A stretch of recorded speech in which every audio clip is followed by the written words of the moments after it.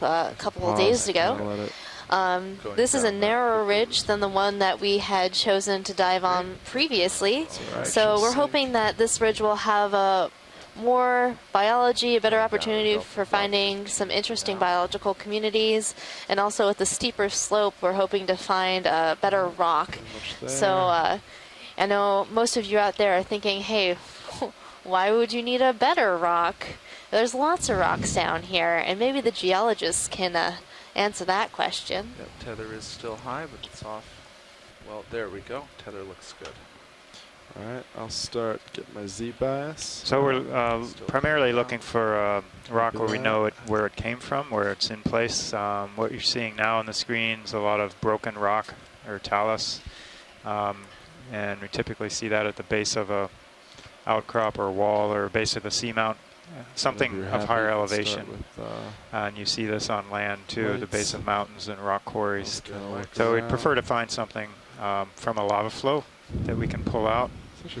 So that's what we're doing. And then also we're looking for a rock that we're pretty sure is basalt lava of some sort, of some form, rather than some consolidated sediment or carbonate rock. And the ridge feature that we're diving on today is this ridge feature running almost west to east off of Mozart Seamount. And we don't always see these ridge arms on seamounts. So maybe, John, why would we see these ridge arms, and why do we like to target them? And then, yeah, whatever you have. So these ridge arms are kind of like the arms of a sea star. They radiate out. They're usually the most pronounced ones are rift zones. That's where the volcano basically it's part of the plumbing, and it can pump magma downslope or away from the summit cone or summit caldera. That's the way that the seamount grows. Those are typically when the seamount goes dormant or extinct, those kind of are solidified. And yeah, we're on the bottom. They're more resistant to erosion than a lot of the material you're seeing here, which are like superficial flows I don't think we'll be making any adjustments. So those over time, those areas persist and things fall away from around them, and they're a good place to pick up rocks.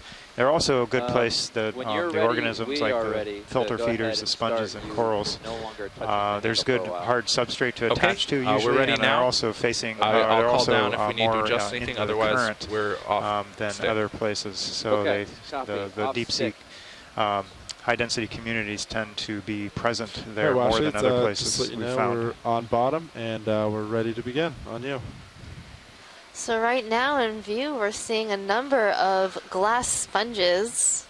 Chris Kelly at the University of Hawaii knows quite a bit about glass sponges. Take it away, Chris. Copy that. Okay, well, these first two stocked ones that you're seeing closest to the vehicle are both in the genus Calophacus, which is in a family called Roselidae. They're glass sponges because of their microscopic skeletal parts called spicules, which are made of silica, so they always have these white translucent appearance. This one right in front of us right now is kind of a curious one. We only see this one very deep, and so we're not exactly sure which species of Calophacus it is. And then the other one is one that could be already known.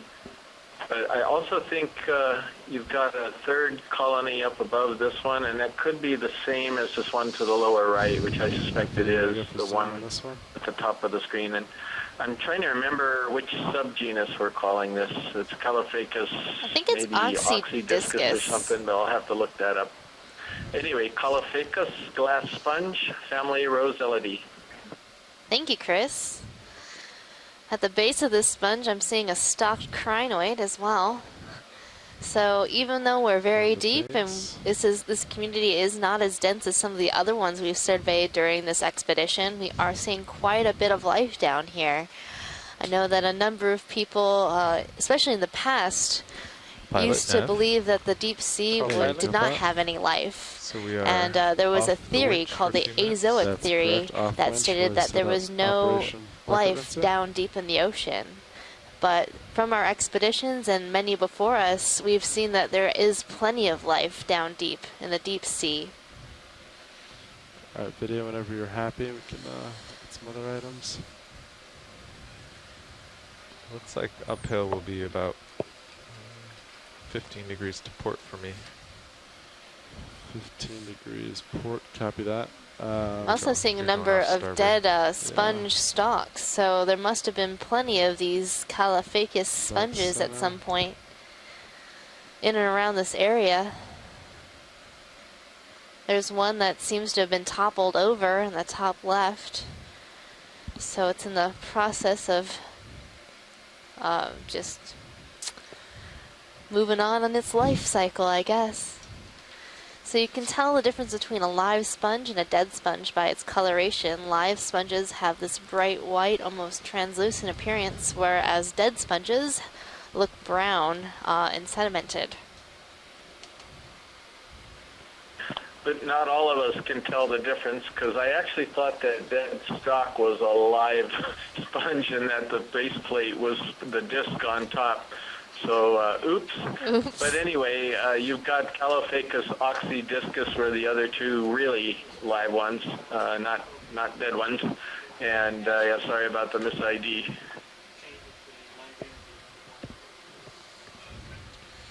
Okay, I recorded all the comps. They're all above 30.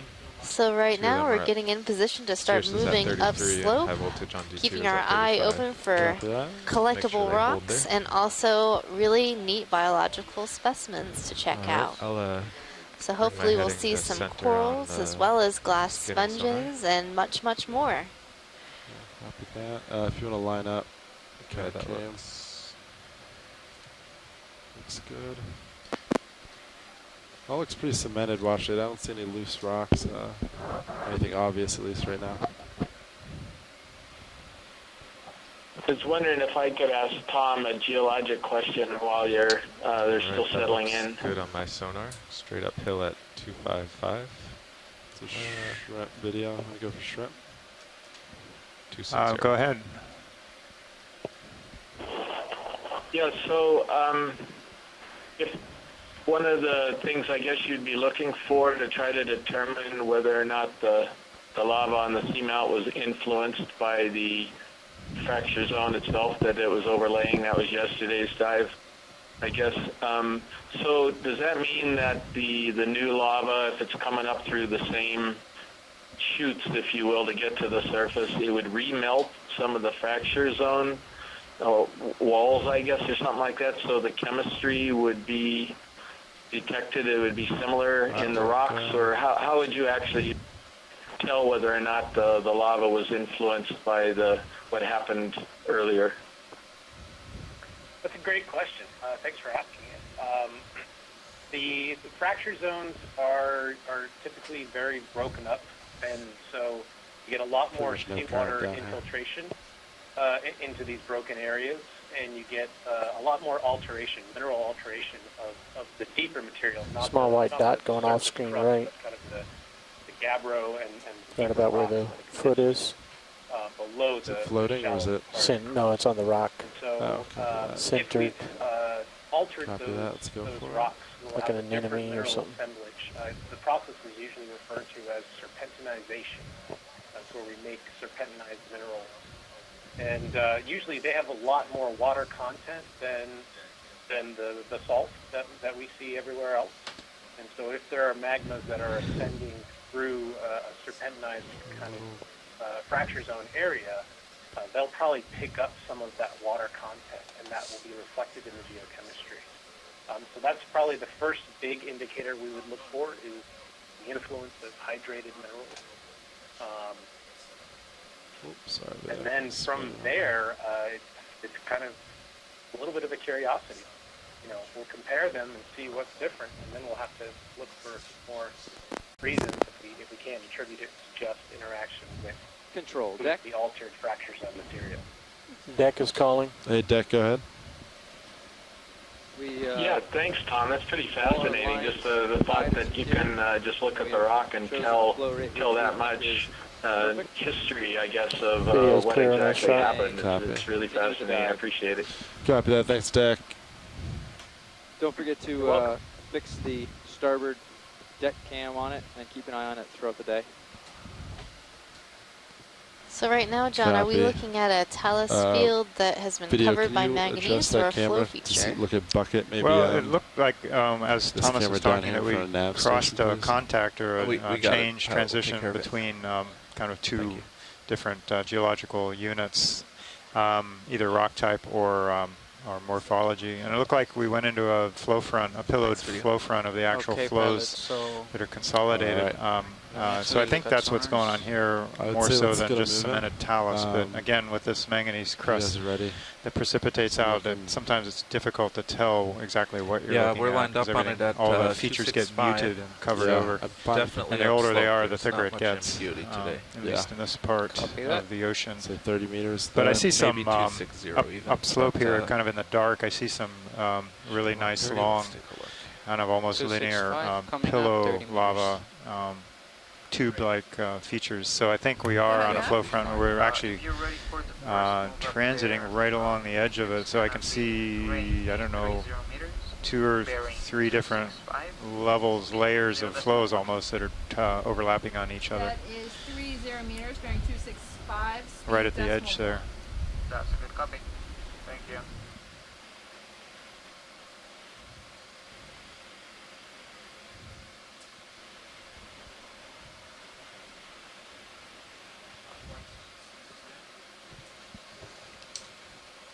Go ahead, Nav.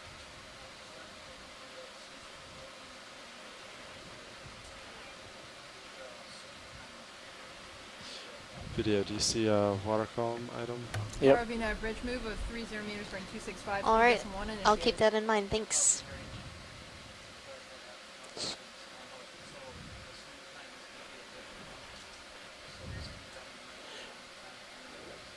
Super close to your camera. Copy that to the back. Ooh, a little. Control deck, all good down here. Okay. Going off comms. Enjoy the rest of your dive. Thank you, deck. Sounds good. I'll keep that in mind. That Thank one you. go.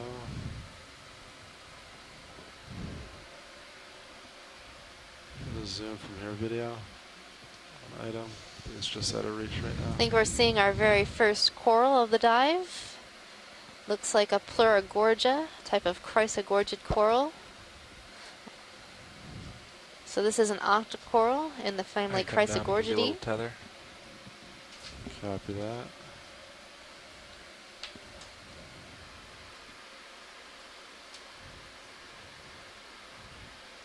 That was the first coral we saw yesterday too, I believe. On the- It was the first coral we saw Video. yesterday. Clear. If you're happy, let's see what else we can find. There's a disc right above the lasers, Yeah. top center. Is it or is that a reflection? No. Right there. And now we're seeing a scale worm, a dry. type of polychaete worm on this rock here. Call it a scale worm because it looks like it has these plated, well, it does have these plated scales along its body.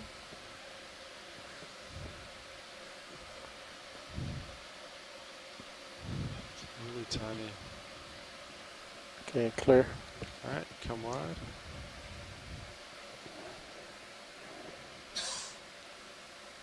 I think upslope's really more like 255, but I'm pointed in the direction of the move. Copy Just that. keep tracking it on the next one.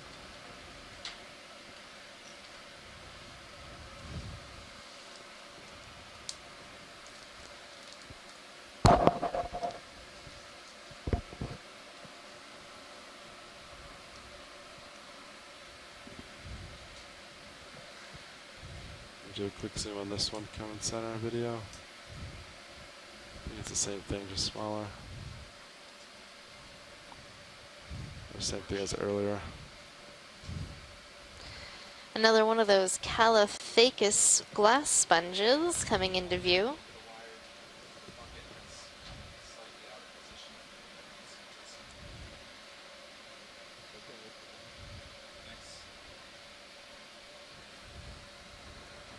Video's clear.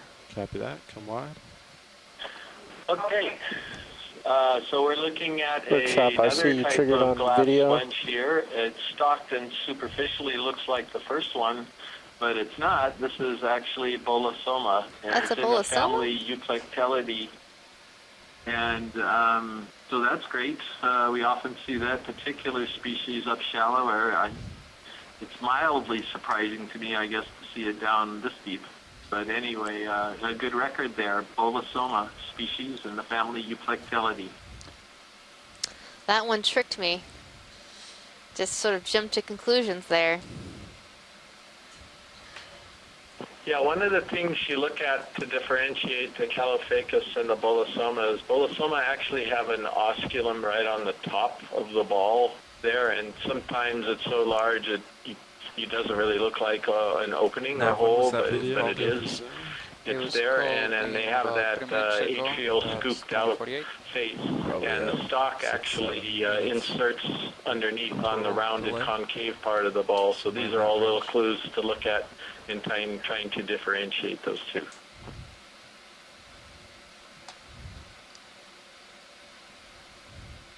So right now we're looking at a primnoid coral. We're getting a good view of the polyps here. You can see it has a number of plates around the body of the polyp. That's what gives it away as a primnoid coral. This one is unstalked, or unbranched, so just one stalk.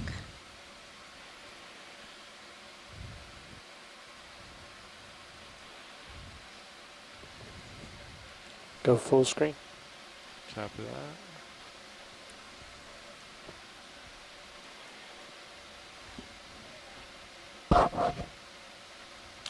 Lasers on. There we go. They are on. There we go. Video's clear. Copy that. Actually, there's a dot on that rock right above that thing that may be making those trails to the immediate right of lasers. And above lasers. Little white dot. Now right of lasers. To right? Yeah. Now down.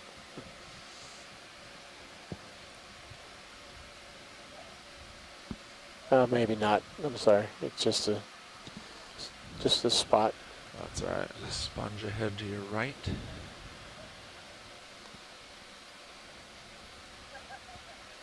You mean like way right? Yeah. Oh yeah. I'll get that next pass. Slightly.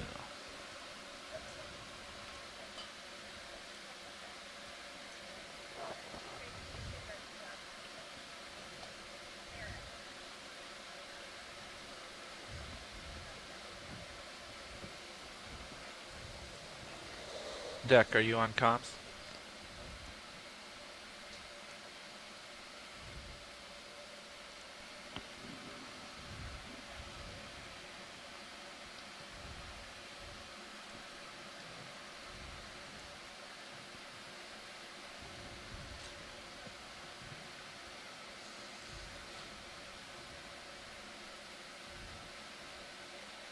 Yeah, really steep right here.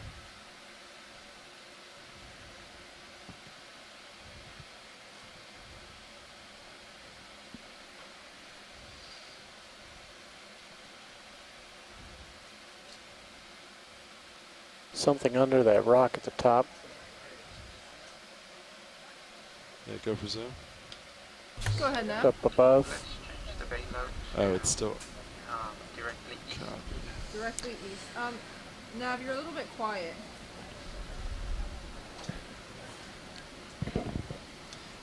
How's that? Oh, that's better. So, Okay. Okay, thank you. Bailout has been changed to east. Copy. That's a curious little So did it come? Let me come wide. little thing in this rock. Looks like some sort of mesh in that rock there. yeah, I'm not sure what it is. something sponge related. I don't think it's a sponge. But from dead sponge like. Looks I'm like a not cocoon. sure. It does look like a cocoon. Maybe it's some sort of egg sac. Chris, have you seen this before?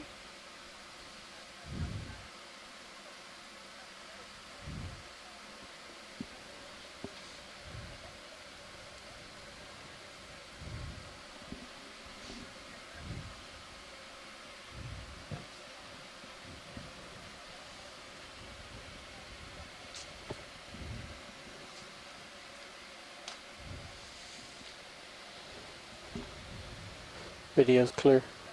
Copy that. Science, you happy with that? Or do you want me to get a little more? Pilot, I was thinking about bumping down your sonar down to 30. Yeah, that'd be great. Yeah. Thank you. I think I like mine at this range right now. All right, copy. Good eye video. Normally we don't get much beyond 50, but I can see upslope ahead. So right now, aboard the NOAA ship Okeanos Explorer, we are in the middle of our Deep Sea Symphony, exploring the Mozart Seamounts expedition. This is the final expedition of NOAA's 3-year campaign to address the Pacific monument, science, technology, and ocean needs, or also known as the Capstone Project. This is a foundational science initiative to collect deepwater baseline information to support science and management decisions in and around U.S. marine protected areas and in the Central and Western Pacific. So Chris, you've been with the Capstone Project since its beginning. Why do we explore the deep ocean, and why is it important?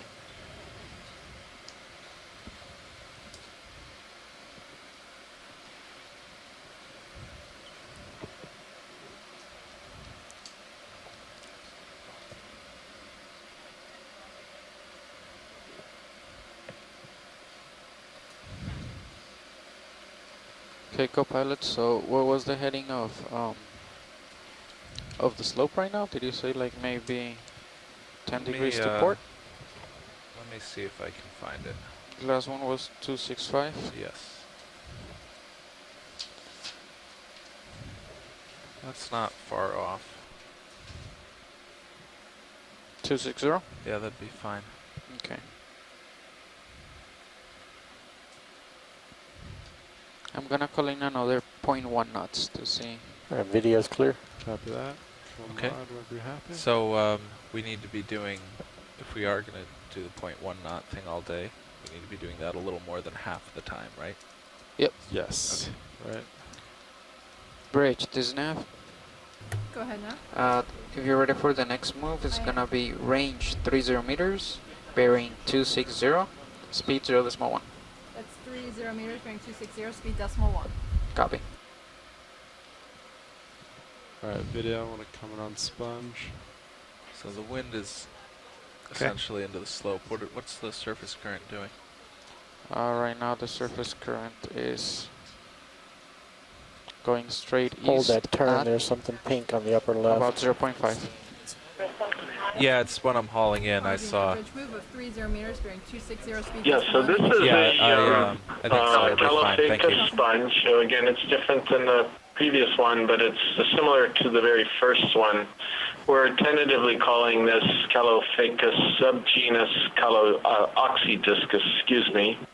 There are no species names to any of the species in this genus because they're not well described. The red thing on the side of it right there is actually a benthic ctenophore, and it's something similar to Digalfella or Lyropes, something like that.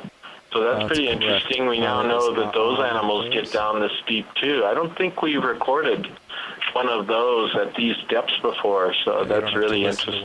In any case, another glass sponge, a stocked one, and also in the family Roselidae. Chris, before you go, I don't know if you heard my question from earlier. No, sorry. So I was talking about the Capstone Project and how you've been involved with it since the beginning. And I was wondering if you could tell us why we explore the deep sea and why it's important. Definitely moving, pilot. Okay, we can go full screen. There's a lot of reasons to explore the deep sea. One reason that perhaps makes sense to the most people out in the general public is that the deep sea is a reservoir for some products that may be extremely useful in the future. We haven't really developed the technology yet to extract these products, but oftentimes people cite the possibility of finding anti-cancer drugs in some of these organisms because they're so poorly known, and they are investigating sponges for antibiotic properties. So this is really important, but first we have to get down there and figure out what types of animals are even here. We don't even know the inhabitants down here. The second thing is that you're looking at these rocks right now, and they've got a manganese coating over them. And the manganese coating, which manganese crust is the way we refer to it, is of commercial value. It has a lot of different metals and other minerals that are really crucial to our society. And we all like our cell phones, and we all like our wind turbines and solar panels and things like that, some of the newer technology, and they're absolutely dependent upon certain types of things like rare earth elements, which we are going to run out of terrestrial sources of. And so at some point in the future, they're going to be looking to the deep sea. We need to find out what's down here and what could be impacted by extractive activities. So there's a couple of reasons, but also we don't know our planet if we don't know the deep sea. Basically, 70% of the Earth's surface is deep sea. Now, I'm going to leave it at that because you got a pretty cool animal there. I'll let you describe it. Thanks, Chris. Well, this looks like a type of mollusk and maybe some type of limpet. I'm not sure. I was hoping you would tell me.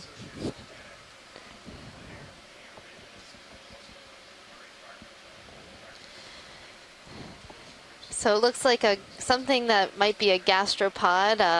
The shell looks like it's in pretty rough shape. Sorry, video composure. Back up.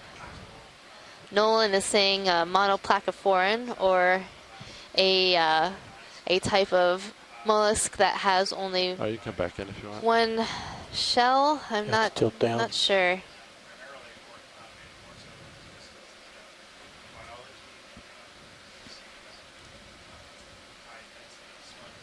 Any ideas out there for this animal? It'd be easier if we could see a little bit more of it, but it's sort of stuck there on the rock. Yeah, there's no way to really... No, that's it. Scrape it off. Yeah, you could scoop it, but that's about it. I'm going to go with limpet for this one. Play if you want to move ahead. Copy Don't that. have to. Check out more port stuff.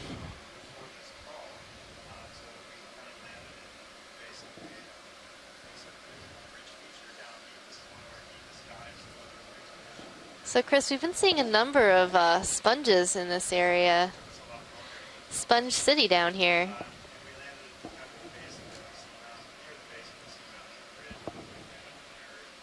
But they all seem to be stock sponges.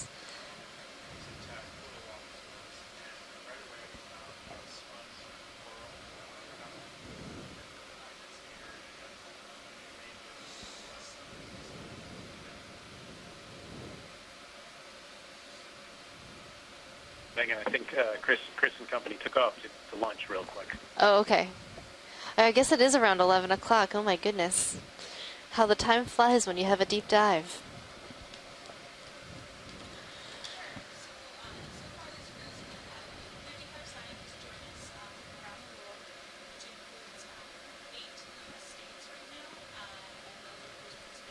I think now we're seeing a different type of sponge pilot. Right, coming into center right above the lasers. Copy that. Video. Let's get a nice zoom on this.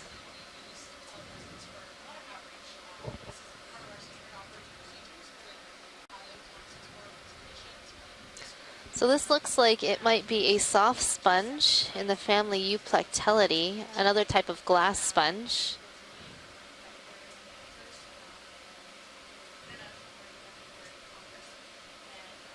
Possibly a Corbitellinae.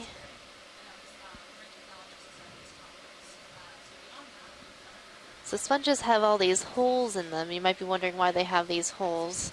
Well, the sponge actually feeds by having water flow through its osculum, so that top circular part that you see. and the animal will then push that water out through the walls of the body of the sponge and collect food that's in the water. Are you happy with that science? Alright. Video, are you happy? 260 still looks good, co-pilot. Yeah, 260 still looks great, but I'm probably only just starting that second move now. Video, do partial zoom. Any of these look loose? Can you bring my sonar in to 50 meters? I think that'll be fine now. Thank you. 50 meters. So we're seeing some nice rocks. Thomas, are these something that we might be interested in?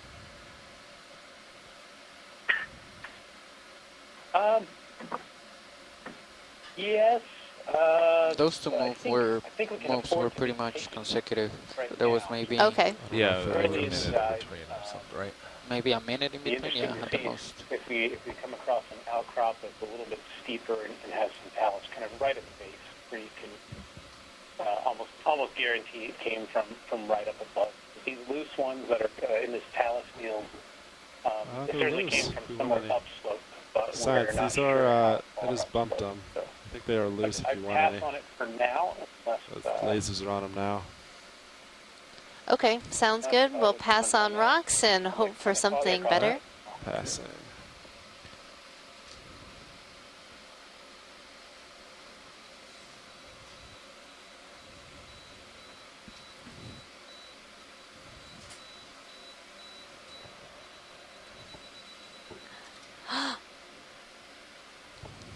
Sea Star. Copy that. A sea star is coming into view. Let's check out this star. Seems pretty lonely down there all by itself. I'm wondering what it might be feeding on.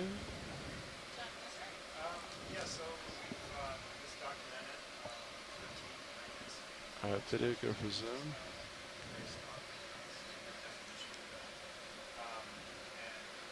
So this looks like a goniasterid sea star, and these have been known to summon Chris Small, our sea star expert. He's currently working on describing a number of these species that we've been finding throughout our Okeanos expeditions. And just above this star is a Brittle Star. Copy bridge, thank you. Now let's hold off on another. Copy that.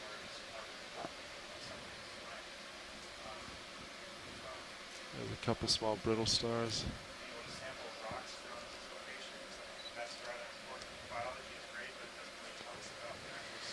So a number of these species, these goniasterid sea stars, also known as cookie stars, have yet to be described from these depths. So that could possibly be a new and undescribed species. Are you happy with that science?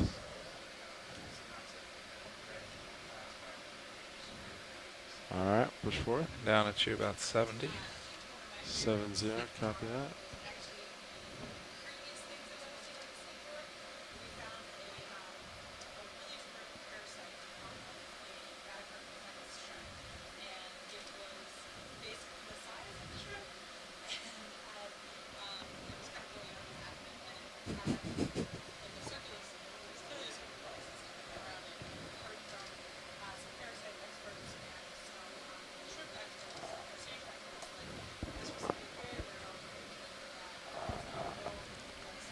Let me know when you feel comfortable with another one, co-pilot. Sure, I'm just going to let him get out a little bit because I am still moving. You know, if we had to stop for a sample or something. Holothurian, above lasers, pink.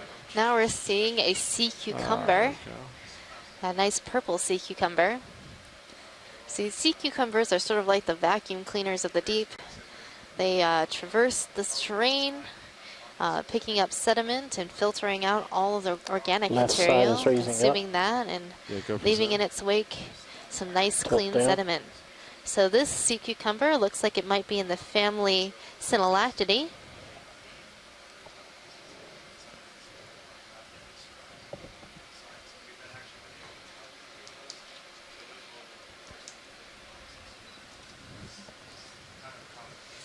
And you can see it has all these sort of fleshy projections and this little bit of a skirt around its mouth. And that's how the sea cucumber moves along the bottom. It's going to let us see its underside. That's cool.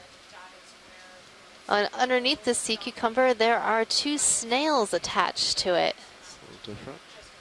That's really cool. Let's go swim. Yes. I think he's gonna. He's swimming. And now we have the rare dance of the sea cucumber. So these deep sea sea cucumbers can swim Majestic if I've ever seen by anything. sort of flailing their body in a very unique manner. One of my favorite dances. What was that? Can you put on some Mozart, please? Right? It would totally go well with Mozart. Lasers are clear. Highlight video of the day. Get rid of those for you. Since it keeps going down, if you could lead it towards the top, so he's at the top. So it looks like these 2 snails are feeding on this sea cucumber.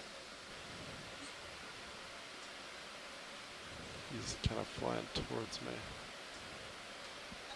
Get out of his way.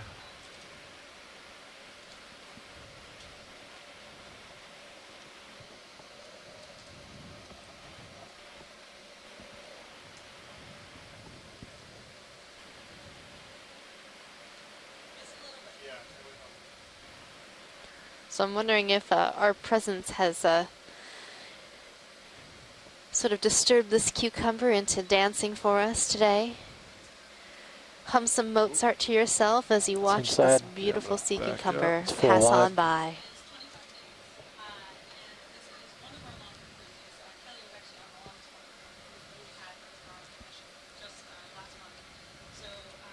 About a craft arm.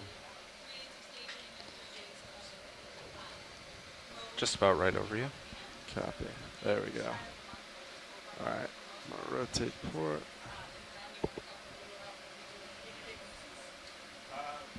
Sea cucumber made it safe and sound away from me.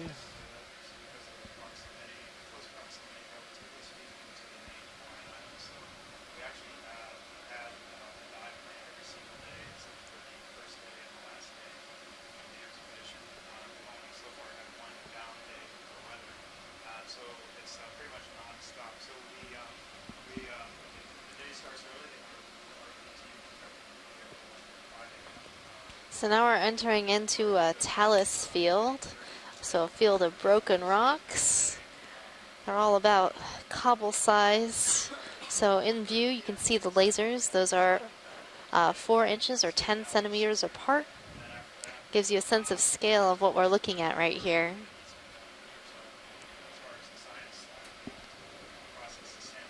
So if you've been following along with our dives, this is our deepest dive of this expedition, and we're not seeing nearly as much corals and sponges as we've seen on some of our shallow dives, and that's probably a function of the depth here. As we get deeper in the ocean, the abundance of life generally goes down, but there's always some, and generally the sizes of things decrease. Top left? That's just a general statement, not an absolute truth, of course. Probably past your tethered length. Yeah, probably. Different areas of the ocean have different communities. Different So kind of that's why we star. explore here. We want to see what there is to Coming see. to center. Every time we dive, we usually find Co-pilot, something are you new ready and for a different. move? Alright, Yeah, I think we could do that. Still 260? I'd still like 260, yes. So right now we're seeing a deep sea starfish. Colina This one 0.1 or looks to 0.2? be in the family Yeah, I Phrealidae. like the point 1.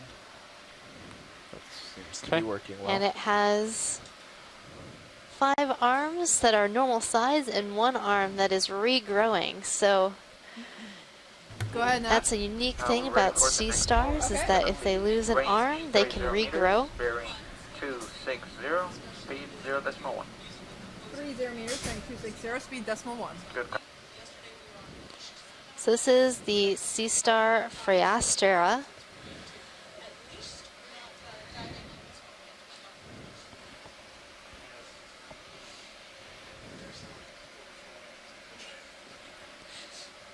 It's the most artful puns. ROV nav ridge move of 30 meters, bearing 260, speed decimal 1 initiated. So this is a sea star called Friastera.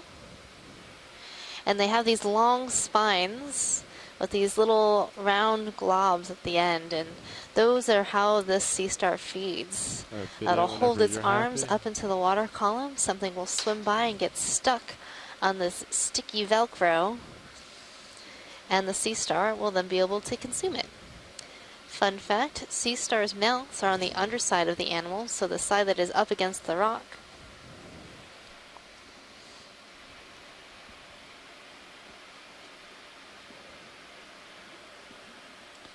Seeing another one of those primnoid corals and a sponge.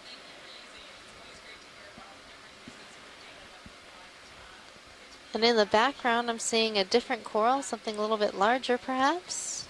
Maybe a dead sponge, I'm not sure.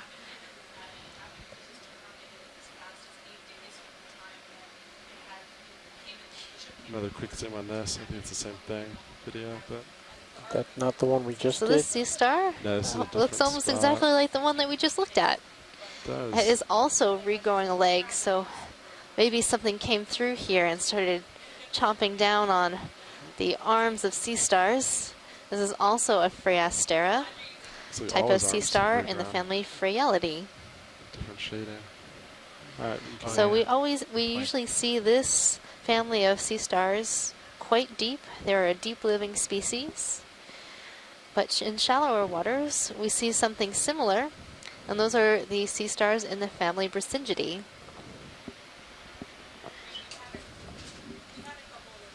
Something round left edge of the screen. I probably want to look at the coral first, though. So this coral is a little bit different than any of the other corals we've seen so far today. When we get a nice zoom of the polyps, we'll be able to tell what kind of coral this is.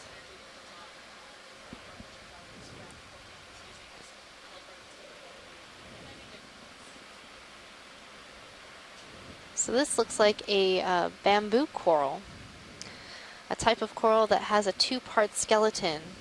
They have these long white bones, calcium carbonate. In between those long bones are these nodes made of proteinaceous material that allow this coral to articulate and move in the currents.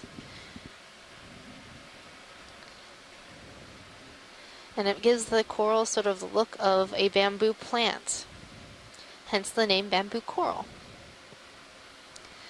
Along the polyps of this coral, we're seeing very long intertentacular spines, so spines that come up between the tentacles of the polyp of this coral. I'm only seeing them on one side of the polyp at the moment, so perhaps this is sea clade. This continues for about full screen 3 kilometers, 4 kilometers. So right now the taxonomy of these corals is still being worked on, and we have scientists have been working on breaking them down into clades that are separated by the genetics of the coral.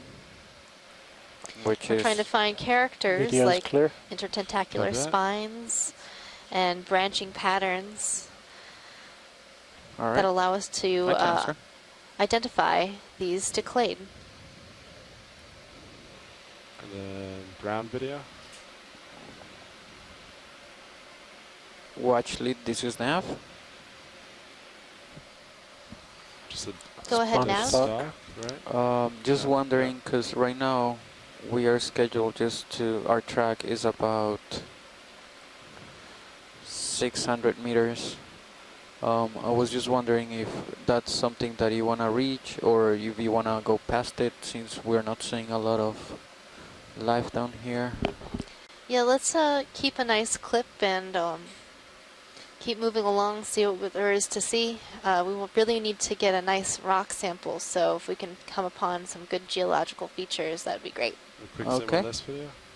Thank you. Of course, as we asked that, 6 sponges come into view, but you know. Of course. I think they're all the same sponge, though.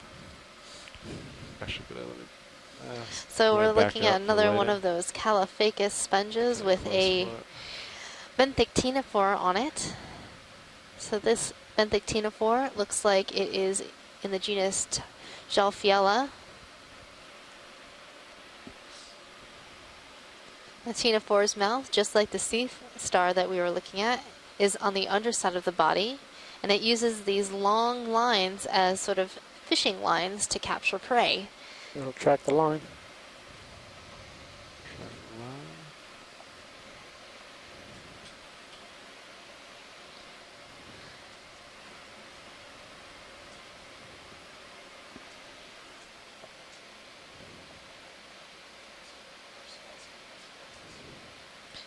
I think we're good here for science. Great. Yeah, I was hoping to see something cool at the end. Not quite. Alright, video. Leave it.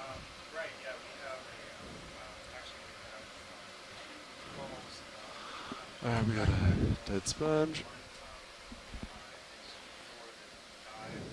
What else we got back here? So we're seeing a field of glass sponges right now.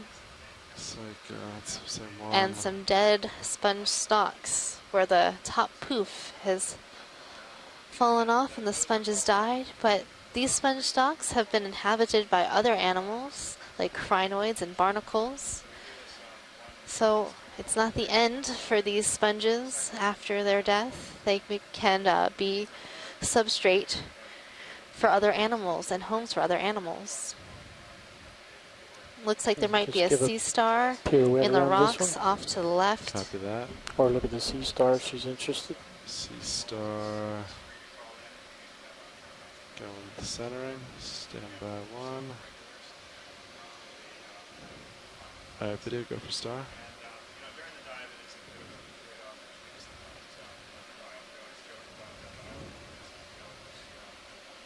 This is a different type of sea star than what we saw earlier in the dive.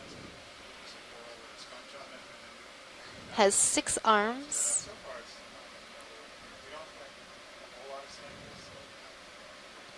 Rotating.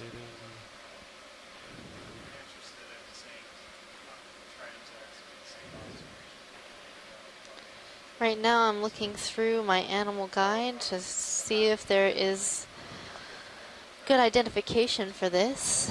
I'm not really sure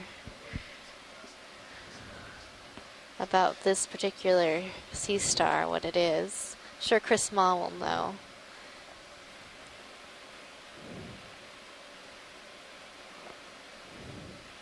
Alright, let's get lasers on them. Coming on. Some possibilities include a Solasterid. Just turned them off. Now they're back on. So a sea star in the family Solasteridi. Small guy. Right. Perhaps an Epanthea.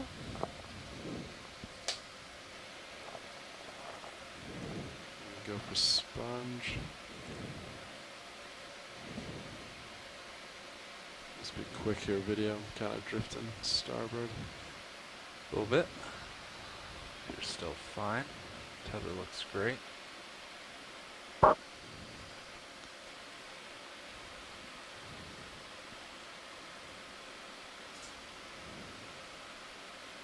So another glass sponge, a stalk sponge in the family Roselidae, genus Calophacus. And these sponges always remind me of really interesting mushrooms. You can see the stalk is coming into contact with the top head of the sponge right in the back, and it sort of has this mushroom cap look to it. Lasers are clear. So that's Calophacus, a glass sponge.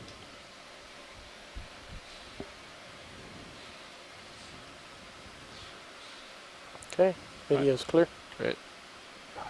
So I've been seeing a number of these stalk sponges all along our drive track today, and a number of dead stalks lying on the bottom.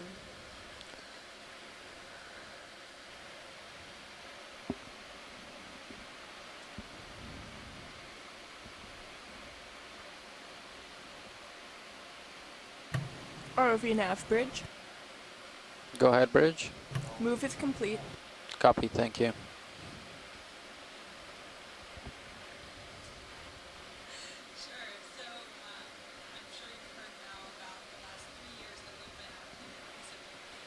What do you think about another? I'm of course still going to be moving for a long time, but yeah. As long as we don't suffer sampling, It's keep getting pace. a little steeper. Any concern there? So the terrain looks like it's Really, you can still see changing a Henderson bit. behind it. Yeah, I We're can see reaching out a to, geologic 40 or contact or a 50 change in the anyways. bottom that we're Yeah. seeing. The slope has Wait, increased wait a bit. measure too, maybe. We go for Sea Star. We're seeing another sea star. Yet another different one. So fun fact, I don't know if many of you know this, but Mozart actually wrote the melody to Twinkle Twinkle Little Star. And we've been seeing a number of really beautiful sea stars today. So just sing to yourself, twinkle, twinkle, little star, how I wonder what you are. I wonder if this is a goniasterid sea star. And it looks like it is. This one hasn't had a meal in a while. You can tell that by how its center is wrinkly and sort of deflated. When they've eaten quite a bit, they get poofy in the fat.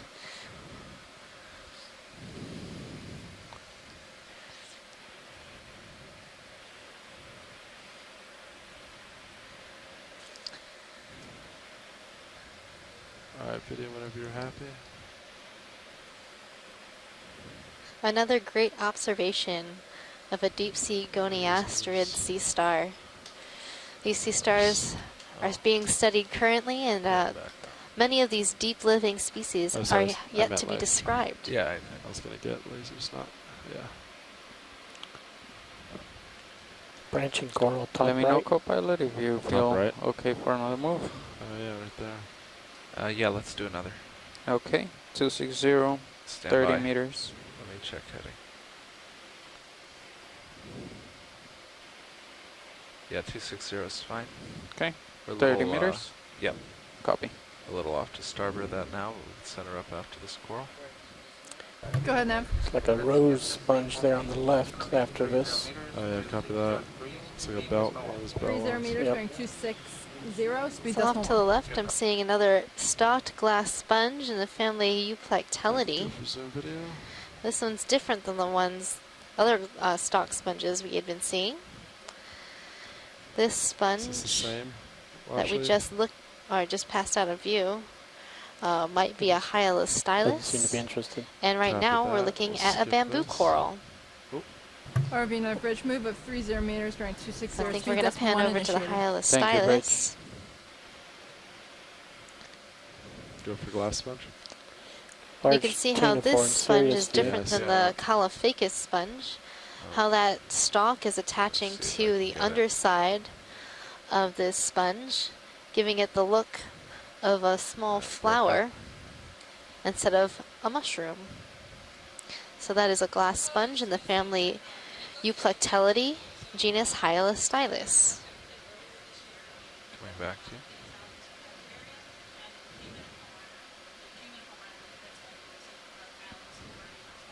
Thank you, pilot.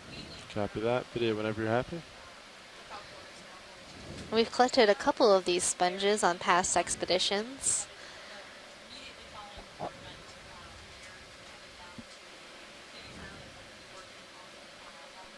Was there an urchin under the rock? Oh, I didn't see it.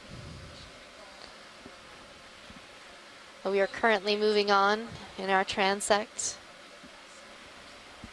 It sort of looked like one of those tentacle things from yesterday that was sort of flat, but it had tentacles coming out of the bottom.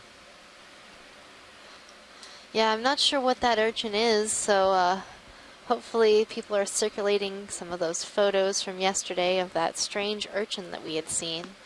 Maybe we'll be able to get an identification of that. And if we can find one on a loose rock, maybe we'll be able to collect it.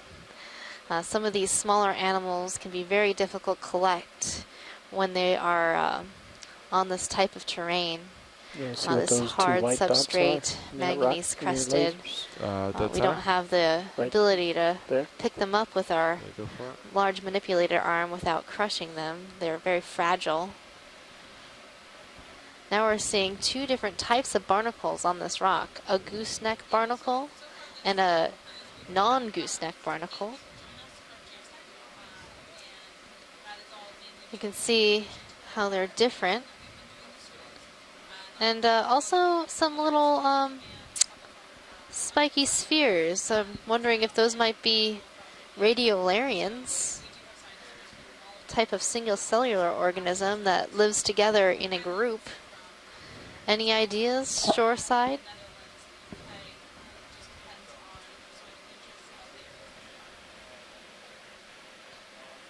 Also looks like there might be an isopod underneath that rock as well. It goes to show you, as you zoom in, the more life you see here in the deep sea. Copy that. Anything else from that you want video? Nope. Good. Copy that.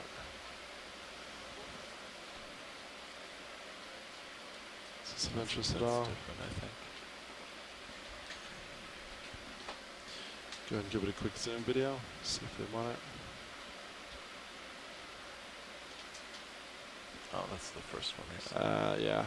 This is Pleurogorgia militaris, a type of chrysogorgid coral, an octocoral in the family Chrysogorgidae. Alright, video, we can probably pass this one.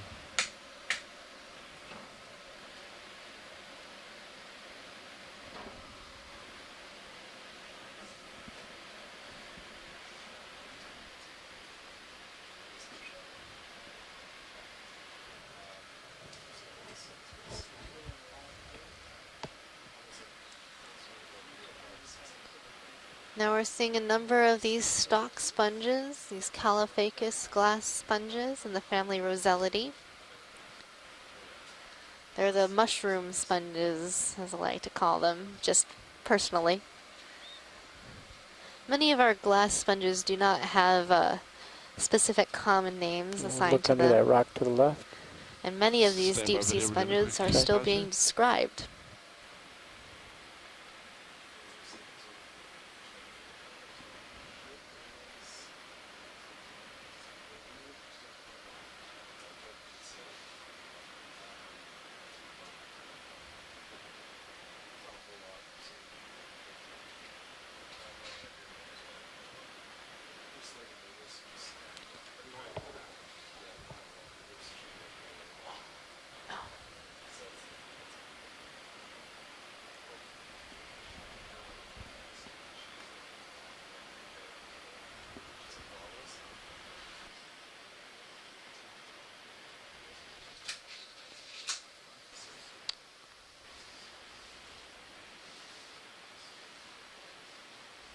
So we're just getting a pilot change right now, floating here, enjoying this geological view.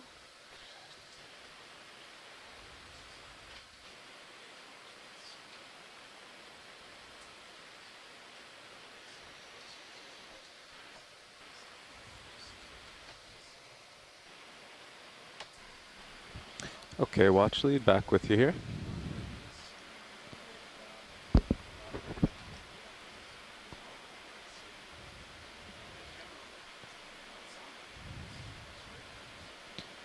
Now, what was the direction of that move that we're going on now?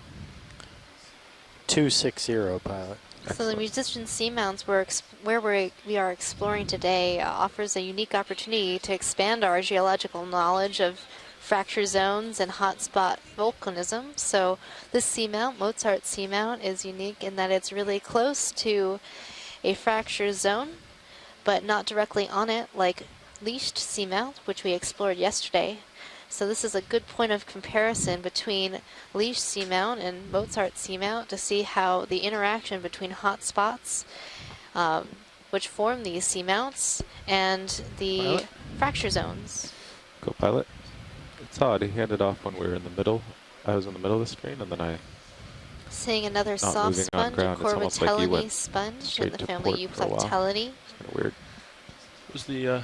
Looks like the ship is moving almost just... Yeah, so Megan, have you seen other ones with that one that just went off screen? Yes. Sorry, we stepped out for lunch really quickly.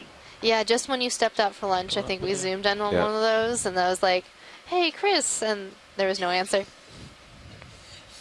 But welcome back. Sorry, we put a message in the chat room, but yeah, sometimes my chat shuts down. Students every morning because we try to get our lunch before all the student classes let out, so we can get through as quickly as possible. Yeah, very true. I didn't even realize it was 11 o'clock so quickly. Okay. These deeper dives, it takes longer to get to the bottom, so it was later in the day than I realized. Watch lead pilot. Something pink on the bottom left just went off screen. All right, Megan, I think I might put in a request for a rock sample right here in this little Talus Field right in front of us. There's an angular piece sticking up, looks kind of like a triangle. The bottom middle? That sort of triangular one that's right at the bottom of the screen in the middle? Copy that. Yeah, that's the exact one I was looking at. Awesome. Pilot, I think we want to collect a rock here. Okay. How much is left in that We are looking at that constant 0.1. triangular looking piece, bottom middle. About 3 minutes worth, pilot. We just have them come to an easy stop here. Copy that. Bridge, And nav. if that one's not loose, the one the lasers are on right Go now ahead. would also be a good. Bridge, would you come to an easy stop, please? Okay. Coming to an easy stop. Thank you. Okay, watch lead. So we are just bringing the ship to a stop, and we'll get set up to collect this rock. So you think the one with the lasers on it is loose? So the other backup rock would be the one that the lasers are coming ROV nav onto. Bridge, easy stop. Thank you, Bridge.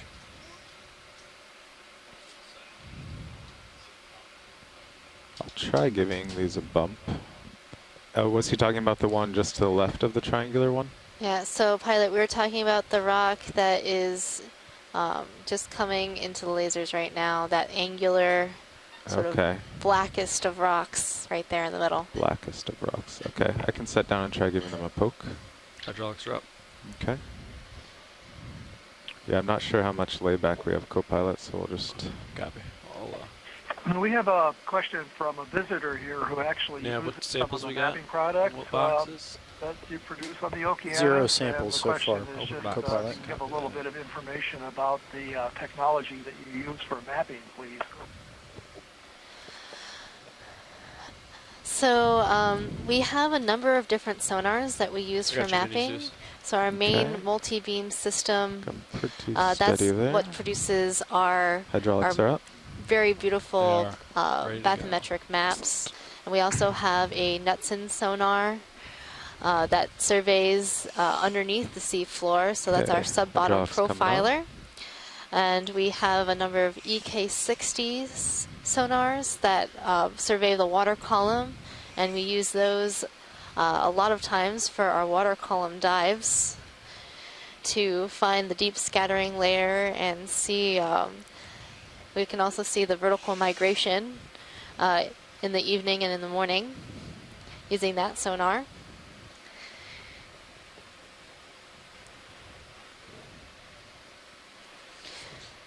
John, could you tell us a little bit more about deep sea mapping?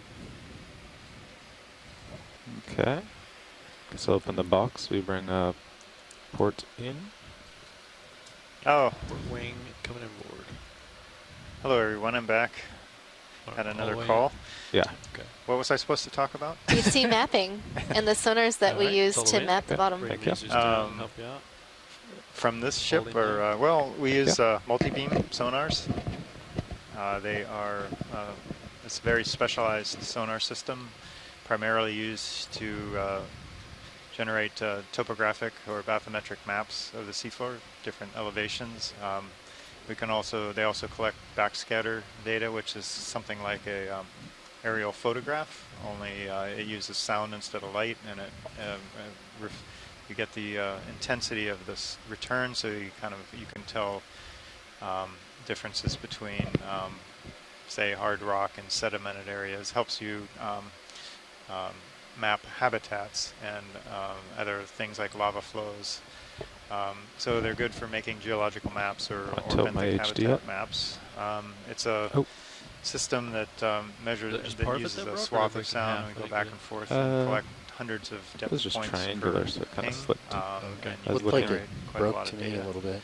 Doing that, so typically we're doing that at night on this cruise and transiting to the next dive site, preparing maps for the current dive or future dives, or just to add to the database as we go. Try that. Okay. Camera up. How's that look, Thomas? In terms Okay, of rock? video, want to zoom in? Looks pretty good, nice and angular, so it's probably not Coming been up. broken off of the outcrop for too long. Just past the squeeze test. Okay, I'll rotate. Looks pretty solid to me. All right, looks good. That's got a crazy little nubbin. How's Sirius doing? Looking down at you, 86. It does. Okay, I'll put it away. Want to bring Mini Zeus around? Bring Mini Zeus down. You're going to have to figure out what this rock looks like, John. So I've got to say Darth Vader rock wins. Yeah, that was a pretty good rock. Do you want to close the lid or do you want me to close it? Can I just call this rock in the field ID? Nice. Angular I'll close Talus. it. Okay, fine. Okay. You could call it, start with rock.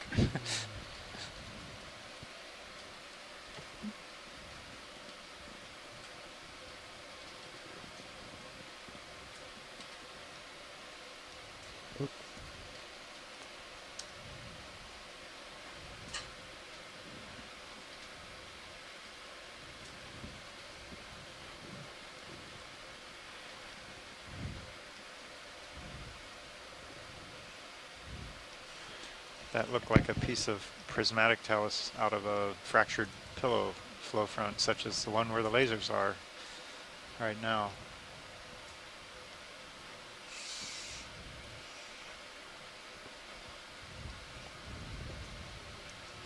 Nice grab, pilot. Thank you. Okay. Arm coming off.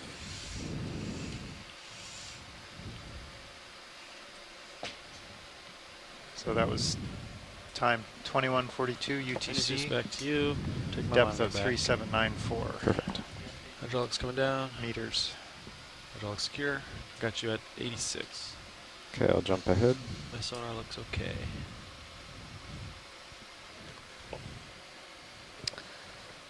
Now, did they write down a delay expected? Maybe 10 minutes or something?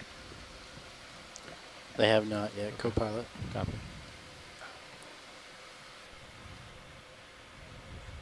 Can try and do it this time. Yeah. Okay, we'll have to do a quick jump ahead.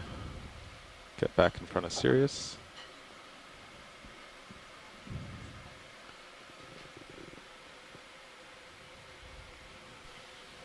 So this cable's never seen salt water, huh? Yes. So that's Megan, correct. our biologist, has left. We bring the uppers left the building forward. They're for all the way lunch. back there. And Do you like so them that kinda means level? either the Yeah, I biologist think call her right in, perpendicular. or we talk Copy. about rocks the whole half hour. So right now you shouldn't be moving, co-pilot. It was 6 minutes since we stopped. 6 minutes. The camera's still at 90, but I'll take a look at this big sponge while we're here. Like that, Carl? Is that like, do you want that port swing arm outboard more? On the lower? Lower swing Yeah, arm? I'm not. They're all kind of an odd configuration. Yeah, I'll get them where they need to be here. I think that port lower drifts inboard. Convinced. Do you want them straight out or do you want them towed in like that on the uppers? Looks good. Okay. Watch lead. Have we imaged this sponge yet today? We have another mapping question for you. How long does it take for Watch you lead, have we to imaged this produce sponge a yet final today? product that's say posted on the internet or usable there on the ship from the time that you do the mapping? What's the turnaround time on that? Still got you at 86.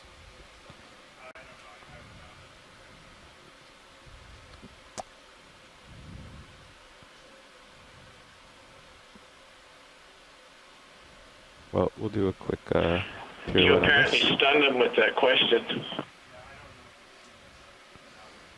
Okay, you can Wondering get if we still lasers have the off. connection to the ship or if we lost that. Lasers are clear? No, you guys are good. I can tell you that they usually have a mapping product the next day, and it can be anywhere from 60 to 100, oftentimes 100 meter resolution as a TIFF file, but it's something that people could immediately work with. If they just go on the FTP site, the very next day they'll find it. That looks good. Just look down it. I shouldn't have said Thank you, tight, Chris. going partial. I meant.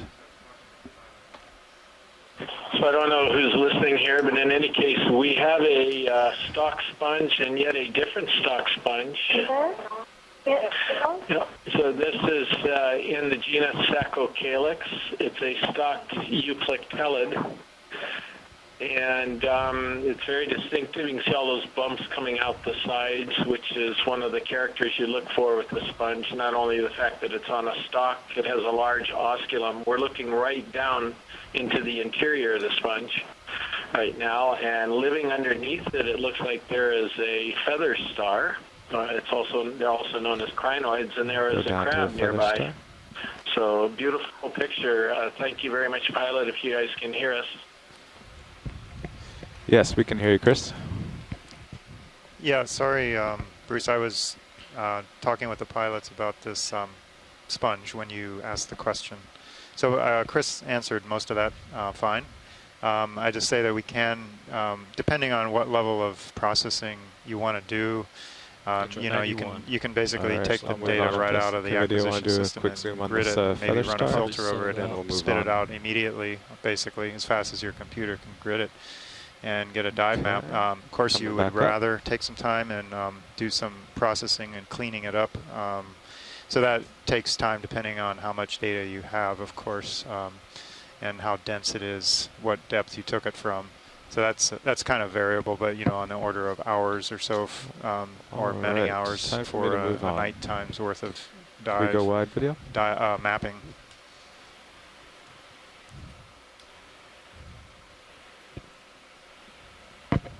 And we typically we don't print out maps much these days. It's pretty much all digital using GIS systems of various sort, different software to display it, and then maybe we'll do some kind of image map image for an iPad or something, like in the man subs that we do. We put those on these iPads and send them down as subs.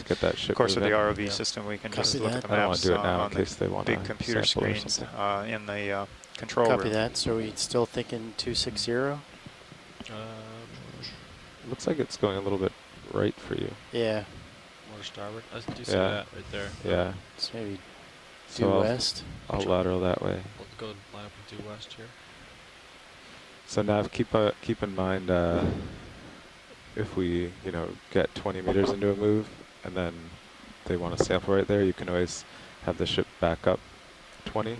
Sure. And by the time the cable moves back and forth, Cirrus might just stay in one spot. So that's a good trick to keep moving at these depths, but be able to still stop to sample. Copy that. Due west looks pretty good to me. What do you think, Carl? Yeah, it looks good in your sonar. Okay, so due west then for the move? Yeah. Yeah, I'll just take a look at maybe this sponge here and then... Well, actually, it's a delay. Yeah, we could call it in now. Yeah. Your camera's at 55. Yeah. Copy that. So before that we were doing it so we're on this kind of a low 0.1 low relief you want to do that or 0.2 area of mix of thin lava flows. They almost look like sheet flows of some sort, or very subtle pillow flows, and then talus or broken rock in between. Of course, we're coming on a large sponge. Like to request a ship move. Go ahead. 30 meters, bearing 270, speed .2. Copy. That is 30 meters, bearing 270, speed .2 knots. Good copy, Bridge.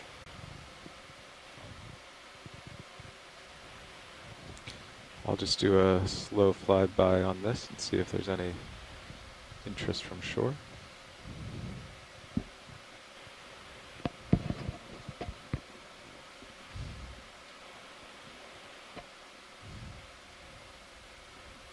I assume we could look at that sea star. Is that correct? After the sponge, it's right at the base there. If you haven't already zoomed this type of sea star, that would be great if you could. Thank you. All right. Bailout is East Bridge, and thanks for putting the move in. Thank you. Watch lead, was there a request? Yeah. If we can zoom this Sea Star. Oh, sure. I'll set down for that.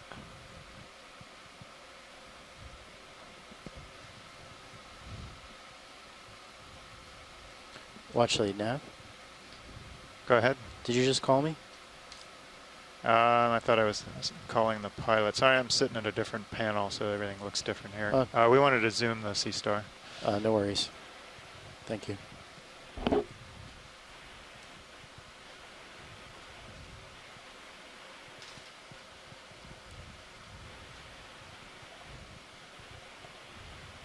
Okay, video, free to zoom.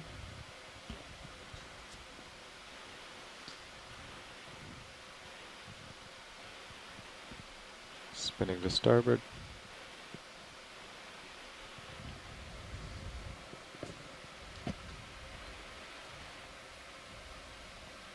Go.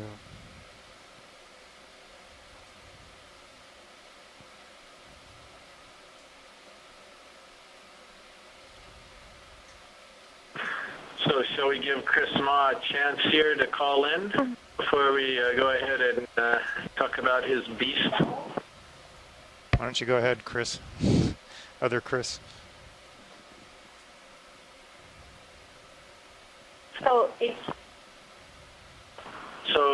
I'm pretty sure that this Sea Star is in the family Phragelidae. It's in the same order as the other family Verzingidae, if I'm not mistaken. That's why there's a similarity in their appearance. But our screen is a little frozen right now, but I think it's still closed up on it. One of the ways you can tell the difference is that the arms on this one doesn't have this distinct ribbing along the arms, whereas the Vercingids do have that.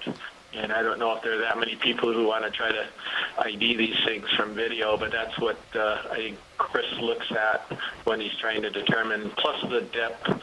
The Phragelids are typically very deep, and the Vercingids can get down deep, but they're usually found shallow where a lot of the different species. Anyway, a Sea Star in the family Phragelidae, possibly, I think it's Phragastera, it would be the genus. All right. Tilting down. There we go.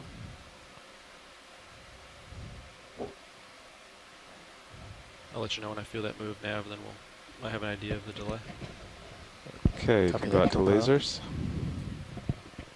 Chris, did you want a zoom of this sponge? Video, could you go out to lasers? Sorry. Perfect.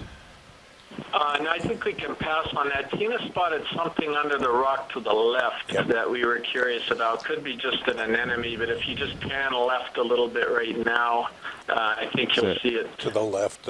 Is it that? If you go in right there? No, but over to the left right there. I see. Oh, I see. Well, there's one center if you go in right there. Just while we're here. Yeah, that's it under the rock. Even a snap zone. Could be another Sea Star, but we're not sure. That one just... that one's kind of hidden. Yep. Yeah. Yeah. So, I'll go. Oh, there, I see the anemone to the right. Yeah. All right. Probably. But there's another one to the left I'll go for. Yep. Yeah. Underneath the rock, the ledge. Okay, tilting down and going over. Actually, if you come wide, I'll have to take off. And we got another mollusk on the boulder behind this. Permission to move the port lower swing arm a little bit? Oh, sure, that'd be good. Get light on it. Deploy it further and bring it inboard. Sounds good.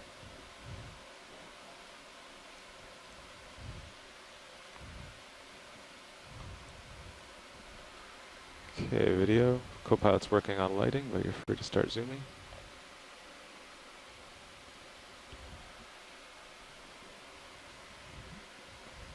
Did it get better?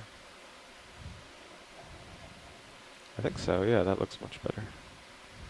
Okay. There we go. Alright, free to do what you'd like here, video. ROV nav bridge.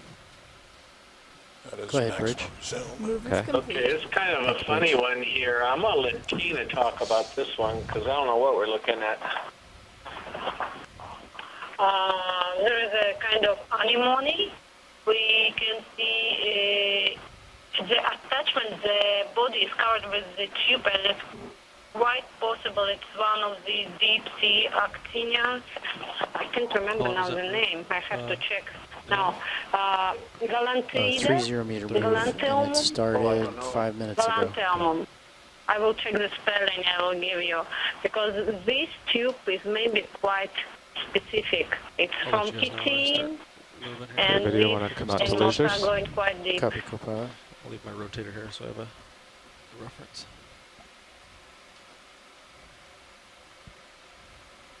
There's lasers. Okay, can you come wide? On the top of the rock, the boulder, there's a mollusk. You could just in kind of center center, upper? yep. Okay, let me could do a quick back away from this one. Yeah, will you just zoom from here? Yeah. Okay, I'll rise up to it.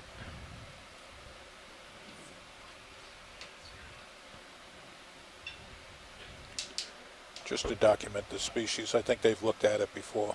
Yeah, coming up. Oh no, it's different. Okay, I'm definitely starting to move nav. Okay. Oh, actually, he came back. It's not a It's mollusk. like a little anemone. Yeah. Starting to move. Yeah. So that's a 7 minute Okay, delay. well I'm there. drifting back. Can you come wide and we'll do a slow flyover?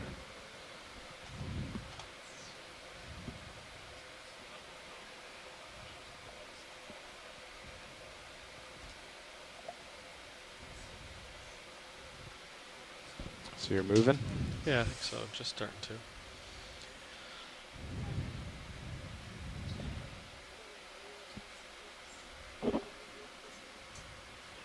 And just behind the sponge there is a small transparent colony of Chrysogorgia, just wanna in do the a middle of the screen for now. Quick zoom from here. Okay, would you like a zoom on that? We'll It's but it's just in the middle. No, a little bit left from the laser. It's still here. Yep. Well, right, up and Yep. up and to the left. Okay. Right. Well, I guess they're not interested in that Okay, one. they're so- not interested in that, but they're interested in this. Yeah. I can tell you. Chrysogorgia? Yes, exactly here. Yeah.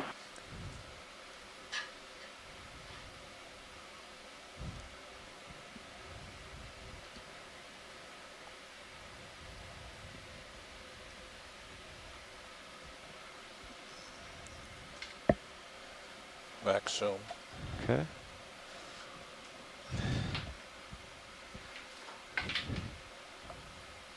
I can slowly come in and sit down here.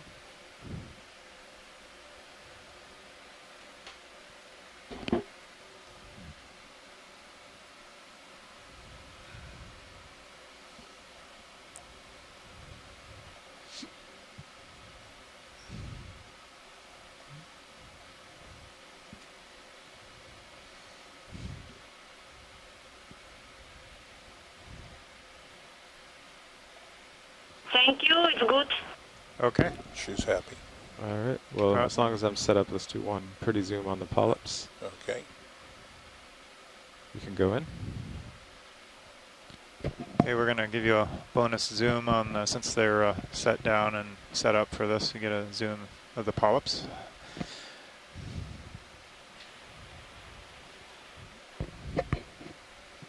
Yeah, being so deep here, there's significant delay with Sirius, so sometimes we have to move quickly when it starts moving, and sometimes we have time. So we'll try to take the extra time to do nice zooms. All right, I'm going to start coming out.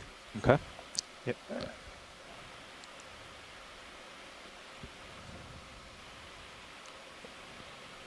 Okay, there's the whole specimen with lasers.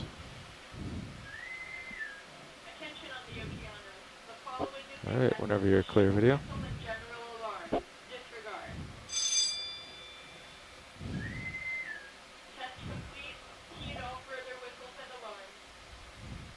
So for the shore side, folks, especially the scientists, in case you're wondering, the ROV team has notified us before and also during the dive that the pace of What depth do you like to movement leave hydraulics is going on? to be a little bit different today Like, because of the deeper 5,000? depths. So takes longer for the whole setup to move once there's a ship move and the serious move and then the ROV. So like in this case, there was some extra time to kind of to use before we could move a lot. So we took some close-ups there we might not have normally done. And then sometimes there's going to be less time to do the sampling or close-ups. So just bear with us. There's usually a reason for it. Copilot nav. If it feels a little different, it probably is. So based on the delay and the length of the move, I would estimate that you should settle out in about a minute.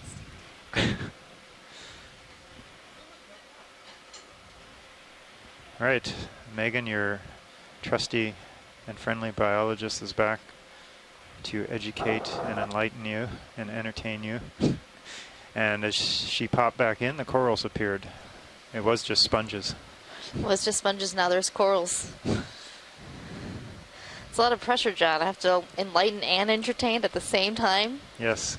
Oh my goodness. And educate. And educate. Well, I guess that goes along with Next enlightenment.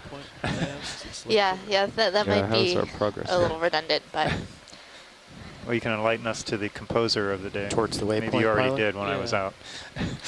So yep, right so now for we those of you have to just move joining us, at the composer of the day is 0.05 Mozart. speed We are over ground currently to make it. diving on Mozart Seamount. Could we zoom out And we are at a view? I depth forgot of what it looks like from last night. 3,780 meters. This is our deepest dive for this expedition.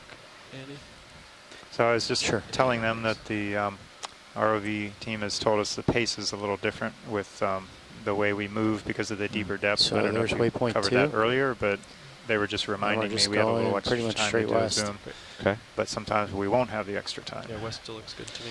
Yeah, so the way our vehicle system works is that. we actually have 3 moving parts. So 30 meters We at have the 270. ship on the surface, the Sirius ROV, which is sort of like the middleman, and then D2, which is giving you the nice view that you're seeing of all these animals at the bottom. And so we have to move 3 vehicles separately from each other. Makes sense. Bridge now. So first we need to move a ship. Go ahead, Then Nav. the Sirius Like can to move, request and a then ship D2 move. has the range 30 to meters. move along the bottom. Bearing And what was your analogy, 270. John? You have a really great analogy for decimal this 2. Type of operation. Copy Oh, that. so That is I 30 meters, bearing say that 270 if at you were, decimal 2 knots. if you imagine if you were walking your dog in a very down in a high-rise district, and your dog was on a 50-foot leash, and you were wearing a harness, and you were strapped to a helicopter that was flying about a mile overhead with a long line, and then you had to go down this ROV nav bridge, move twisty initiated. road, Thank you, and Bridge. and you had to coordinate everything with a radio, and then control your dog that was interested in looking at all kinds of things back and forth. And try to coordinate that as you move down between all kinds of outcrops and everything. So it's a bit of a dance. So that makes the ROV Well, I'll pilot say. the dog. That sounds complicated. Yeah, that's correct. That's good. But we have a great ROV Dog team video that's pilot. from the Global Foundation for Ocean Exploration. Video, we going on these polyps while we're here? I don't think they've introduced themselves yet today. So if they have time, would you guys in the front row like to introduce yourselves? Sure. In the pilot chair right now, Carl McCletchy from GFOE, the Global Foundation of Ocean Exploration. And to his right, Levi Unima, currently sitting co-pilot. And to the pilot's left is Andy O'Brien at ROV Navigator. Tucked over on the right corner is Bob Knott on video. And in the back is Caitlin Bailey on video clipping. Well, thanks, guys. So right now we are looking at a bamboo coral. This is an unbranched bamboo coral. The last person supposed to say from GFOE.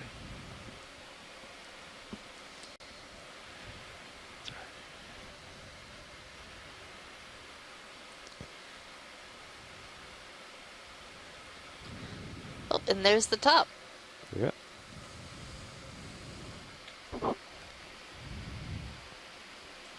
Okay. Moving on.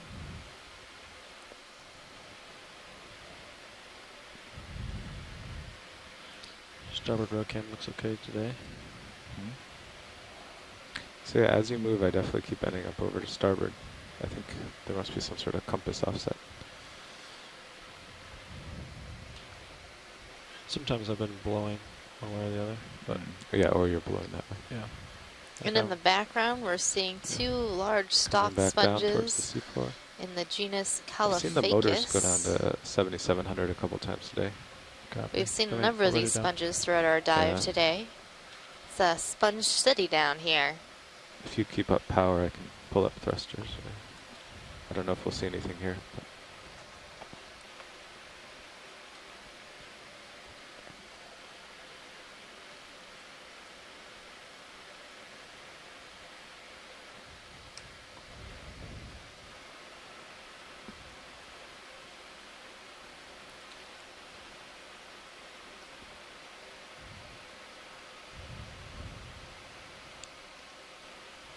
said 7 megs. yeah.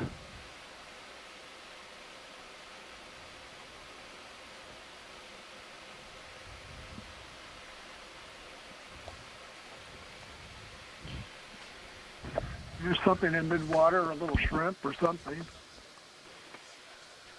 Yeah, there's a shrimp or some sort of crustacean swimming mid-water in the middle of our screen. Perhaps a mysid shrimp. It looks quite small. I don't see it here. I see a star and a sponge. Down, tilt down. Lower right. Oh, I see it, yeah. It's somewhat difficult to capture some of these images of the just mid-water animals. Yeah. Oh, Okay. it's just the Go wide. schmutz. Schmutz. Nothing interesting. Or is it? A minute ago, I did see So a lot of that a shrimp, marine maybe. snow that you're seeing, that's what feeds these animals down We've got here. a star in the front of the Contains organic sponge. material from the surface waters that has slowly sunk over time. And that's what these sponges are filtering from the water column and these corals are feeding on.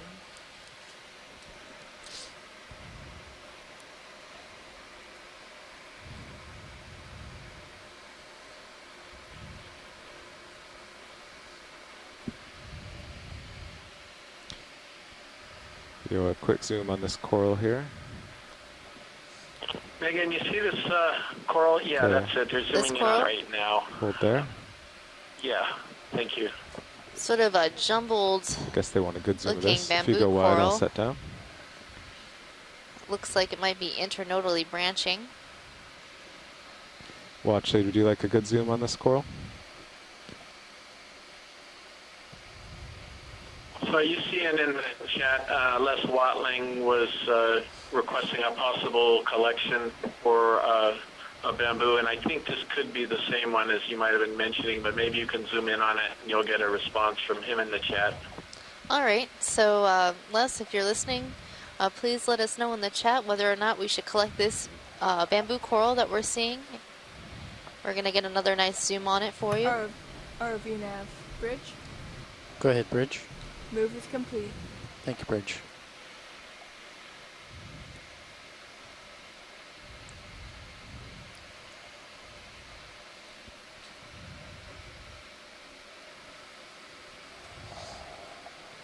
Co-pilot, you should have another 6 minutes before you settle out. Great. 10-4. If they want to sample this, I'd probably move back like 15 meters. Yeah. Okay. Copy. Maybe you can start going in. I'm almost set up here.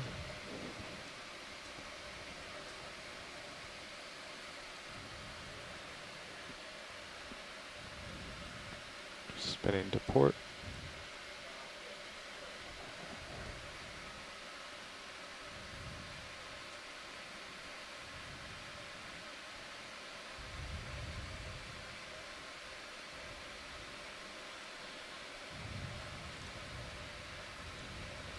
So I'm looking for some branch points, see if there is branching at the nodes or internodes. So where these sort of articulation points are on the skeleton are the nodes. And we have two main types of branching, nodal, where the branches are rising from those articulation points, or internodal. So this looks internodal to me. So I think we should collect this, pilot. Okay. So if you don't mind getting into position. Back 15, I think. So we're going to have to... All right, video, let's go wide. A little bit of time to move all of our vehicles into the correct position. So what do you think, co-pilot? 10 back or 15 back? Let's go 15. Be safe, I think. Copy. I'll call that in. Bridge, Nav. Go ahead, Nav. Bridge, could I get a 1.5 meter move? Bearing 090. Speed 0.2. Copy, that is 15 meters, bearing 090 at decimal 2 knots. Good copy, Bridge. Hydraulics are up. Copy that. Any bow box you want. Yeah, we're all empty. Correct. Okay.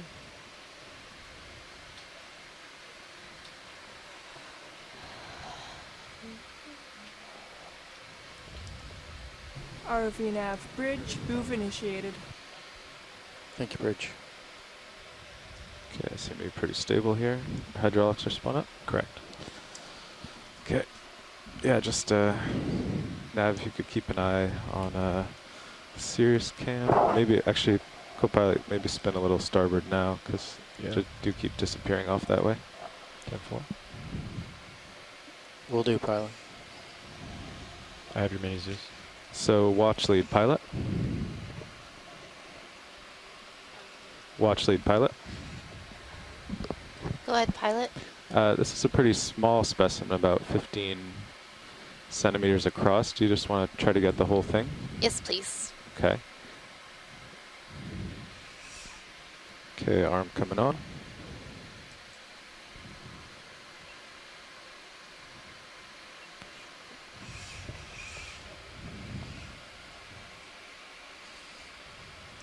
So I'm wondering if maybe I can just get the rockets on. Just gonna try that first. That's a good idea.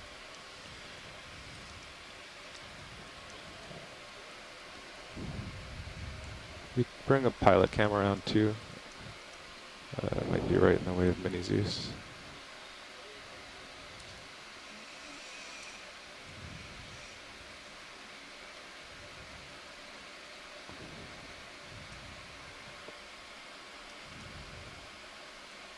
So first we'll check the rock. Video, will you zoom on main HD? Okay, that's good. Hold there.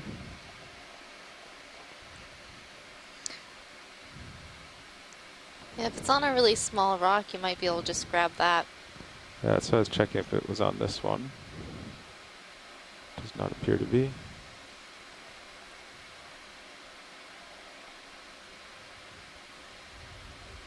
No. Oh, it's not on that one either. What a confusing little Yeah, coral. I'm confused where its base is, actually. I thought it was going to be there. I thought it was there. Do you want a full zoom? You can go in a little tighter, yeah. I think it's right over that first rock that you pushed aside. Must be on that small Zoom in on Mini Zeus. piece. Yeah, zoom Mini Zeus. Here, I'll move the arm out of the way. ROV nav bridge. Go ahead, Bridge. That's Move is complete. I see. Thank you, Bridge. That's not a very small rock. Oh. I mean, that won't really fit in the bio box, will it? Might be able to get it in the bow box, break it off the rock. Okay, well, let's see if it's loose. Will you come out partial on both cameras? Okay, that's good. It might be sort of a crumbly crust. Looks thin. Yeah, I think you're right. Sirius position looks great. Good.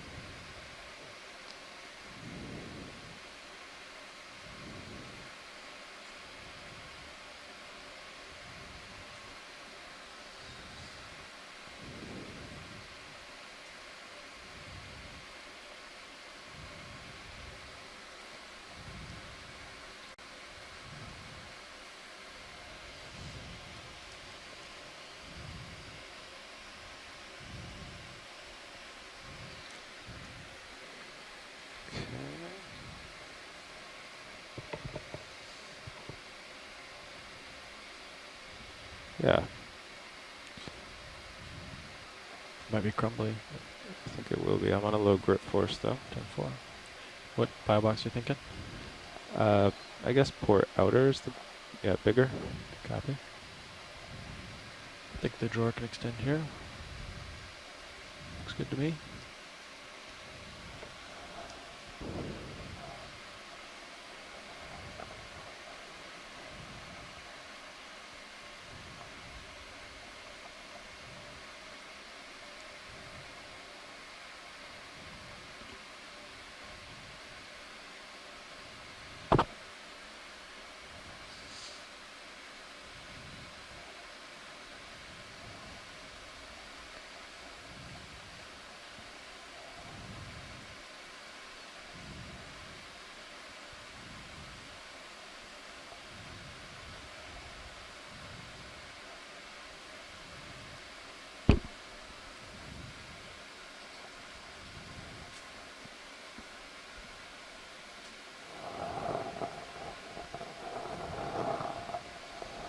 Is that good? Or do you want more? That's good. Okay. Okay, video, want to zoom here?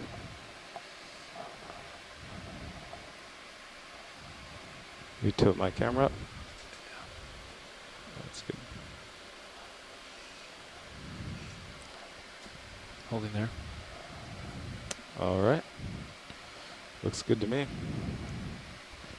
We will, I think we can open the drawer here.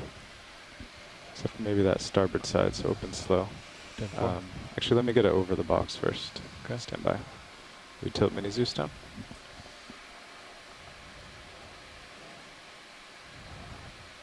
Is that good? Yeah. Okay. Want me to retract? Yeah. Or extend? Extend, yeah. Just watch the starboard side, I think. Yeah.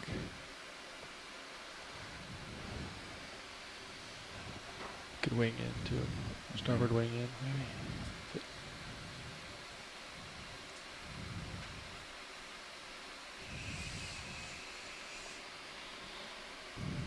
Nope, looks good. It's all the way out. All the way? Okay.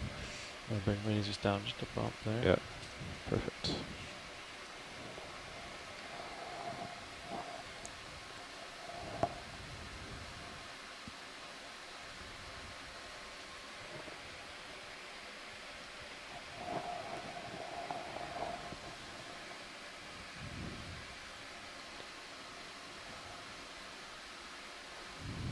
Clearly it will sink.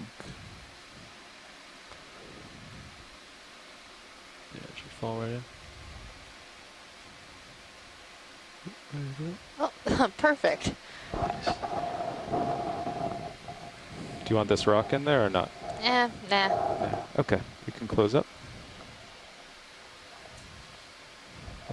It'll just crumble apart Yeah. and be a big mess.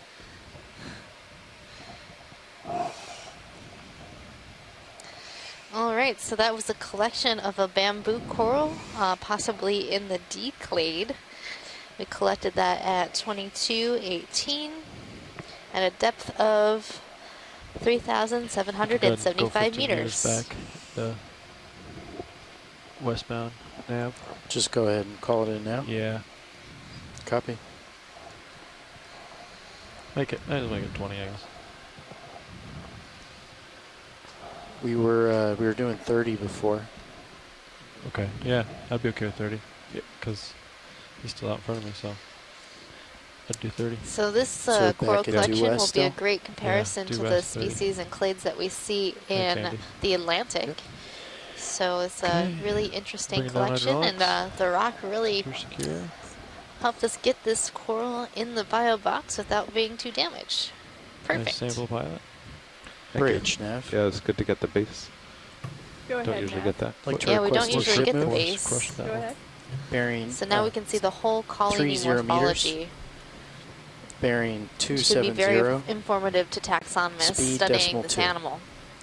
Copy that is 30 meters. Seeing a number bearing of 270 small at decimal 2 anemones knots. around, Good as copy, well Bridge. as these quite large Caulophacus sponges, these glass What grip force we sponges.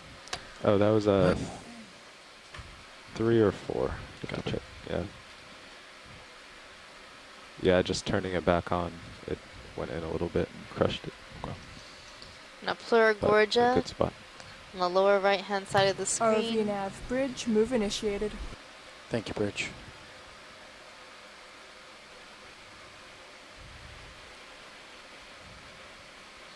We're seeing a Got a number minute, of Carl. animals and Yeah. things floating in the water column in this He area. probably would have been okay without moving us back, I think.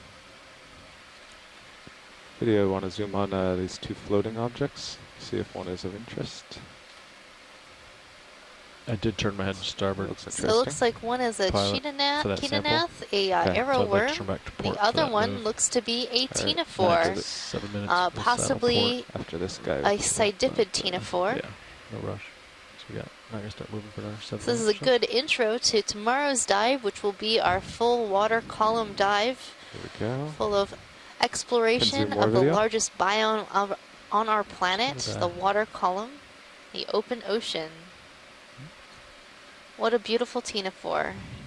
You can see its CD running around and helping. So small. It's very small. You can see the glow of those little swimming appendages, the CD, from the lights on the ROV as they beat and help this little ctenophore swim.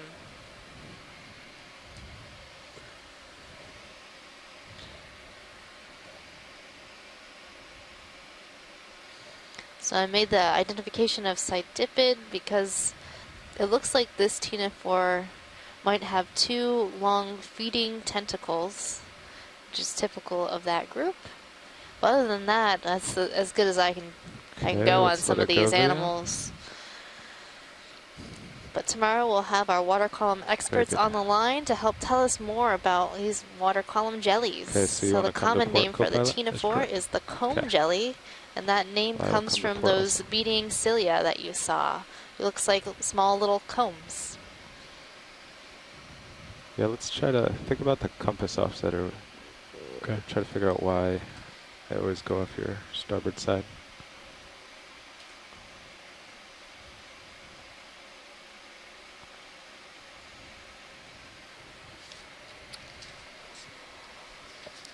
Say again, pilot? Every ship move, I always end up on the starboard side of his screen, Okay. as if his heading isn't the same direction as we're going. Alright, pilot, I'm slowly bringing my set point to port Okay. with you. It's 270.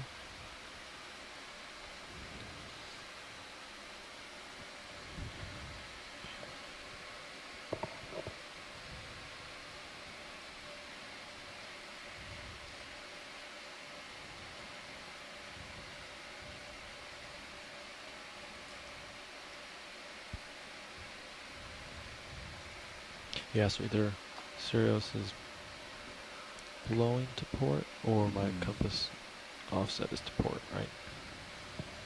Do I get the backwards? Seeing another I think one of it's those easy to get it brambly looking backwards. declayed It's actually backwards, that's what makes keratoicidinae sense. Yeah. bamboo corals that we just collected. So it's strange, actually. Yeah, look at how right now I'm looking off into. It looks like we're seeing a change in the substrate or a geologic contact where we're Well, moving into some sort of just the hill flat turn area. A little Yeah. bit more north. When we're So this towing could it either on be deck, a they sheet look pretty flow well or aligned. a Yeah. area Yeah. of very fine sediment. When Sirius gets like on deck, it gets off. That's because it's sitting on so much steel, I think. But then once she gets overboard, Yeah, here's a transition.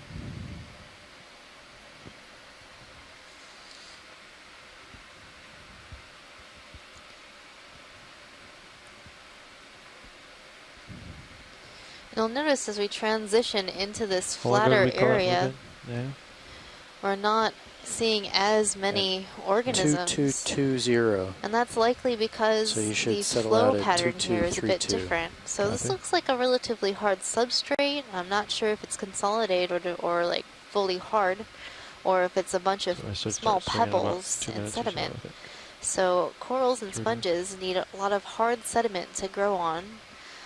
growing on one of these small pebbles is not really advantageous to the coral or sponge, because as they get larger, they'll topple over in the current. Well, I just sat down on it. It seems to be pretty cemented. Pretty cemented? Yeah. Well, another reason why we're probably not seeing that many things is Bridge. corals and sponges need a lot of food, so they want to be in high areas or areas of high relief where currents might be accelerated. Yeah, your sonar seems Accelerated to indicate currents means that more food per unit time will get to that coral or sponge colony, and more food means that that coral and sponge can grow better and stronger and faster. Well, maybe not faster. Out here, when you're not getting as much food, the general it's really trend hard to on grow. USBL kind of shows that too, like Sirius kind of moving at a 256 almost. D2. Maybe there's like a... I can give you some more tether. Moving at 270. Well, looks like maybe. So how far into this move are we now? The ship just stopped, just completed the move. So we have 6 minutes left for Sirius to settle out. Watch lead pilot. Just a comment, John. I don't know if you've seen stuff like this before, but these cobbles all look really well are you sorted muted? for kind of like a Talus. Any insight on why they all seem to be roughly this size? I can't.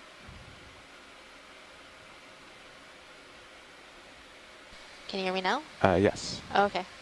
I just wanted to say we came across this flat plane. There's nothing in sonar for at least 30 meters out ahead of D2.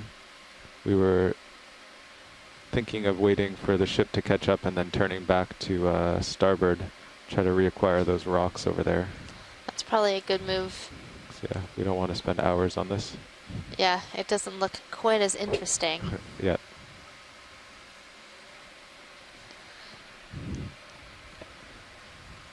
So it seems like that field extends quite a ways, so we're going to stay with the more interesting substrate. I can turn starboard with you if you'd like. Yeah, let's do that.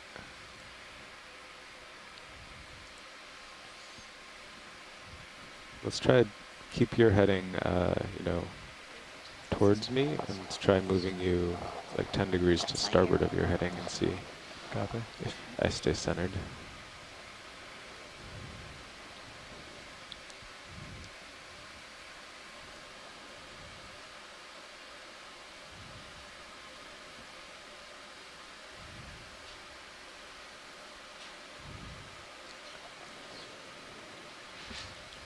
So we're thinking... So part of exploring right now, like these deep 285? environments is seeing where there are and are No, not that would coral just and bring sponge him communities. up to, I think. So Well, when I we mean, do it was find for an the area local where there high. isn't any corals, it's really interesting.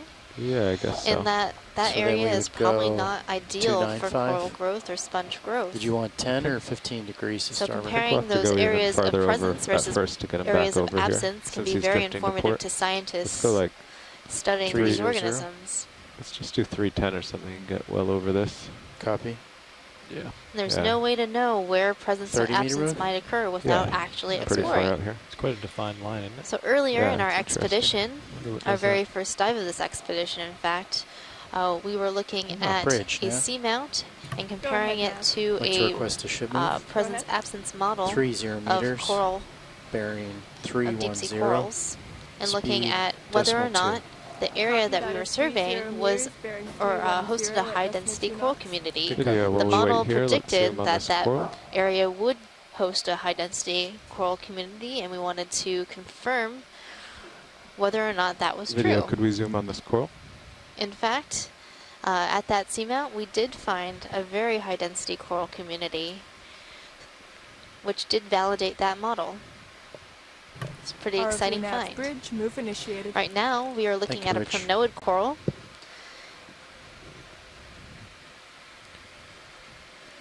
You can tell So, it is a co-pilot, you were primnoid still coral or swinging from that octocoral previous in the move, family so Primnoidae, I'm going to kind of swing in this that way. it has these pinnate tentacles, which identifies it as an octocoral, and then along the polyp body, you see it. There are many scales, which is typical of the family Primnoidae.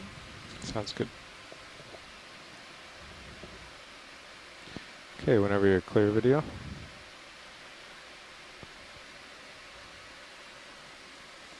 I believe we collected one of these corals at some point along our way during this expedition. It could possibly be a new species or a new genus.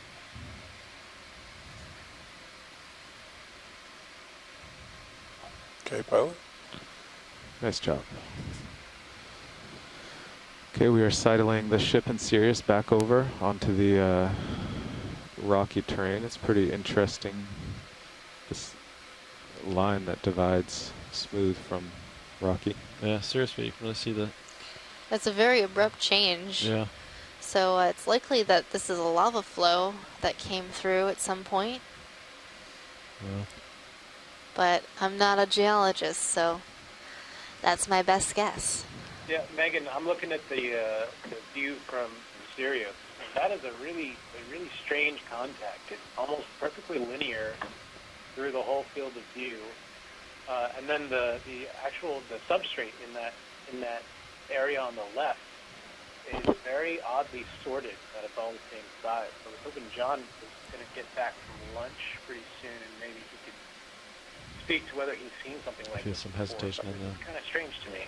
D2's type. Yeah, it looks pretty odd. So I did some surveying of the lava flows on the Big Island of Hawaii for a project I was doing for my master's thesis. And even on those lava flows where in the bathymetry data we could see a very distinct change from on and off a new lava flow, there wasn't this very obvious contact when we transected across a lava flow in situ. So I think it's pretty interesting. And here's John. He just said, "Wow."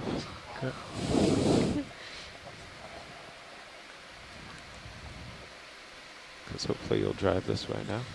Oh, sorry, pilot. I called in. So, John, we were wondering what okay. what you think might have gone on here. This really flat sort of plane off to the left that goes on for at least 30 meters. The sonar's kind of neat. And then this very linear geologic contact straight in the middle of our screen, and some sort of low bait flow going on the right side. Yeah, I don't fully know or exactly what caused that to be so dramatic. It's quite a sharp contact. We've seen a few, but that's pretty... I don't know. Something. Excuse me.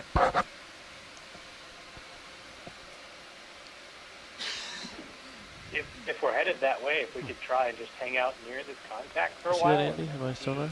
Straight line on the port side? Yeah, and there's kind of a little bit of one on the starboard side too, or there was just hints Tom, of it. I think we can follow this for a while. Our dive plan had us going across this plane, and we backed up just to be over here where there might be a little bit more interest biologically. Will you come down a couple meters? I'll take a look at this. Yeah, it's interesting.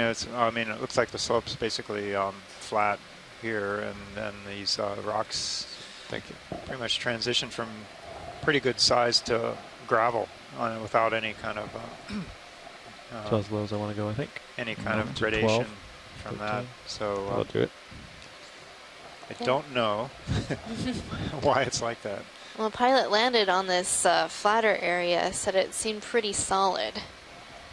So I'm not sure if it's been consolidated by manganese crust or what's going on here. If it has, we call that type of deposit a hard pan, so it's a kind of crusted. Yeah, maybe a bit of a rise as well, co-pilot. Like if you look at this, it looks like it's all loose, but the material it's about 20 meters away because of the manganese. And we're kind of getting closer to it a little bit. It can become a crust and be very hard. I came down a little bit, so that might accommodate. Might be why we got closer. That makes sense. Oh, actually, if you look at my manip cams, I am able to drag a line into it with my skid. Okay. Yeah. Okay, video. Will you zoom on this crinoid?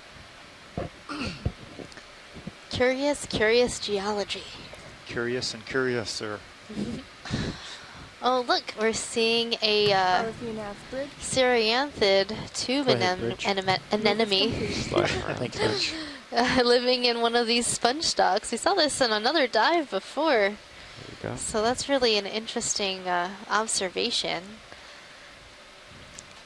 We were able to collect that tube anemone by plucking the sponge stalk. We also have hydrozoans living along this stalk, and a crinoid perched on top. There's a lot of this. Yeah. Okay, if you're clear video.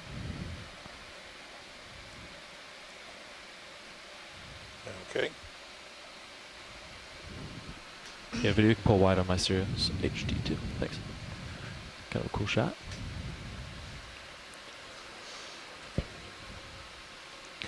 Has the ship stopped from that move? So this looks. It sure has, pilot. Okay. As I came in, it looked pretty devoid of That's right. biological organisms. Ship stopped just moments ago, so about 7 minutes the way it's been for Sirius to Yeah, settle. it's just a few sponges, a few corals, a few stars. It's definitely, Sirius is still headed this way. It's not very... But not what we would describe as a dense community. But at these steps, we wouldn't expect to see a very dense community, given that there is less food getting down the steep. Less food means less large corals and sponges. But as you can see, these sponges can get quite large. They're just not living as close together as some of the other dives that we dives that we had so far. Yeah, I think there's like 3 or 4 minutes of the west move still. Okay. 10-4.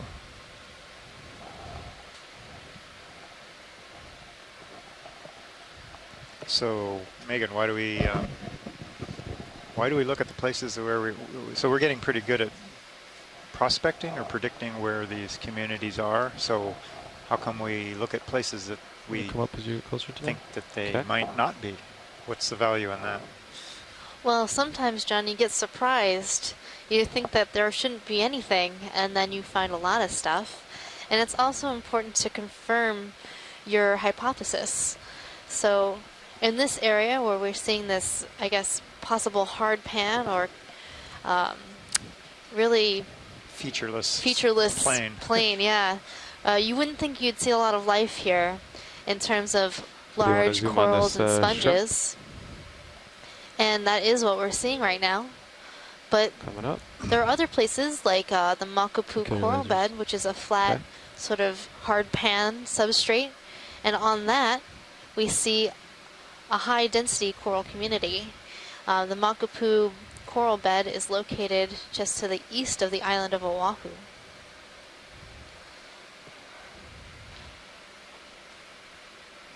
So we're seeing a really interesting shrimp, possibly a mysid shrimp.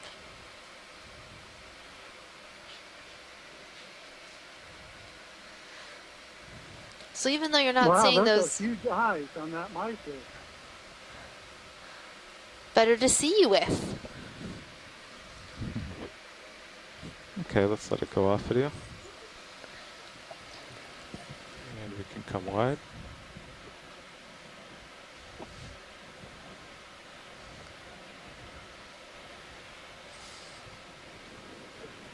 Alright, now you seem to be moving in a better direction.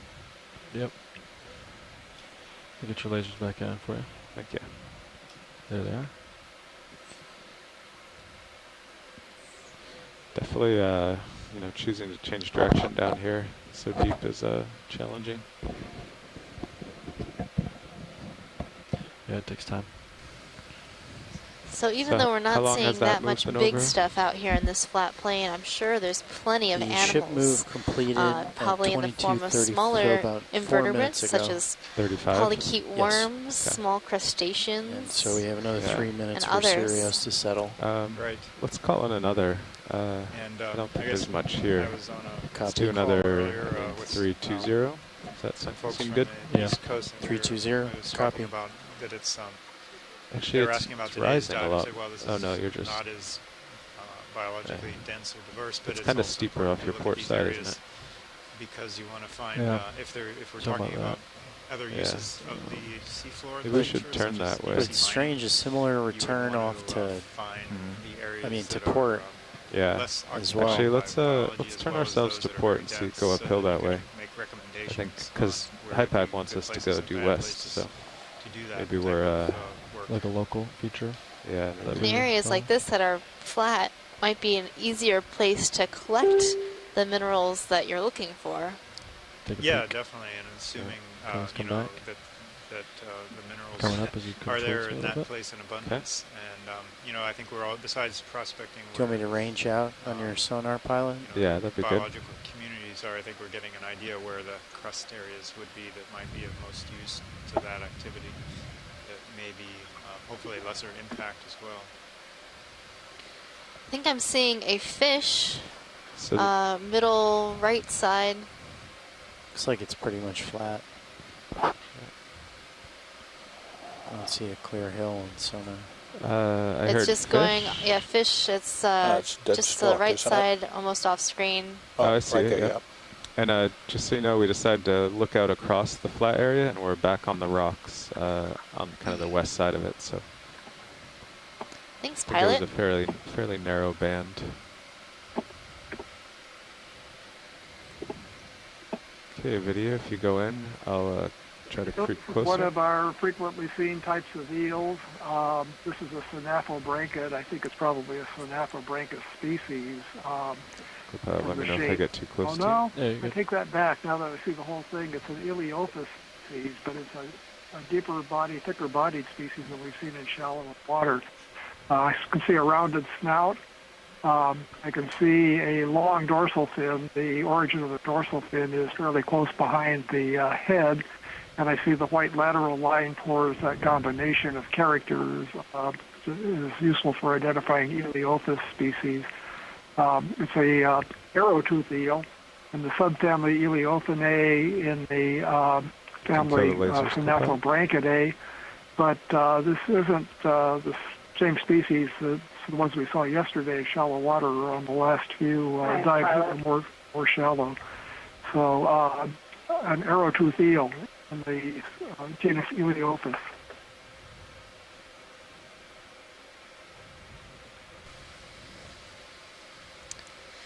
So we see this type of eel quite a bit in our deep dives.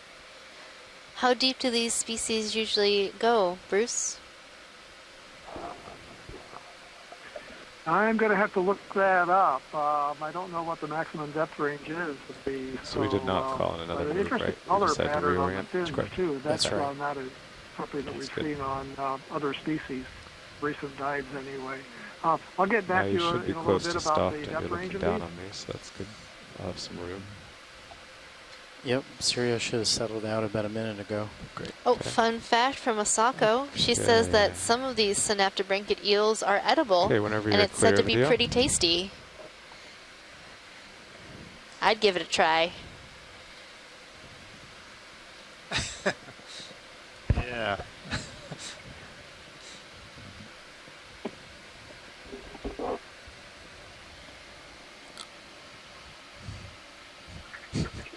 Especially that big one we saw yesterday. Yeah. It's like, Okay, you know, that's full good wide. meter. Look at A lot you, of Wes. meat on that Do you want me fish. to turn a little bit south or stay here? No, that looks good. You're uphill again on sonar. Yeah. Yeah, I think we got a little confused there. Yeah, there's a band. Yeah. So we kind of jumped over it. Wonder if it tastes like chicken.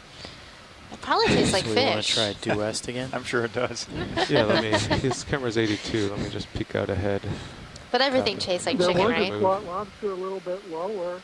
It might be different than the other ones we've been seeing.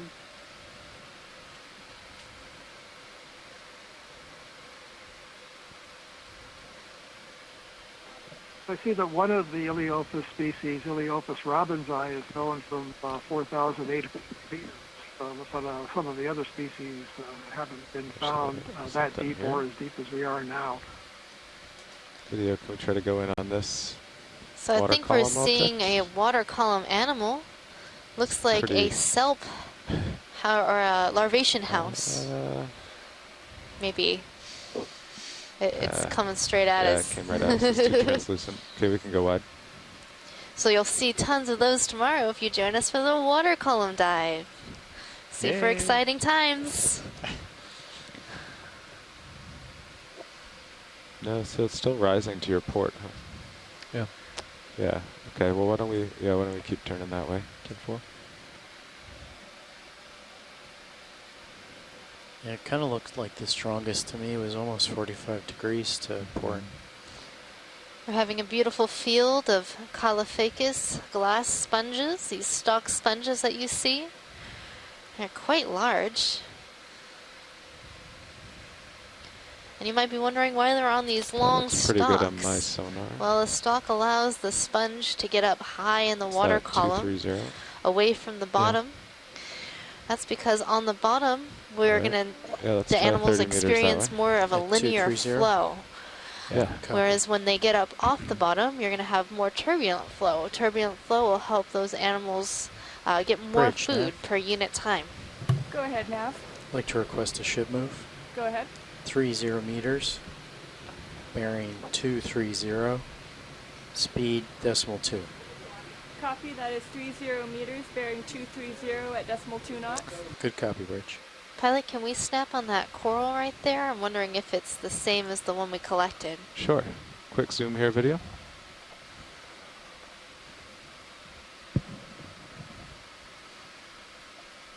It does look like it, very similar to the bamboo coral that we collected earlier, and this one has a couple associate gooseneck barnacles. Thank you, Bridge.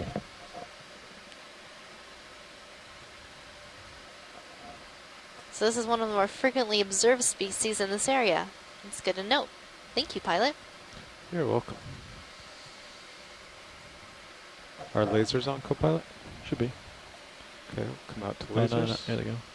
Lasers on. There we go. Must have killed him for that fish. There's the whole specimen.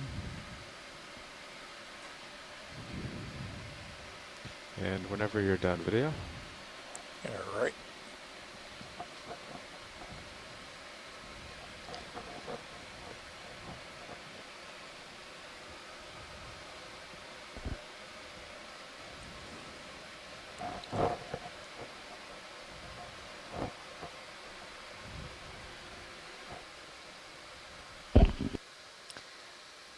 Chris, are you on the line?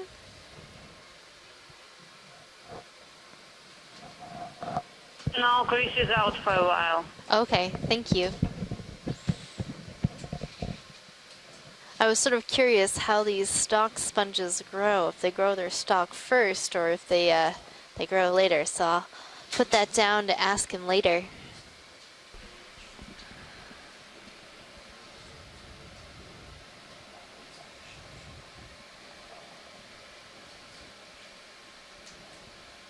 So right now we're going through a pilot change.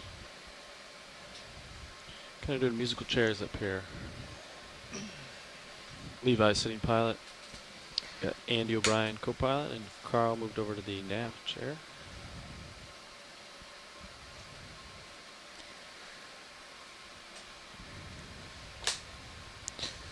So it got a little strange there, Right now we're having a smaller Caulophacus come into view with a crinoid on the stalk of the sponge. Some little valley full of sediment. We've seen this behavior a number of times with crinoids clinging on to the stalks of other animals that have stalks. Good. Just want to, what I was going Yesterday we collected a couple stalked crinoids, and they had associate unstalked crinoids on them. Like so these little unstalked crinoids are free swimming, and they can move their arms in sort of an undulating fashion to move from place to place. And they have these small cirri, which are their little feet that are clinging onto the sponge. We've been noting those in the log. I noted when we got to the bottom, but if you see any changes, you can note. Copy. Okay, video, I think we're probably pretty good on this, so when you're clear, we'll keep looking. Go ahead. All right.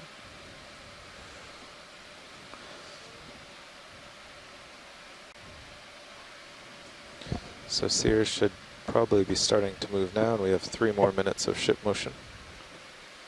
Copy. And that was 220 or 230? 230. Copy.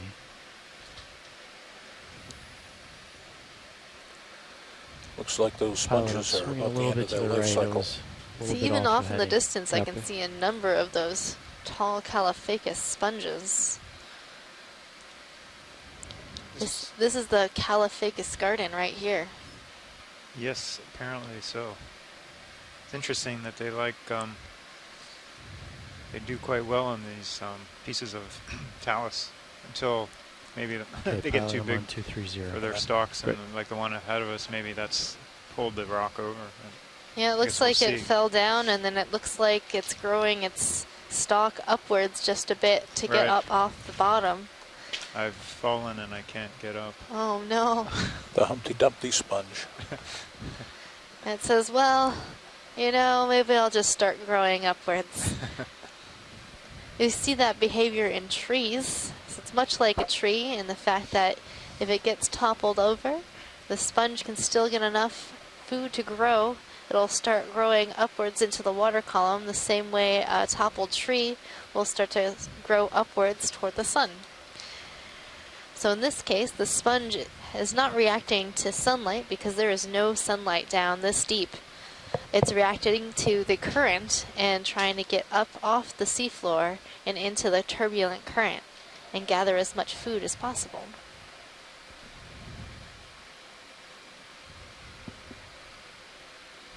In front of us, we're seeing a Pleurogorgia coral, type of octocoral in the family Chrysogorgidae.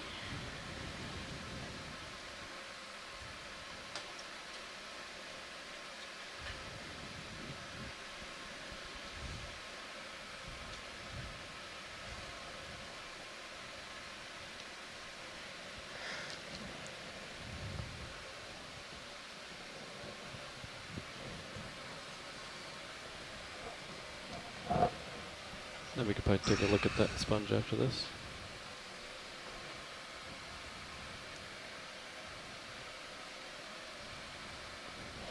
I'm hoping we'll see another one of those strange urchins we spotted yesterday. Oh, the small one with the kind of flexible tentacles? Yeah, the crazy flexible spines all around the base or the oral side of this. Come back in on this sponge while I wait for some tether.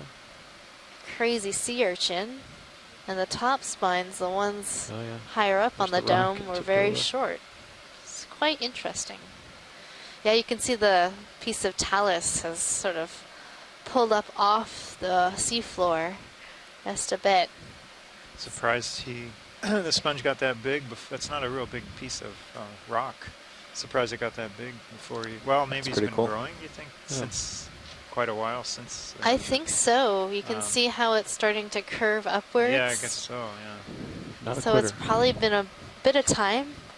A lot of these deep sea corals and sponges grow very, very slowly. So this sponge could be a couple of decades or more old. Could be older than you, who knows?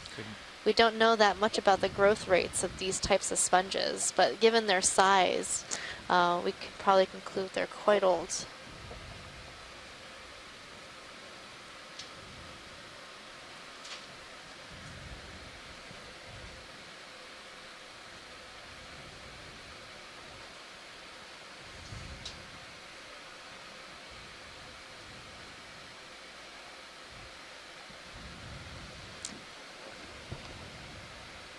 Video come in as I land here. Megan, we're getting some reports on the chat of frozen feed. We don't have anything going on here at PMEL as far as video, but we still have you on telecom. Okay.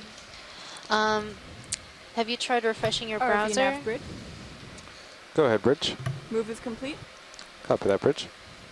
And we'll let our definitely moving, Nav. ET guys here know about it and see if they can do anything to fix the feed. Rotating down. I have, based on your notes, the ship would have stopped 2 minutes ago, and Sirius will stop.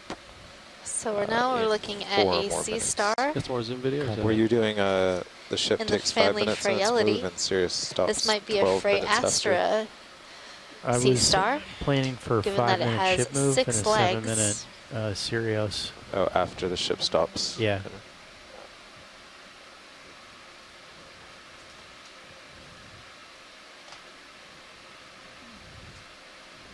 Okay, video when you're clear. We got feedback.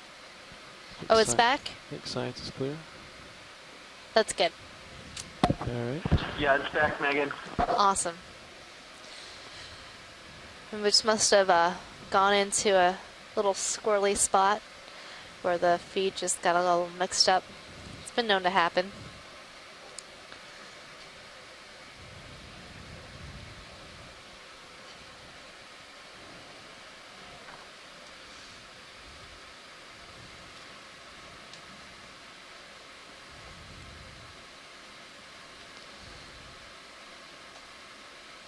So a nice beautiful field of these Caulophacus sponges. I think it's really interesting how they're almost all separated by the same amount of space.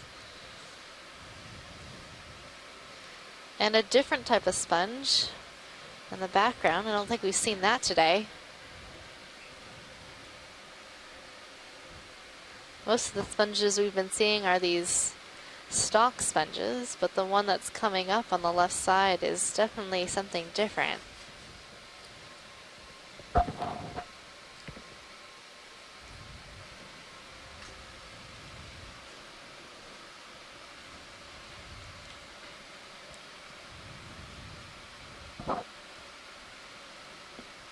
I'll bet you know what this one is, Megan. Oh, I think I do. It looks like a Poliopogon sponge, a glass sponge in the family Pheronematidae. And I'm making that identification based on the way it's attached to the substrate. It has these long basalia, these little spicules that are attaching to the ground. So we're and making that's called a Lopophytus pretty attachment. good progress. We have to average 0.058 to make it How to typical 8.3. is it to see a Poliopogon at this depth, Chris? Come in on the spicules. We have seen at least on one or two other occasions Poliopogon that were really deep, around 4,000 meters. I remember one off of the Marianas, I believe. Anyway, it was kind of a strangely shaped one, so it was different, and I assumed it was probably a different species. This one kind of looks like something that we've seen in shallower water, the Poliopogon species A. I think it probably has a convex surface on the backside. So that's unusual, just because it doesn't look weird. So, but yeah, they're not super common at this depth, that's for sure. Associates, do you video?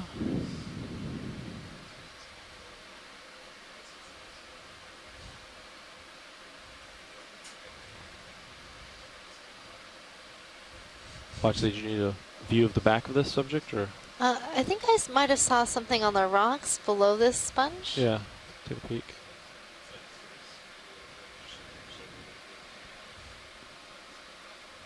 Maybe possibly some small anemones or bryozoans. Are they in the field of view now or not?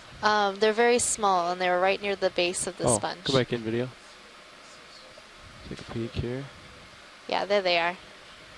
Oh. There's like a little thing sort of waving. Yep. Video is at full zoom.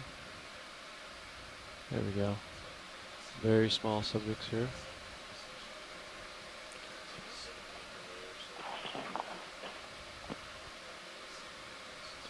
If you don't see life, you just gotta zoom in.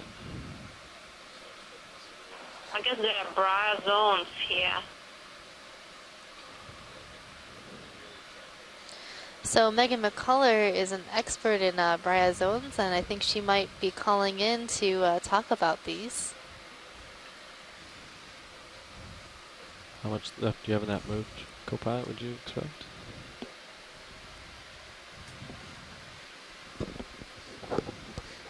It was supposed to, based on Andy's calculations, Sears should have stopped 1 minute ago. Perfect. Yeah. But now, instead of going off to Sears' starboard, you're going off to Sears' port. That was Me wandering this way. Oh, you wandered that way. Yep. Okay. Yeah, video. I think when you're clear, we can move on.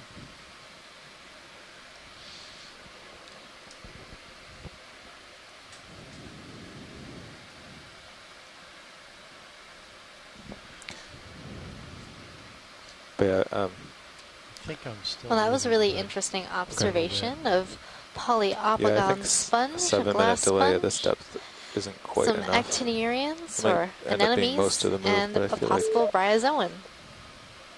It's more like 8 or 9. Okay.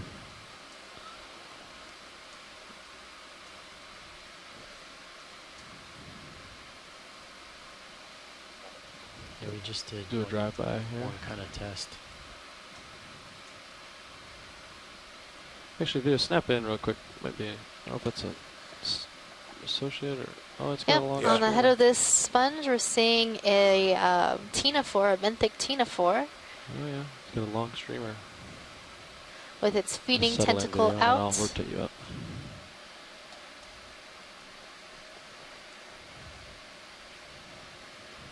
You can come in if you got it, if you want it. Zoom at will, I guess. Not a lot of contrast, but you can see him on there. So the sponge we collected yesterday had 2 of these on it. They're really hard to collect.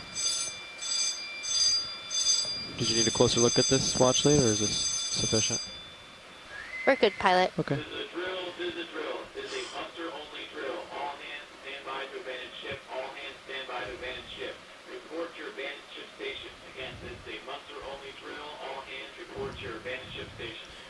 Okay, video, I think when you're clear, we can. I think I've settled out. I'm almost directly to your port, or starboard side, pilot. Great.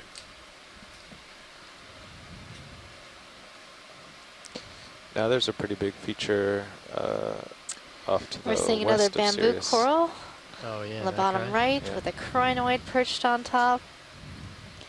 So this looks like the bamboo coral Or at least that we at collected least a earlier. big feature relative to what we're on now, which Possible is very declade. flat. There's another coral back right at the. And again, this behavior of the I'll crinoids move it perching over. themselves on top of a Kinda gotta coral move or a ahead anyway, so. sponge to get up into the water column to feed on small particulate matter and animals floating by. I'm gonna go up and over. I saw a streamer, kind of streamer. Yeah. You see that too? Yep. Yeah, it's pretty faint. Surprised we were able to see that. All right. Hi, Megan. This is Megan. Hi, Megan. Hey, I know we've gone past the bryozoans already, Pushing over. but pushing I forward. just wanted to call in and Will talk one a of little you bit pull up about those. the ground fault page? Yeah, go ahead. got it. Okay. Let's learn something about bryozoans. All right. So bryozoans are little colonial animals, so that kind of like corals in that sense, but they're a lot smaller, and they have this. Great. Each individual Definitely, has this yeah, looking at Sirius sonar, it little definitely ring looks of like west will tentacles once called a again be the lophophore, direction. and the mouth is in the See in the middle, background again, there. kind of Video, like come in. Let's see what coral associates we polyp. have here. See if they And they live want in a these closer little look. calcified Looks like skeleton crinoids. houses. And And I think that one was a chylostome bryozoan, which just means it has a zoanthids, calcium carbonate skeleton.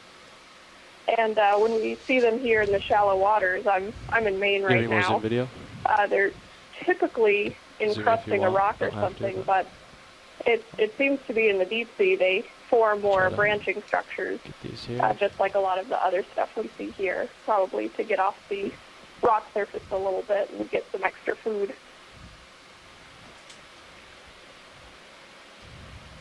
That's really interesting. The more you know. Yeah, video when you're clear. Don't hear a lot talk about these. And there's a ton of they're really cool. cereanthids. Sorry. They're pretty cool animals. Bryozoans. All right, video, I'm taking off. So what kind of research do you do with bryozoans? I actually did some work on Japanese tsunami Well, it might debris. be an interesting rock over there. And that work is Certainly is currently uphill. in the process Starboard. of being published. Yeah. I was a Saw it in the background. taxonomist for Video, the can you bring out the bryozoans. background of D2 real So quick? again, mostly Over there. shallow water I think bryozoans it's living still on 25 shallow from communities Sirius. or man-made So that'd be structures. 270, right? Okay. Yeah, you got alright, video. Thanks. And then just some work around New England as well. Back to Or 25s. All right. Yeah. That's pretty exciting stuff. Let's head over there. Get your headings lined up uphill. And so how did you get do it. interested in these Copy deep that. sea bryozoans? Coming to the right, Pilot. Great. Well, I just started watching the Okeanos dives one day and happened to see them and thought I might join I in. think I see a if I possible could. star. So now you're left. I'm gonna hooked. grab it on the way over. Okay. That's all right. Stars are always good.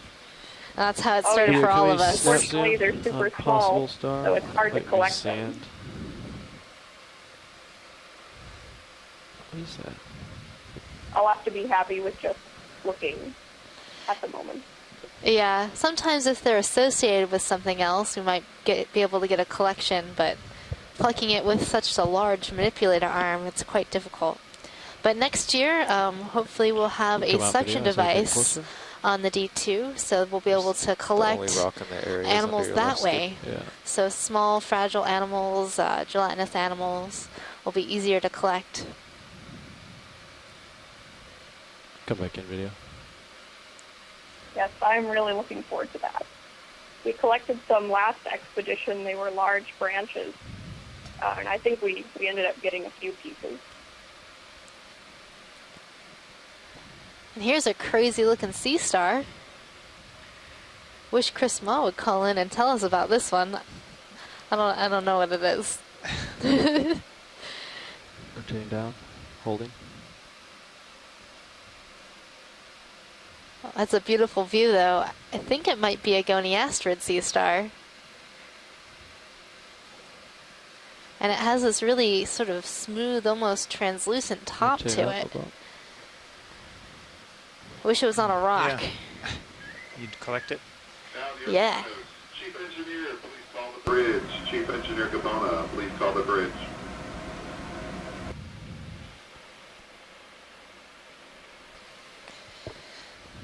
Pilot, do you think you could collect this, or is this in a really odd spot?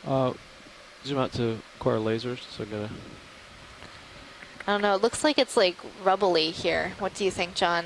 Consolidated or loose? Well, I think it's deep down in that. it's probably cemented rock. to some level, though they're pretty small pieces, I so think I'm you sure might just mangle it with the tips of the fingers and minute lift up the could, vehicle. bust up some of those little pebbles. Yeah, Well, I think we the do have rocks are the pretty hard, scoop. probably. If they're loose, like pebbles, they might be able to scoop it. Video, come on. Yeah, I don't know about the pieces around it, though. Oh, I yeah. think they're a little bit Probably just stop the scoop. guarding it, yeah. Basically. Oh no, it's pretty crazy.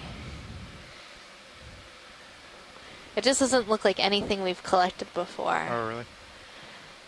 At least not that I know of. Let me see what's in the guide for this. Yeah, I pushed down against the ground with the ROV and I didn't get the rocks to move at all. So I think these are kind of frozen in little Kind of pebbles. looks like this one Oh, okay. So I think that we've only ID'd to goniasterid.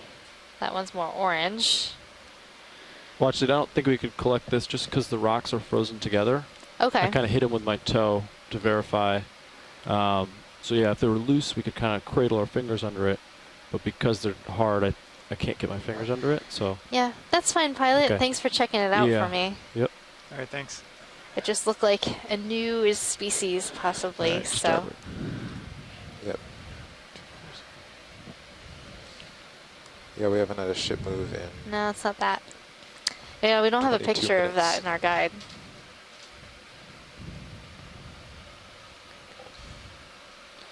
Maybe we'll find some Say other again? sea stars Oh, we that are more haven't had a ship move in cooperative. 22 minutes. Oh, copy. I think So they know how to hide from The us or get into places uphill we can't looks get 'em. around, looks to Yeah. be about 255 to me. Maybe Okay. it was their plan all along. Oh man, check out this! Check out good. this! Wow. It's like Lined up all. on it right now. Do you agree? Yeah. I like Yeah. that. What do you? like that, It's like pilot? round. Yeah. Everything looks so round. Yeah, they do. Take a look at the Sirius field. Looks like a bunch Like of a, bowling balls. Yeah. Yeah. I was about to say the same thing. Looks Or like that's cool. A factory of reject field from the bowling ball factory. Coming up and forward. Out back. Okay, Yeah, we went from we're these setting kind it of up flow now. sheet flow units And I'm almost to looking pretty this, much straight immediately down. to these Give it pillowed. one more minute. His camera's still at basically 80. broken. Well, they're not even broken, but they're separated pillows. It looks like they've sort of like rolled down or something. like a lava lamp, you know, where it buds off into those round balls. And Lots of variety in the terrain. This is here. interesting. You Yeah. don't see this Flat. normally. Kind of normal rocky.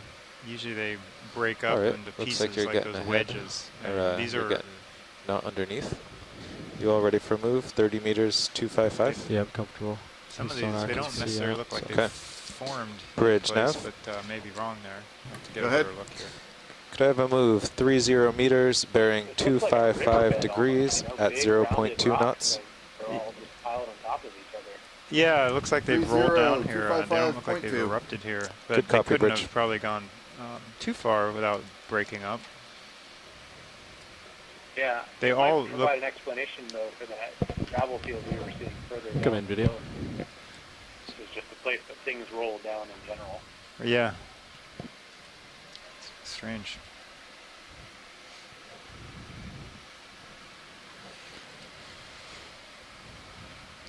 Just when you think you have it all figured out. new surprises. You come out video. I think there was another different subject in field of view too. It's like a Another example of why we Possible explore Brittle here in the Star. musician Seamounts. oh down right. The geology of this area has only been studied a little bit with some dredging, if I understand correctly, which allowed us to date the ages of a few of these seamounts in the musician Seamounts. But there are many seamounts that have not been dated, and Come this on, is the video. first time See that if I can anyone see if you're has interested in this dove still on there. these features. So See two you of them, and all of us here, you are seeing this for the very first time. No one else has seen the bottom of the ocean in the musician Seamounts. Right, and it's likely we wouldn't see this again because if we came back, we'd follow some other track because we're only doing one dive per seamount. So Okay, the ship is underway. unless there was something fantastic that we had to come Yeah. back for, we'd do another track on a different part of the seamount, more than likely. So could be the first and only time we're seeing this particular seafloor. It's pretty neat how you can see the bases And of by the arms characterizing going these into the body. areas, Yeah. we learn more about the Translucent geology kinda and shell, how yeah. this area was formed. Almost like it's a We'll also Yeah, learn a video- lot video about could come out. There the was an additional biological one, communities closer, that live actually, here. in the same. There we go. There it is. It's kind of doesn't have a lot of light on it, but you could try it. There's a couple of them. Yeah.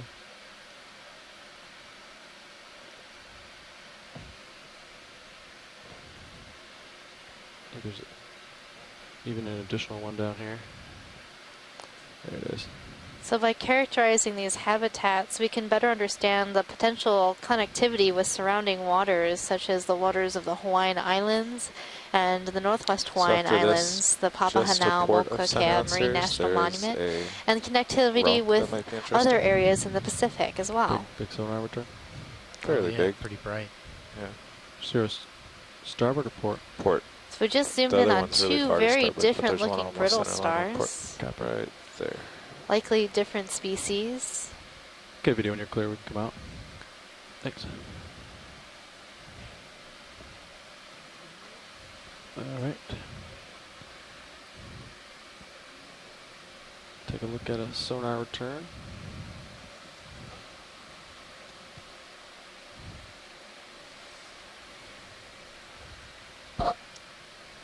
Should be a line of rock crossing your view with a shadow behind it. Over here, Carl? No, you'll have to go ahead, and then it'll be slightly to the port of the center. Okay. The view from E2. Are you talking about this part right here? Yeah. Right. I'm really enjoying that Sirius view. Yeah, for feed 2, Coming up. you can Go see a back. nice, Copy. I'm hauling in. very distinct contact like the one we saw earlier with the gravel and the talus. This is pillows, bowling ball size like pillows, and a smooth slope. Yeah, there's a different sponge coming up too. There's not much in your sonar though. I know, that's what I was looking at. I'll go for the sponge while you do that. I'm going for this sponge. Watch lead. All right. I think this sponge might be a hyalostylus type of euplectellid glass sponge. Has a very thin stalk and a bell-shaped main sponge mass.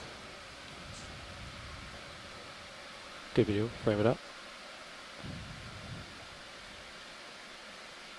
Go for associate on. Now there seems base. to be an associate near the base of this sponge.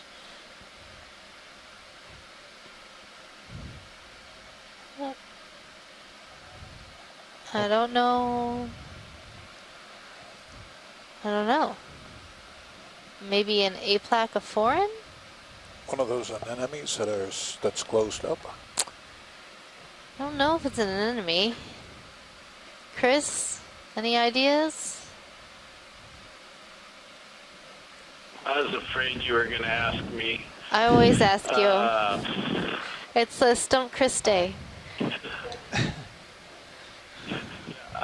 I honestly don't know, and I think Tina was pretty much saying the same thing. We don't really know what this is. Top of that bridge. It's a. Okay, ship move is complete. Yeah, she's just thinking it could be a mollusk, perhaps.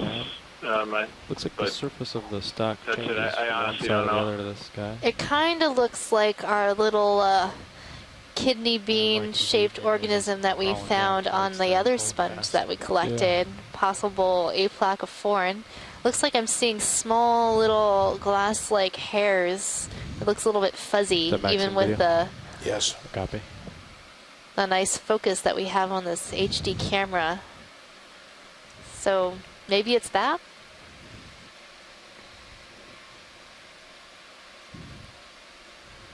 Watch it. Do you want to continue to look at this, or would you like to see the top of the sponge? Yeah, let's pan to the top of the yeah, sponge. Absolutely.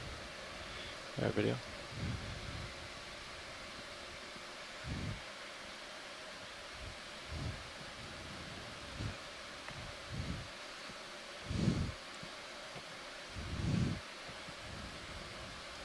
I think it's around here somewhere.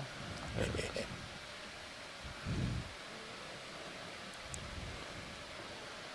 Such a small stock for such a big sponge at the end, huh? Yeah. Yeah, these are pretty delicate sponges. They have a very soft sponge top.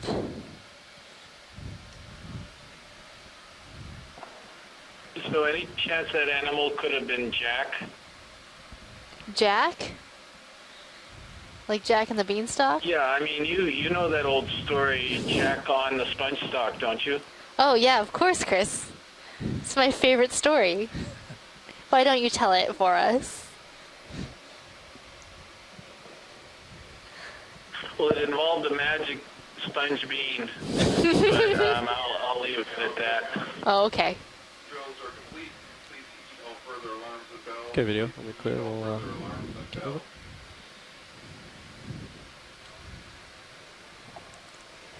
See, that's what you call deflection, Megan. So if you don't know what the animal is, you deflect with a stupid Co-pilot, do you joke. think Sirius is moving now? Okay. I'm going to work on that skill. Say for a couple minutes. Last minute or two, yeah. I think they call that pivoting. Pivoting? Is that the technical term? I think that's the political term. All right, well, I've got another question for you, Chris. So, do you know anything about how these stalk sponges grow? Does the stalk grow first and then the main sponge part grow second? Or does the main sort of sponge head grow and then the stalk just gets longer and longer to intersect the current better? Boulders with that stalk on it might be what we saw in the Sirius sonar. Yeah. Yeah, so that's a really good question Not very that exciting. I thought about some as well. I think the stalk gets longer and longer and the head gets larger and larger, and I think they're just adding more and more threads or these elongate spicules to the to the stalk, and they're coming out from the bottom of the sponge where it connects, and it just provides more support as the head gets a little bit larger. But this particular species has such an extremely long, fragile stalk that it makes you wonder, you know, whether that's really going on. But it seems like in the older individuals, the relative size of the stalk remains the same between small and larger individuals, which would imply that both parts are still growing. I think I might be seeing a different sea cucumber on left side, middle. A sort of squishy looking thing. You know how I like my squishy looking things.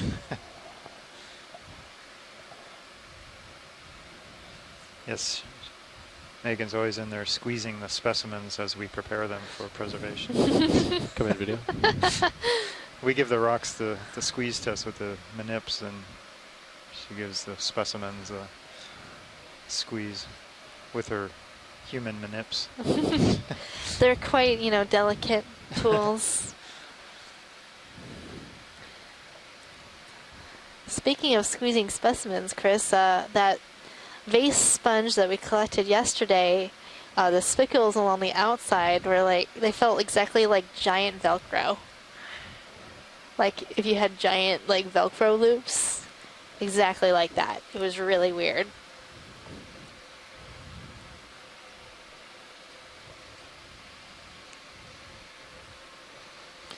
So this is a sea cucumber, possibly in the family Synallactidae, and we are seeing its back end right now. The front end, the mouth end, is on the other side of the organism.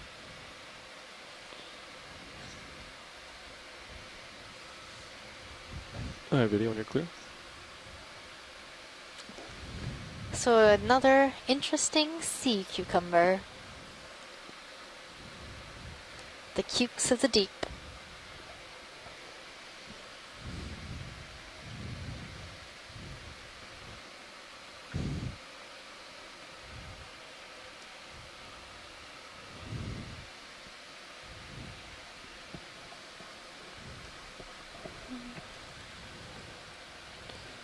So we're seeing a number of bamboo corals and stalk sponges along our transect today.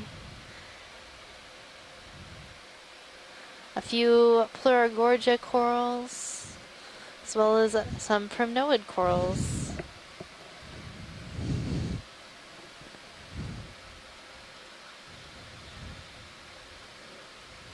And quite a few sea stars too.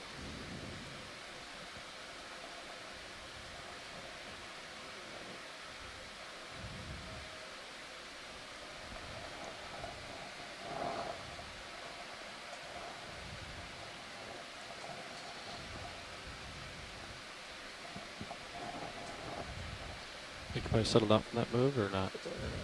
Yeah, based on the timing, it should be 1 or 2 more minutes. Okay. Thinking I'll make another. Yeah. Same heading. It looks like maybe a few degrees to starboard.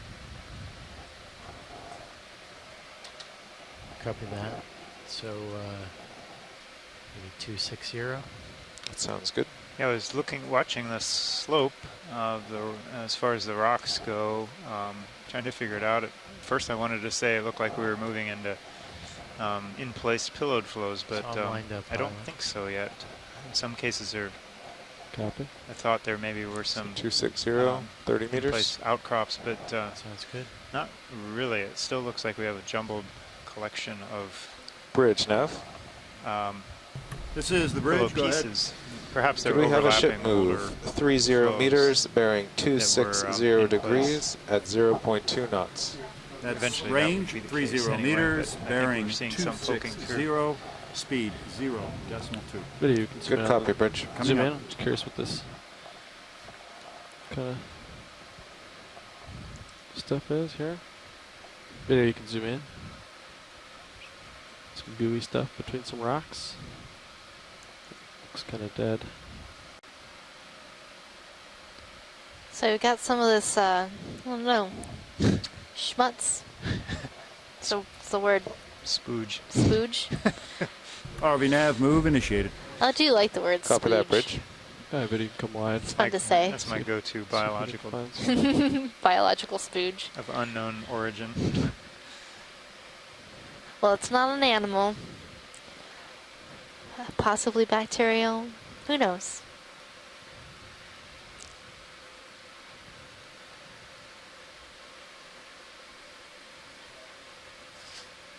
But you can snap zoom on this orange. Not sure if it's one of those. Just rock or if it's. Yeah, you can come wide. That's not what I thought it was.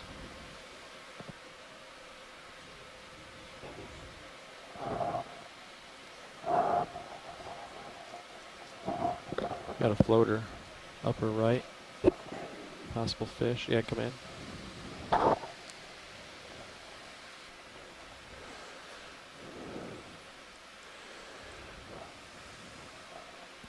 It's facing away from me, unfortunately.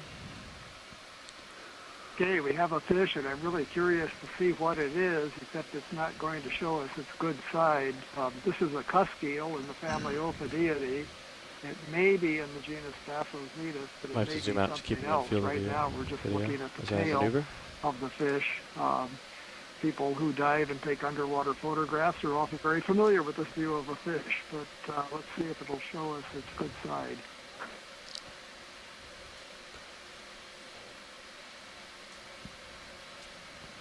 Yeah, I think this is a Bassozetus species.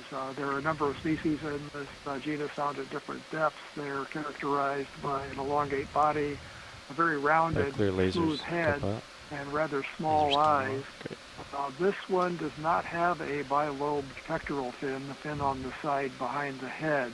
There's another genus, Eretmicnes, that has a bilobed fin, and it's quite similar to Bassozetus, but this one is not not in the genus Eretmicnes, it's in the genus Bassozetus, I believe. And you can see the distinctive pelvic fins, the paired fins on the lower part of the body that are reduced to just a couple of fin rays without membranes between them. So I believe it's a cusk eel in the genus Bassozetus, and we often see these drifting in the water or swimming in the water rather than cruising along the bottom. I'm going to let them go. Okay. Next video.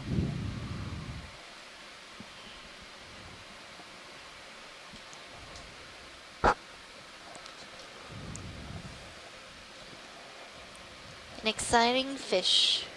Let's hope we can see some more fishes. That makes 2 for the dive, and at this depth and in a habitat that's this sparsely populated by other animals, we don't expect to see many fish, but well, we'll hope for more.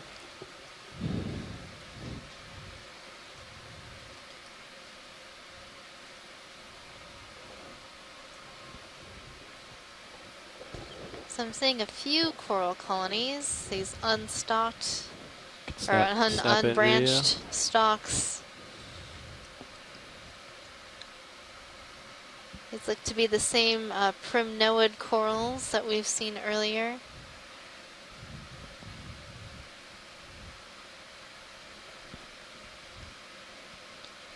So these corals are octocorals in the family Primnoidae. And they have these body scales along the polyps, and that identifies it as a primnoid coral. And a lot of primnoids have a branching form, but there are a number of species that do not branch, and this might be one of them. We collected one of these earlier in the expedition. It may be a new species or a new genus. Co-pilot, do you feel like you're moving yet? I'd say so, now. Yeah, it's about time. Okay, video, you're clear. Oh, there's a, come back in actually. There's a little anemone. See if they want to tube. close up with this.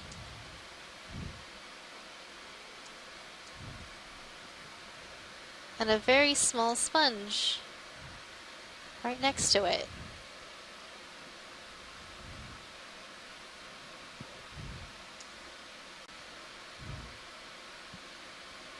Okay, Meg. Right. Actually, I can't see this mark for the moment. After this shot, you'll have If there to is jump any to center chance and go ahead. for Yeah, I'm even better a little zoom, bit to I the guess right of what I should not. be. Great. Copy. RV nav bridge.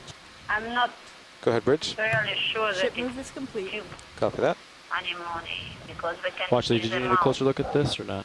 Well, we can't see the the mouth parts here. Can any you more get zoom up video? a little bit higher, or Maximum. Yeah. You can zoom out video. I'm gonna try to look down a little bit, and then I need to go.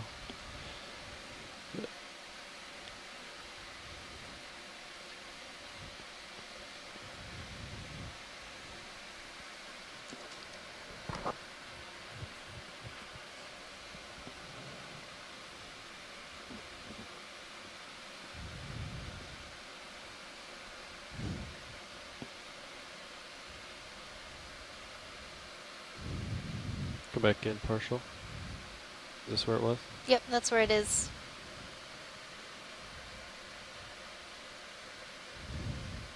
Come in. Is that a better view for you? Just give it a few moments. Yeah, I'm not seeing tentacles around the mouth, so it's probably not a tube anemone.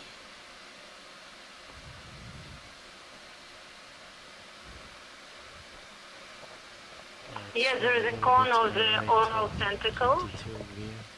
Seems like. Yeah? Alright, Maybe time to you go, see co-pilot. better than me. Sorry, time to go, pilot. Yeah, I gotta go. I didn't see any oral tentacles, but it was quite clear, so it's hard to see.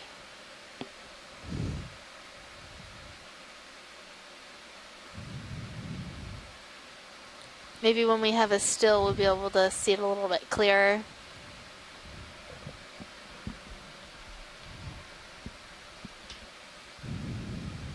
We full wide video? Yes. Great, thanks.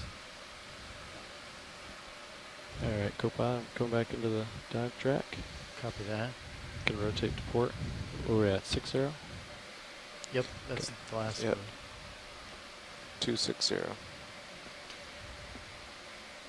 So what do you think now? We'll center up on the... So if you're just joining us, Local this is high? your biology Yeah, I think it should be lead, 260. Megan Putz.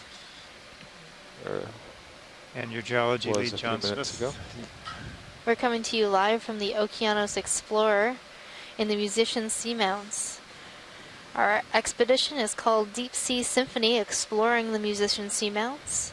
It is the last expedition in NOAA's 3-year campaign to address the Pacific Monument Science, Technology, and Ocean Needs Program, or CAPSTONE program, which is a foundational science initiative to collect deepwater baseline information to support science, management decisions in and around U.S. marine protected areas and in the central and western Pacific.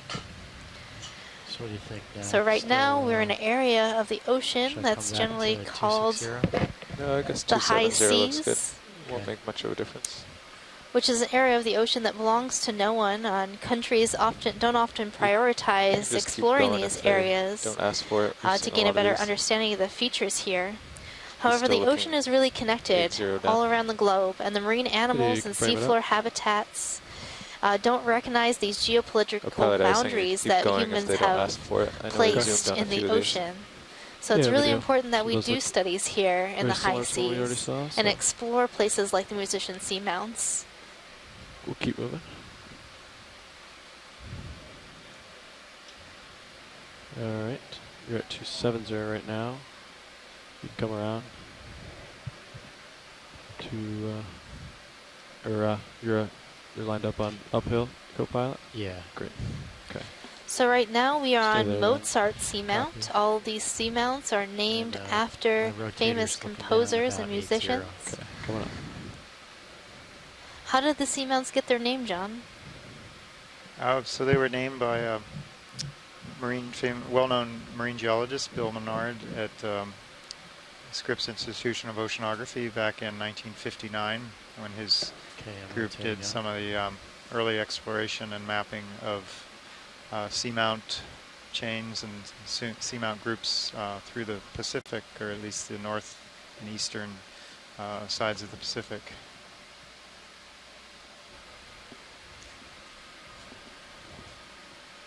If I call another move, Brian? You still not? Well, we're gonna wait for a second. Sirius should still This be dive moving today for 2 or 3 is the more deepest minutes. dive that so we'll be I can doing call on it. our expedition. Great. I'll We're get it ready currently though. at a So this depth heading, of yeah, 3,739. Yeah, that sounds good.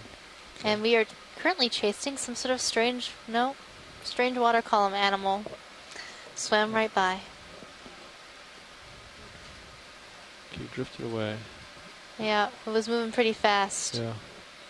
Wasn't sure what it was. But we can do snap zoom on these, make sure these are similar. So on the left we have Pleurogorgia coral, and on the right a bamboo coral in the family Isididae. And the Pleurogorgia is in the family Chrysogorgidae. So these are both different octocorals.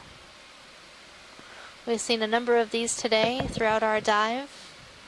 They seem pretty characteristic of the area. Next video.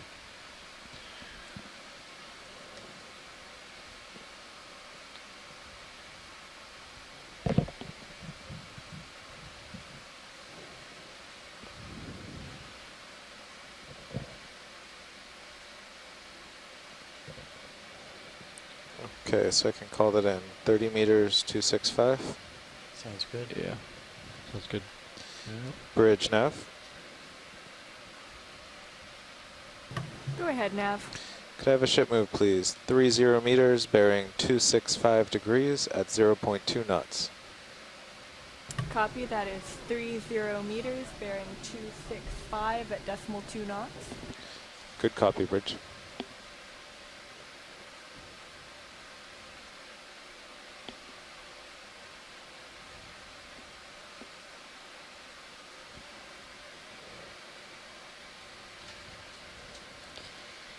Here we're seeing a Caulophacus glass sponge. It's a type of stalk sponge.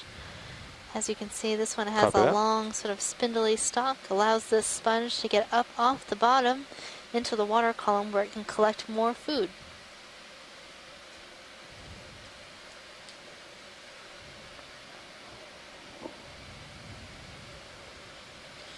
But the dive today is unique in that it is got a very interesting geology here. So John or Tom, would you like to tell us a little bit about why we're studying the geology of this seamount?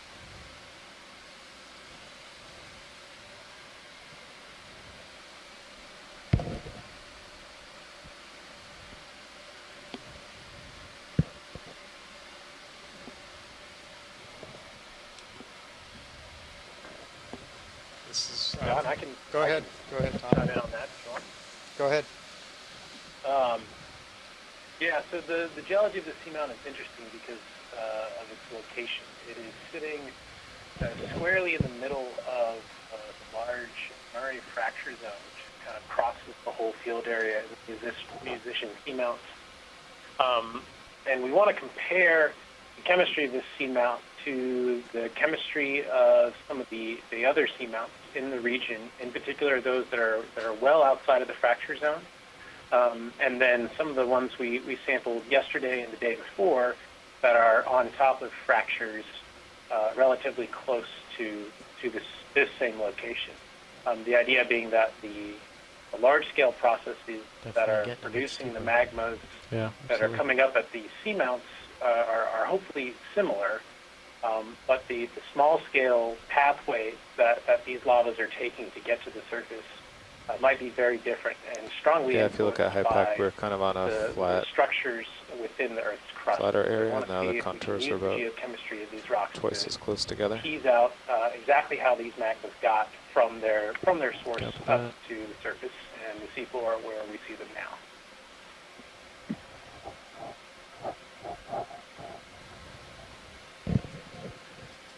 All right, thanks, Thomas. Maybe we can zoom on sponge while we wait for the ship. So this looks like another stalk sponge, but this sponge is different than the one that we just saw. This is a Hyalostylus sponge. It is in a different family. This is in the Euplectellidae family. has its osculum or opening at the top of the sponge. And its stalk is relatively thin compared to the Caulophacus that we were just looking at. Yeah, it should be. We didn't really pause. Copy. After this shot, I'll come back to my Megan, there was also what appeared to be an Iridogorgia below the sponge. I don't know if you'd seen that already. Tina Nosako had noticed it as you were starting to zoom in. There it is. He's showing up now. Just at 5.2. This is our first Iridogorgia, a type of coral in the family Chrysogorgidae. And everybody on the ship really likes this coral. We like to call it Iridogorgeous. This is the first time we've seen this Iridogorgeous coral today. This is a young one, right? A very young one. So these corals can get quite large. Of course, this looks like it might be a different species than what we see in shallower water, perhaps.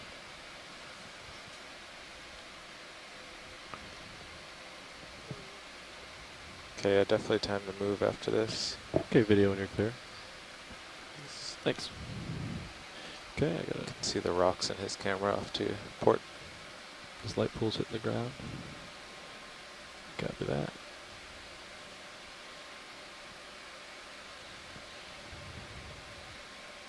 Alright.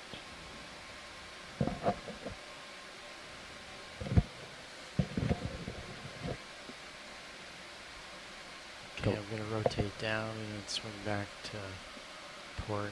Get line back up. Great. We're coming up. Copy him. Hauling in. Great.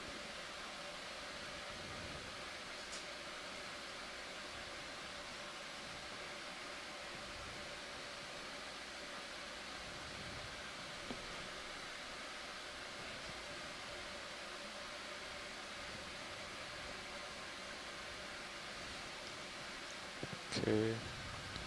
270 or 265 was the direction.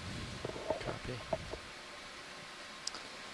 So in view right now, we're seeing a very small Hyalostylus sponge that is waving back and forth in the current. Behind that, probably a bamboo coral, and on the rock we're seeing a sea star in the family Phragelidae, probably Phragastera. Video snap just to confirm identification on the star real quick, and then we'll keep moving.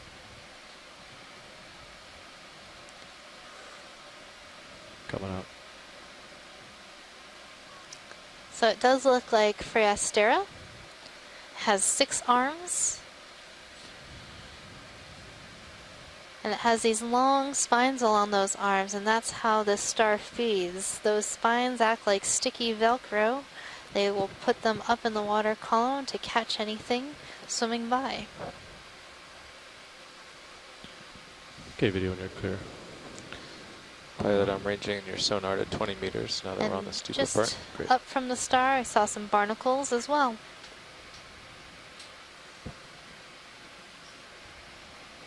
Coming up, go pilot. Copy. I do see 2 large sponges off to my port. Can take a quick look at them just for note. Those are some huge Caulophacus sponges. That one has a really large bell-shaped head. ROV nav bridge. Go ahead, Bridge. It looks like we're seeing some broken pillows. Copy that, Bridge. Yeah, these are either collapsed or truncated pillows. These kind of, we call this prismatic breaks in the rock that are kind of facing right on the edge of that sponge. Breaks in kind of a triangular prism type of pattern, and those pieces fall out and create the broken rock or talus that moves down slope eventually.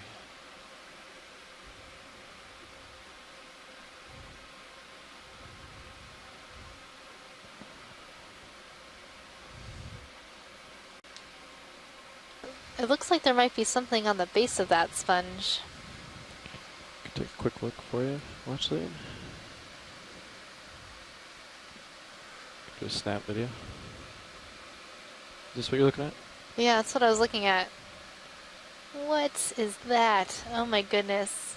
Zoom out video. I'm gonna get a little bit closer. Get it. I wonder if those are more of our little kidney bean friends. Port swing arm looks okay. Yeah, looks pretty good. Copy. So there are these associates on the base of this sponge stalk, and a little bit of current. I'm not sure what they are. They could possibly be aplacophorans, Starting to get right on top of you. type of mollusk. Copy. I won't stay here long. Sorry, video. I was looking at. There are quite a number of them. Yeah, not a lot of time here, video. I'd like to keep moving. Okay. You better not ask me again, Megan. Oh, come on, Chris. You're not going to guess? All right, coming up, go by. I don't know. They look. Those Oh, ones. let Tina and the Sacco guess. They have a theory. What's your theory? Maybe egg cases? Egg cases? Yeah, that was one suggestion, or more aplacophorans, possibly. It's like the local high is kind of moving a I don't little know. bit to due west. 10-4.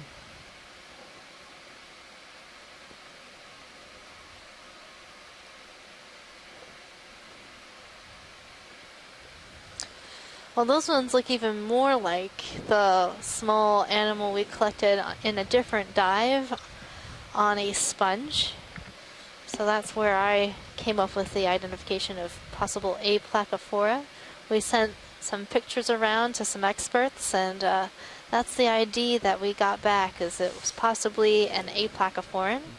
So that's a possible ID. Of course, without a sample, it'd be hard to identify them. Of course, some aplacophoran scientists out there might be able to ID them just from visual pictures, the same way I can ID these corals by looking at them.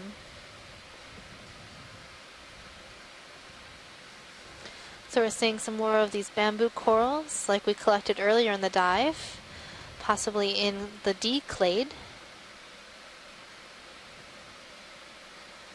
So there's been a bit of work going on trying to get some taxonomic information about bamboo corals. Yeah, kind of came up on a little shelf, kind of. And using the genetics, genetic testing on those corals, we've come to break these animals down into certain clades, or small groupings. Here's a different type of stalk sponge. I'll ask you what this one is, Chris. You can do this one. Okay, I'm on this one here. So this is another stalked form of in the family Euplectellidae. It's a glass sponge, and this one I'm pretty sure is in the genus Saccocalyx. It's got these very distinctive finger-like protrusions coming out of the side walls of the sponge. Also has an osculum on top of it. And these are distinctive characters of that genus. So that would be my best guess. And as you can also see, there's some feather stars that are attached to the stalk, and a ctenophore as well, the benthic ctenophore. This feather star is a little curious. It's got the naked tips of the arms, so it could be in the Atelocrinidae or perhaps something else. I'm really not sure about what the feather star is, but the sponge, I'm pretty certain, is Saccocalyx. Thank you, Chris.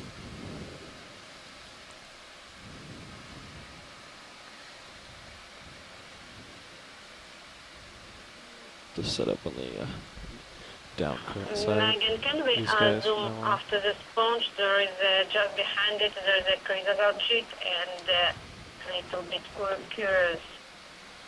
Pilot, do you see that coral that's just in the distance beyond? Yeah. Yeah, we'd like to take a look at that. Right, video. Come wide. Mover.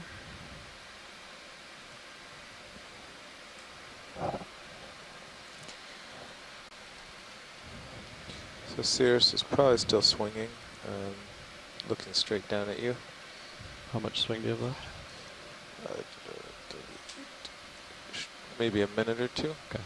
Should be okay, but I think we'll pause before the next move and let you get ahead because you're kind of behind. Copy. But we've been making good pace, so maybe we're making too good of a pace. Copy. I'll set it for this one video. Is this the coral watch lead? Yeah, I think so. Great. Watch your starboard swing arm. Lower starboard. Top. Got it. Thanks. Okay. Video come in.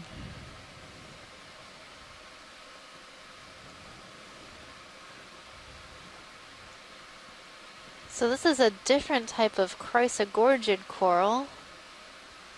It's this really interesting planar form. Can really see what the current's doing here. It's blowing from my starboard to port, kind of north to south. Yeah, big time. Yeah. And there are a couple associates on the branches. Looks like the current is blowing pretty good here.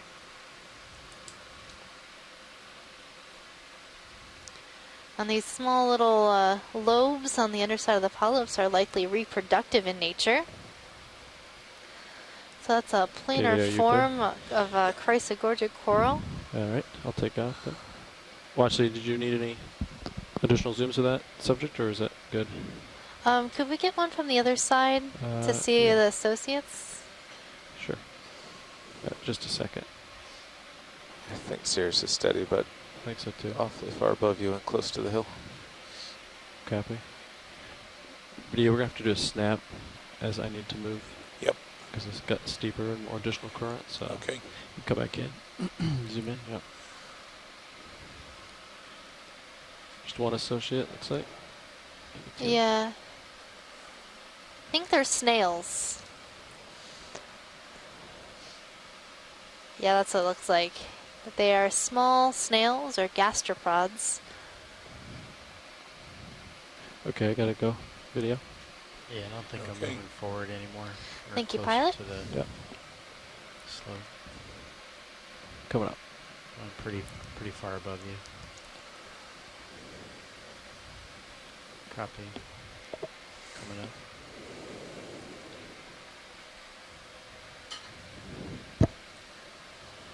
Looks like it's a little north of west now. Saw that. That agrees with high pack. The target's a little north or west of us. Should I line up? And then we can kind of... Yeah, go ahead and line up with the sonar. I'll stay near field of view.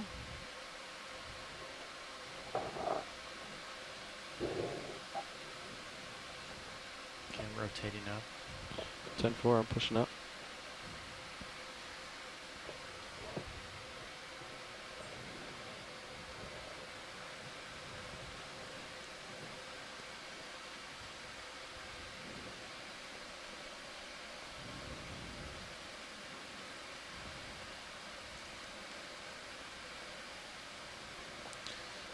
It's a strain. Oh, is that a dead sponge there?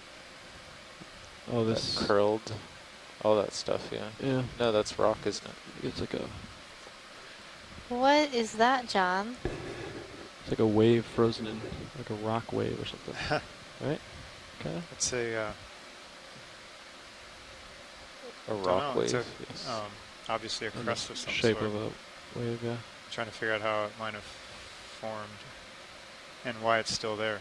It's very fragile. Looks like very thin. Sort of like when you're freezing ice, but then you get impatient and disrupted, and it comes up with this like crazy surface. Well, it looks, you can see curl shiny on on the left the side. It looks kind of shiny or glassy, like either the Yeah, but you can frame up the left curly one here. manganese rind or Zoom in partial. It's a little too Interesting. Be too old here for surviving like a pillow rind of glassy material. You can zoom out just to keep that large curly rock in view. That's what I was thinking, Bob. Yeah. It's porous. I think it. Maybe it's a I sponge. think it's biologic. True Yeah. biologic, yeah. It just doesn't Maybe make any it's a giant sponge. It doesn't make sense geologically to Yeah. be here at this age. Give it, you can come I mean, on. it looks like it's been manganese crusted, so a really, really old sponge.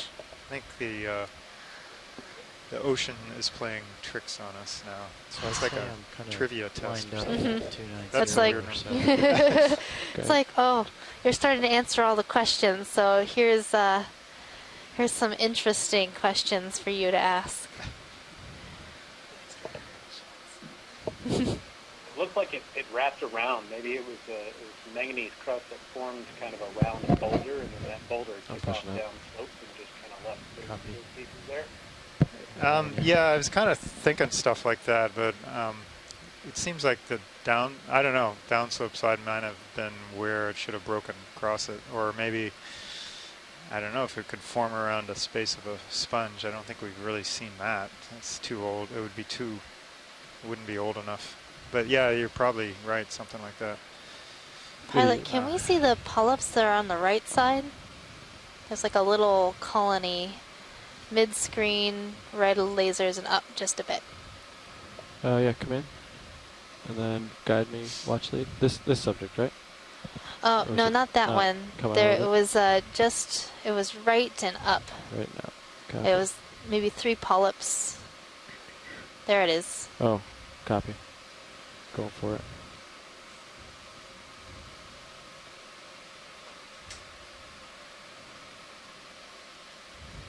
Coming up video. I think this might be a soft coral. Possibly. It looks like kind of antamastos, a little bit whitish, but still antamastos here. Can we zoom a little bit more? Yep, zooming in. Yes. Yep. Max. Copy. Kind of floating, so do my best. And get a touchdown soon. Well, normally when we see anthomastus, they're more pink in color. There it is.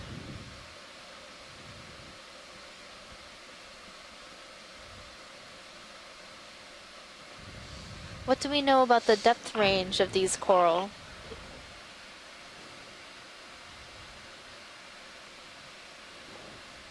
Yeah, it's a little bit deep, but they can live quite deep. And in the same time, they can be of different colors, pinkish or whitish color, or sometimes orange. And sometimes the same species can be more pink and more reddish. But yeah, thank you very much. It's tremendous mackerel. Thank you, Pilot. This is a great view of this coral for us. So the common name for this type of coral is mushroom coral. The lasers are on. It's a type of soft coral. Also an octocoral, you can tell that by the pinnate tentacles. Pilot's clear. Coming up. A great find. Yep. So Sirius should be settled out, but still looking at 75 degrees. Type 4. Coming up. Copy.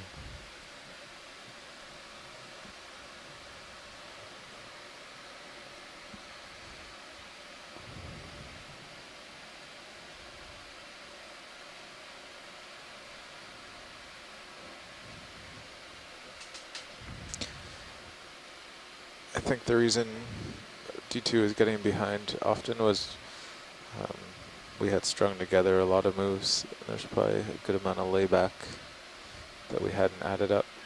Copy. So even though we were doing 30-meter moves and trying to wait, there's just a lot of built-up layback, which would have been unfortunate if we just had to get a sample and only backed up 20 meters and then Sirius, went another 40 or 50. I think we're well settled out now, probably. Yeah, because we waited.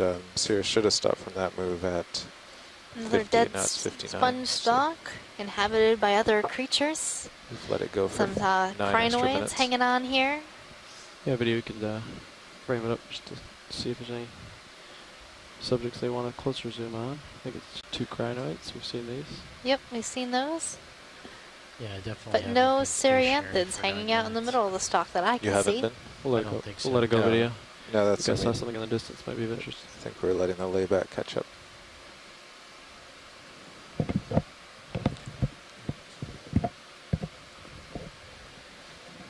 Good snap zoom. I think this is... A couple of stars in there. Is there? I think we're seeing another one of those Oh, no. white anthomastus corals. And that's Oh, and a clatorizid. Oh, let's take a look at that. Copy. Coming in. So right now, we are going to a spot zoom in lobster. on a carnivorous sponge. You can come out a little bit video. There it is. Type of sponge in the family Just didn't wanna lose where it Clatorizidae. was. You can come back in. I got It my uses toe these down now. special spicules to capture prey. And right We're now gonna go we're to the also left. seeing a squat lobster. Oh, look at that. Gonna be thinking Oh, that's about the maybe Catamaran. it's possible to get these antamastos if the rock is moving. Okay, well, we'll check that out.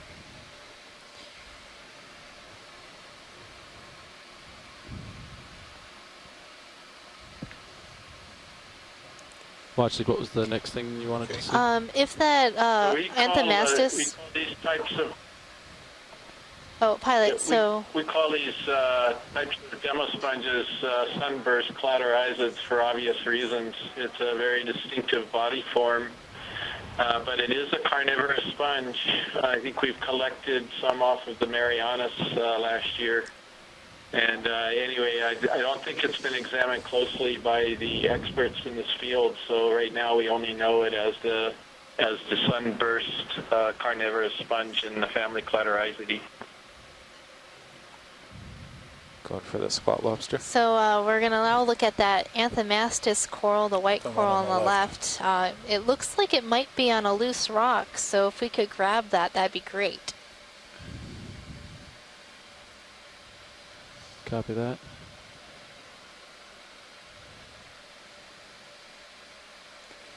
Let me back out and get some lasers on there. Yeah. It's quite large. 4-inch. Yeah. Yeah, we can give it a poke and see how large the rock is. See if it's frozen. If it's loose and not as small as it looks, then it's doable, for sure. Come wide video as I get the vehicle closer. Good news, Sirius has stopped and the camera is 45 degrees. Perfect. Actually, 70, but still good.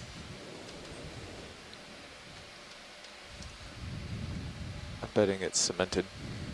Yeah. Give it a shot.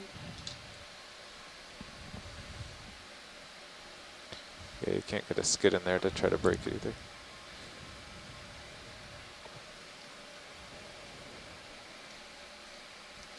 Go pilot, I'm going to need you to hit my joy lock in a moment. Not quite yet. Standing by. Pull it. Go ahead and hit it. Engaged. And can we also zoom a little bit to the stone just left of the left laser? There is a moving Come in. colony. Come in video. Possible moving colony in field of view. My hydraulics up. Yes. Looks like it might be a bryozoan. Cannot open the drawer here. So we could have to grab it, lift off, and then put it in the bio box probably. The current's pretty strong though, right? That's correct. Yeah, so this looks Maybe like you the can one lift you off, saw set back earlier, down on a only a round rock larger under the colony. skid or It's something. a little bit Okay. older. We could pull the port swing arm in and then kind of sit on the side or... Yeah, that'd be good. Face into the crack. And if we zoomed a little bit more, you could see each individual loaf of four What was or that? ring of I did the tentacles long press. that each individual has. And I'm at home right now, so you might hear a Position kitty cat. lasers for you, pilot. Absolutely. Thank you.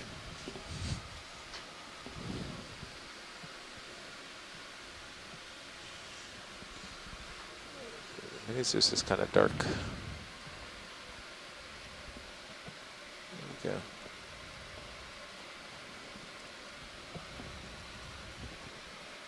Do you want to zoom on the mini Zeus? There it is. Okay. Yeah, zoom partial on mini Zeus, please. Bumping up a little bit, down a little bit.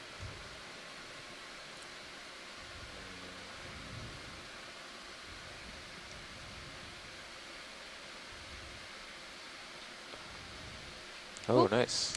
And it's loose. So I think I left grip force on 4. Is it still that? Yeah. That should do it. Okay.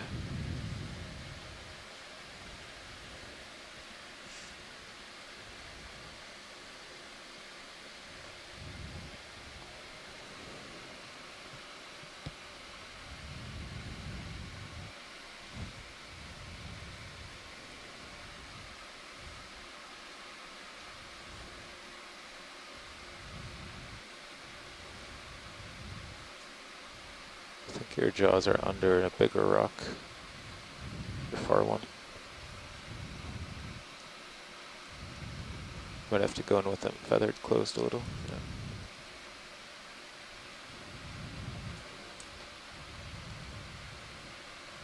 Yeah. Beautiful.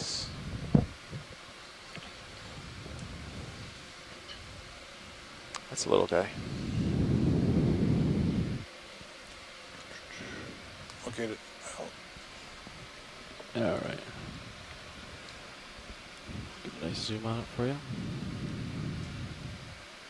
Coming video.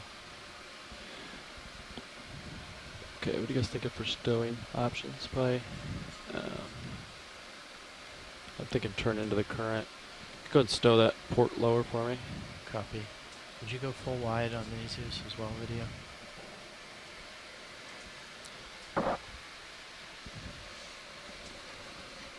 So you... Okay, port lower stowed. We'll probably go port inner. And then... I think for while you're flying, you should put it over the port rock box. Then it's just ready to drop in, but also arms protected. Great. You could bring mini Zeus down. Copy that. Acquire.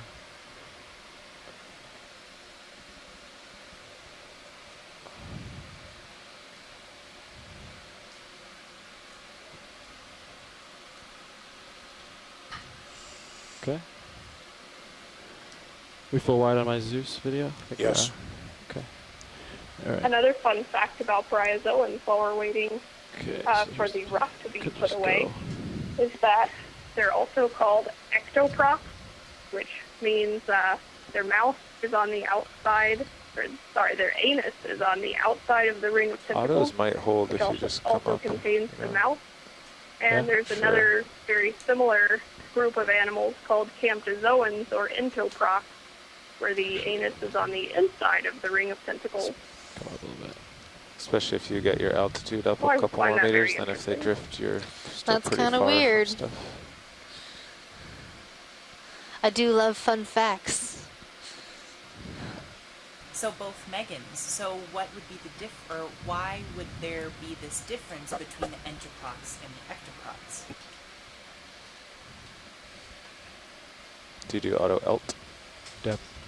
That Try, is a good altitude, question, 'cause then and the I don't auto have XY isn't the same, an exact using the same answer for sensor. that. But one benefit to having your anus on the outside of the ring of tentacles where your mouth is so you're not pooping into your mouth. Yeah, that doesn't sound pleasant. That would be pretty nice. What do you think? So it seems to suggest Can we that set point just one downward, right? has, or the entoprocs and ectoprocs yeah, will have varying ecosystems and Is their that 1 environments in meter? which Yeah. the water movement You can, moves if you're comfortable, the we can get fecal the drawer matter out. away from the Copy mouth that. in whichever Drawer coming out. orientation the two What do you think, Carl? orifices So are. as I'm in all the altitude, so I went Yeah. starboard 2, so, So you're also going down. Yeah, you could bump it up a little. and altitude set point, not increasing.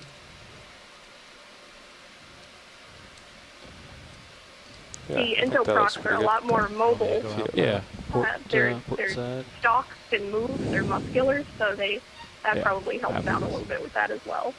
So Copilot, get those prepped before, long before the sample.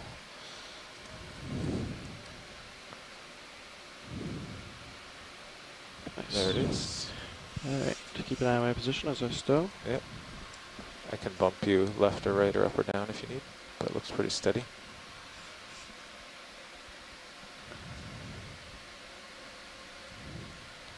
Can I get, yeah. Yes. Thank you, Megan. Would you be able to tell us about the group of organisms that includes the bryozoans called the lophophorates? Good, go ahead and wait. Your drawer in. Okay. It's in the corner. It's very good and very neat collection. Thank you, pilot.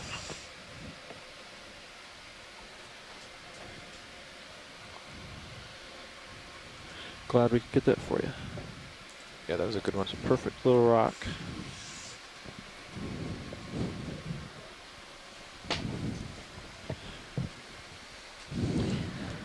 Well, the geologists should be happy.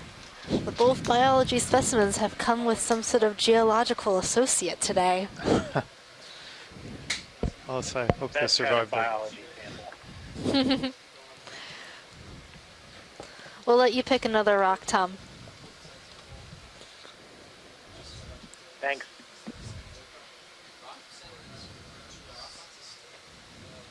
Sorry, was there a question? I kind of missed it about lophophorates.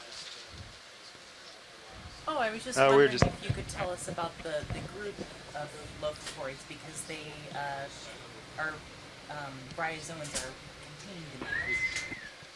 That's all hands. We'll be in operation team out in the forward lounge in 5 minutes, or keep operating team out in the forward lounge. Yeah, so that group, the lophophorates, are interesting because they have, like I said, they have a lophophore, which is really just a ring or a fan of tentacles around their mouth. And what's neat about the tentacles is that they're ciliated. So that's really what's creating water current flowing into that ring of tentacles, bringing food particles to the mouth.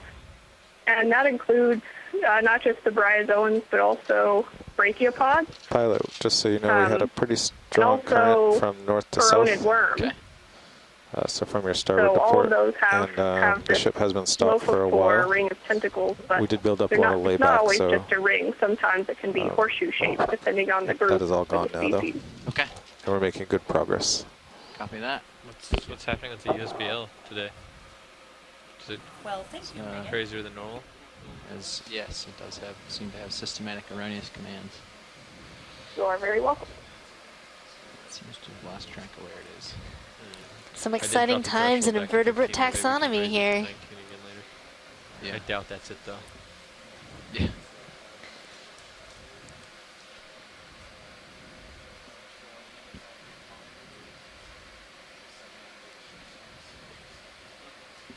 Oh good, I can study my foam pack problem while I sit here.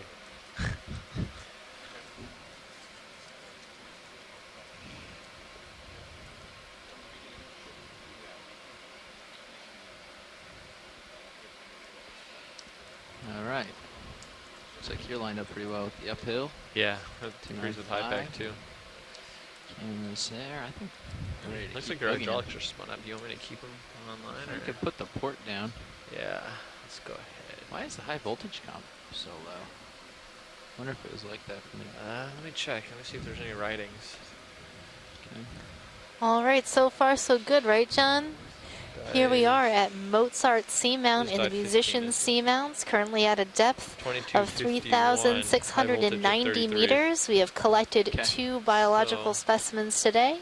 One just recently of a soft coral, a mushroom coral, and also a bamboo coral. Each with a rock. Each with a rock. And we've also collected 1 rock.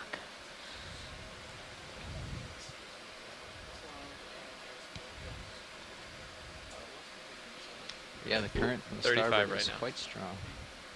So I like to collect biological specimens with rocks, especially if they're quite small, so that we can easily put them in our box without damaging the specimen. Oh, you want me to swim so you can see the port? Soft, squishy specimens like soft corals can be easily damaged by our manipulator. Oh yeah, look at that. Cool You want to see this real quick? So with the video? the You mind if I rock scroll down for a attached, second? makes it a lot easier. Check it out, video. I think we're seeing a black coral that had.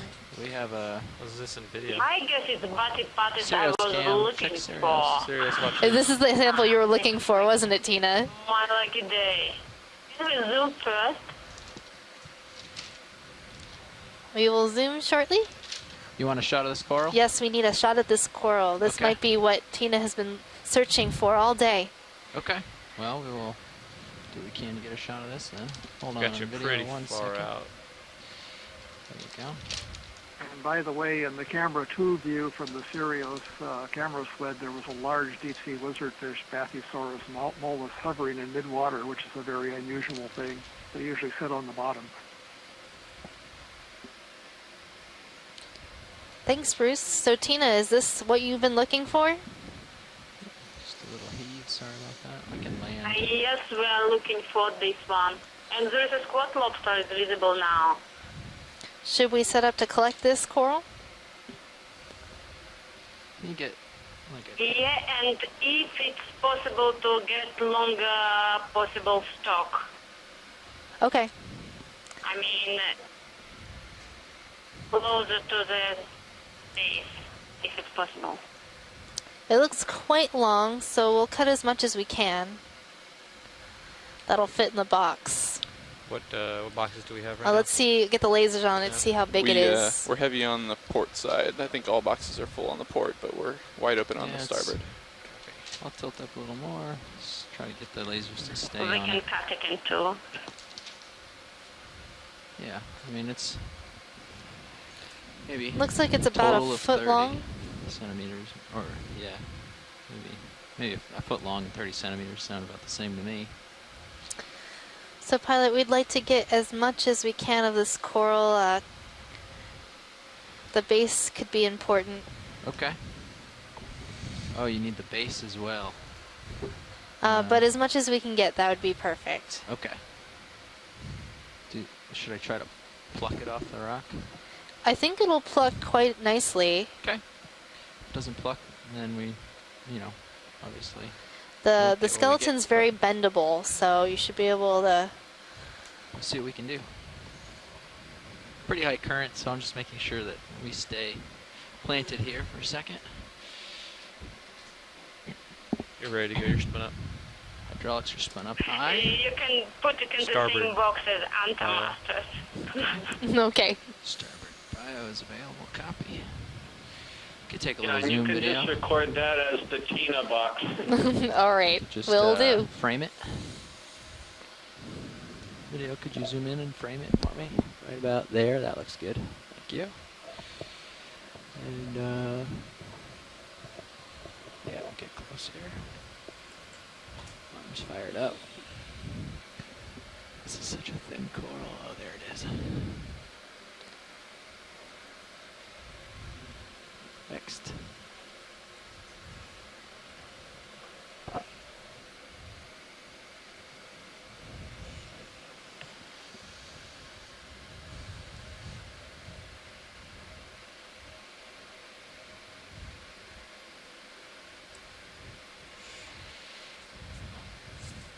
Add a little bit more of an angle.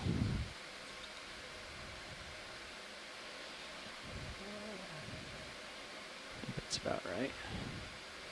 Close slowly. Let me see my grip force is at. Grip force 4, that's probably fine. Oop. It's dancing around a little bit.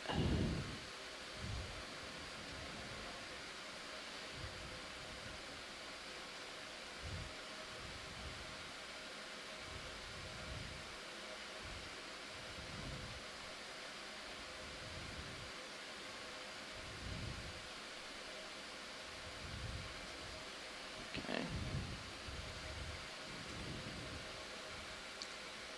Oh, it doesn't quite have it. Oh, look at that. It's so thin it doesn't quite fit in that part of the jaw. So I'll open up, get closer to the fingers. Maybe better to cut it. Maybe we can. Get it in 2 fingers. Try to get this kind of a grip on it. I'm afraid if we pluck it like this, we're going to lose it. Do you mind if I just cut it? Yeah, it might be better to cut it. Okay. It's just so thin, the fingers aren't really going to be able to grab it, and there's it's floating in the wind and it's just going to blow away if I just cradle it. We're just going to go for the snip. Yeah, best not to lose it. Okay.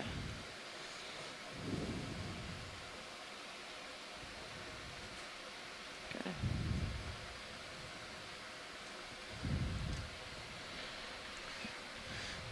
I don't know how far I'll be able to go without lifting off. Okay, well, but I can try it. Do you want any more zoom on this, or do you think we got enough? Can we just zoom on the top of it? Yeah. Let me get it out in the light a little bit, and I'll tilt the camera out there.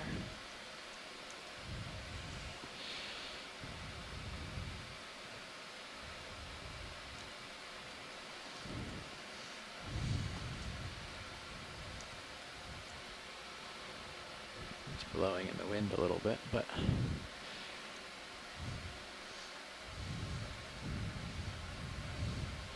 think that's good. okay.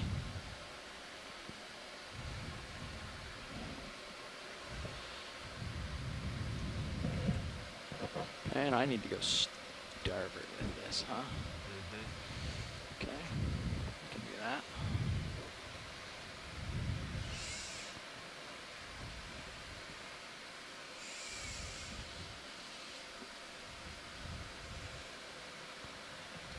Alright, do you mind bringing up my mini Zeus instead of my main HD since I can't really see? Do you want it on mine? You can put it on this one. Well. There you go. Thanks. Perfect. And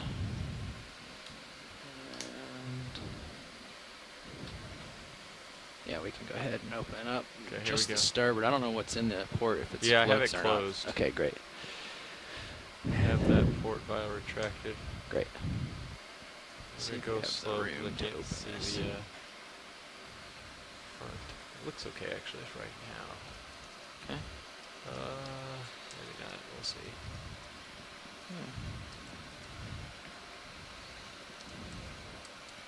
That's it. That's Yeah. it.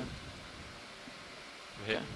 Are you hitting or are you? I can push a little bit more though. No, don't hit. Don't push anymore. That's it. I'm hitting. Okay, so that's what we got for open. Let's see if I can sneak it in. If I can't, I'll pick up. But okay. I think I might be able to get it in here either way. Just pull the head around this direction.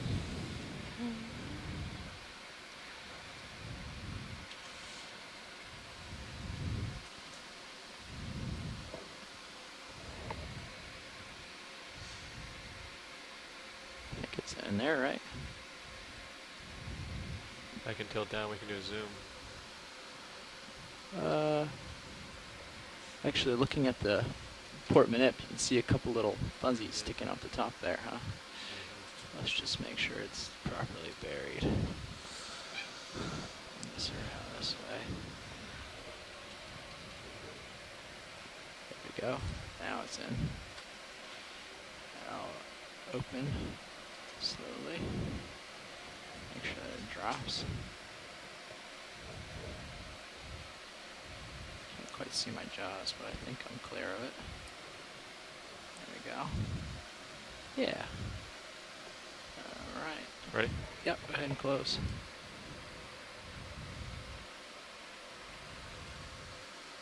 Awesome.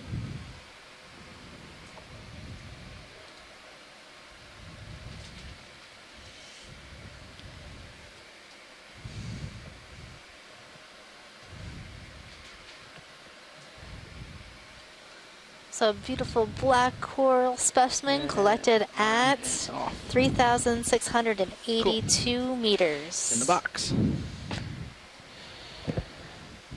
Off we go. So as I understand it, these deep species of Bathypathes are little known from the depths, so it's really great to get this collection on this dive, our deepest dive. Okay, off we go. And 2 Tina specimens in a row. Imagine that. To confirm, that was starboard inner pilot? Starboard Super inner exciting. is correct. Copy Yes. that. And you dropped a target? Sure did. Great. I should have asked before I flew off. Would you like to get a move in so I can come up there with you? Yeah, for sure. Okay, I am facing 290 currently, nav. 290? Copy that. We want to do 30 meters, decimal 2 knots. I'm okay with that. Copy that. I'll get that put in. Take a second to adjust the This looks like we have about 2 hours left on this dive. Plenty of time to explore even further. Right. Just dropping really quickly. Oh yeah, Bridge Seamounts ROV set nav. at 26. Yeah, Go I don't ahead, think they RV just nav. left the rock. Could we put in a ship move, please? Sure, go ahead. 30 meters, bearing 290, 0.2 knots, Either that or please. he set it for a Copy, collection. that So right now we're putting in a Do ship it. move and we're going to get going just a little bit. Good copy. Let's see how 17 holds. I'm touching the bottom now. Look at some more broken rocks. Broken rocks are super exciting. Hold here and see if I drop it. Right. At least to the geologist. Still dropping. I could go for a change of this. Change of scenery. Change of scenery. I feel like Well, the we had to longer change in the a cruise scenery. you go, the heavier it gets. We have that crazy flat plane. Yeah, that was It's like the interesting. Copy, thanks, back Bridge. fills with water or something. We're a little bit deeper too. That's true. This is easier to explain.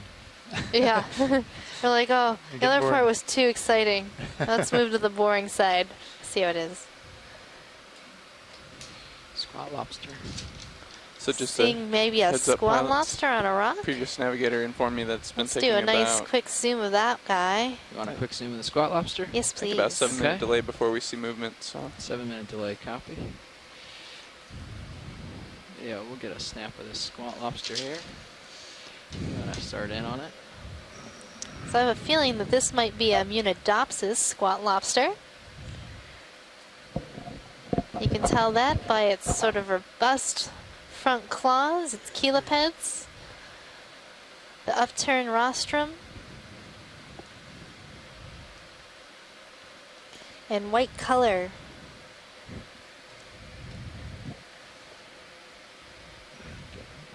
Back in quickly, sorry. Don't know where that came from. Oh, I got a little tug maybe. Helpful.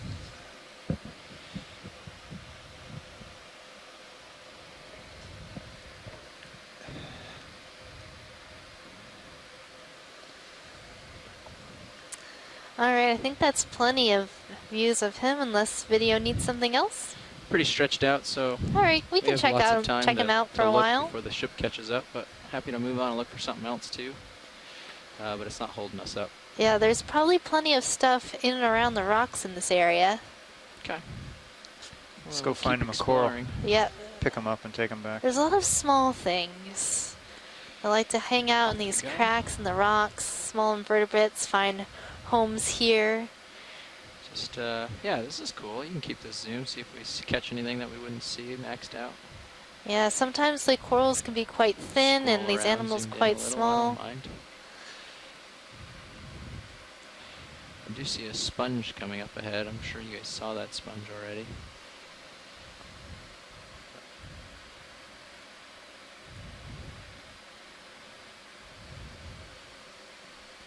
Looks like we actually have a bit of a lava flow here that's flowed in and around these talus pieces. We've All got right. some bamboo coral on the right. Yeah. We've seen that one quite a bit today. Okay. Keep heading over. Another There's a stalk sponge. sponge coming into view. It's got a crinoid aboard. This is a Sacca-calyx. And there's a really weird texture on the rock below it. Might be dead sponge. We can zoom in on the texture. I have a feeling it's a dead sponge. Yeah. We'll confirm and move on if it is. Or not. It just looks like some fuzzies. Yeah, and you got a couple little polyps right there too, I think. Top of the screen right now. Oh yeah. Maybe some polychaetes or Of course I pushed out further, so I'm getting not sure. that's not smart. What are Yeah, those? it's a funny looking dead sponge, Megan. That's what I think it is too. It could be a furry head, maybe in the genus Spitoscopulia. Looking at the top part of it or something. But they'd like you to look downward a little bit if you could. At those little fuzzy at those things? Fuzzy creatures to the that are just above the right laser right now. Yeah, can we get another zoom of those like crazy fuzzy creatures? Yep. Yeah, There's 3 of them there with these long sort of projections. What are they? I'm not sure if they're like... No, they're not polyps. They're like polychaetes or something. Yeah, I'm not I'm sure gonna if they're land. polychaetes or... Get it. Who More knows? Stable shot, maybe. Any ideas? You're fine. Shoreside Stay in, I'll scientists? Settled out. Come back in. Well, I think because Tina and Asako are the ones who pointed them out, they ought to answer.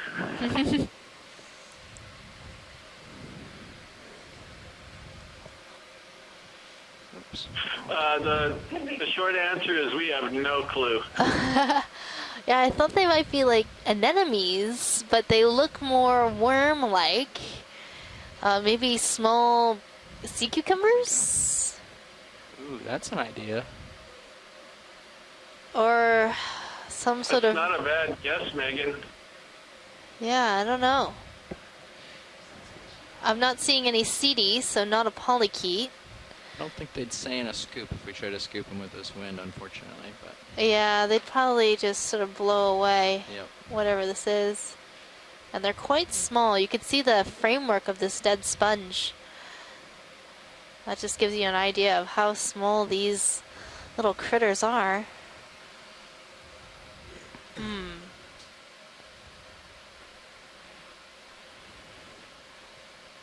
Maybe nudibranch, another possibility.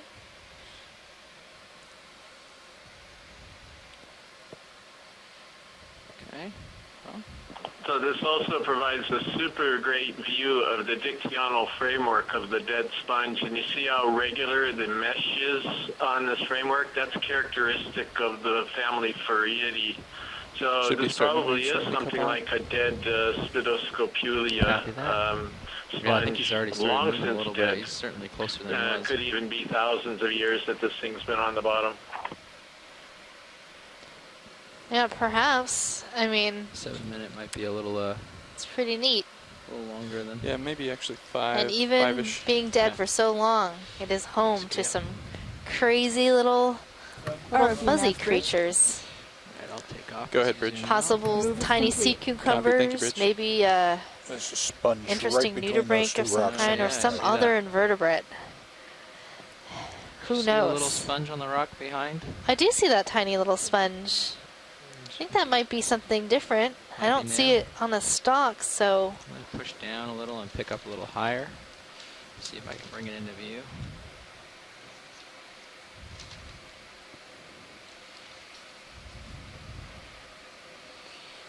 Holding here, picking up. Where did it go? I thought it was right there. Oh, there it is. Yeah. A little bit further. It's got a small osculum on the top. We can take a little zoom video. Maybe if we Try can to hold see its attachment. It looks like it has some long spicules attaching to the rock, so possibly Hylanema corionema, what we've called a potbelly sponge. What do you think, Chris? Yeah, that's Max. I think you are right on, Megan. Great call. I would agree 100%. This is another glass sponge, different than what we saw earlier today.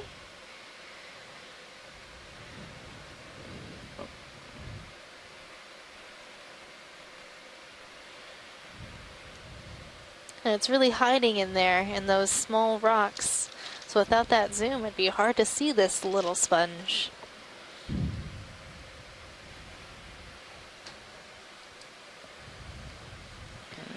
It's really the dive of the sponges today, Chris. Did the coral have trouble holding on with high current or something? Why so many sponges? I wonder.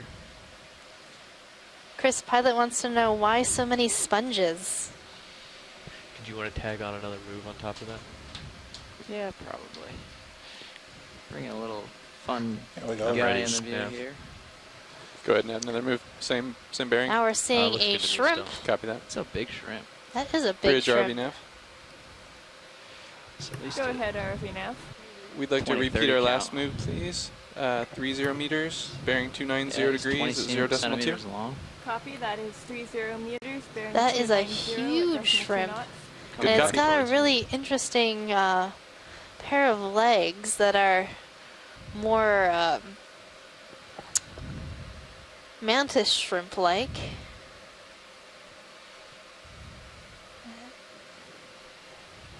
At least, or no, that's not. That was just its carapace. ROV nav bridge, move initiated. Copy. Thank you, Bridge. Wow, big shrimp. Move Well, underway, that was pilots. that's a beautiful shrimp. Tasty cocktail time. All right. Let them go. I'm gonna look at my shrimps Trying to here. turn my head quick enough to keep them in view. I want to say Aristeid.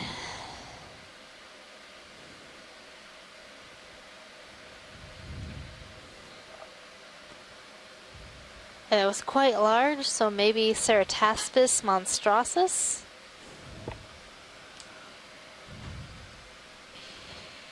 Yeah, it was a big shrimp. I mean, 20 centimeters. That is a big shrimp. Something That's very like faint over the, what? for your port there. I don't know if there's any Huge. interest, but you What have. is it? I don't know. Something On the very ground. faint. I don't know if it's a fish. It kind of looks like it's stationary though. Where? See, Well, it on has Sirius, this long like directly- rostrum. Oh, I see. So I that mean, it points might be me good. into the family Give me some ketchup Aristeidae. time. I'll float over And there we see. have seen some other relatively large nothing. shrimps Might be nothing, might be before, something. so that's where I'm Find thinking out. it might be in the genus Cerataspis, possible species Cerataspis monstrosus. Looks like a stalk of something, maybe. Might just be a stick. Oh, Monstrosus because it's so huge. It's a whale bone. that would be fun. Wah wah. I didn't do it.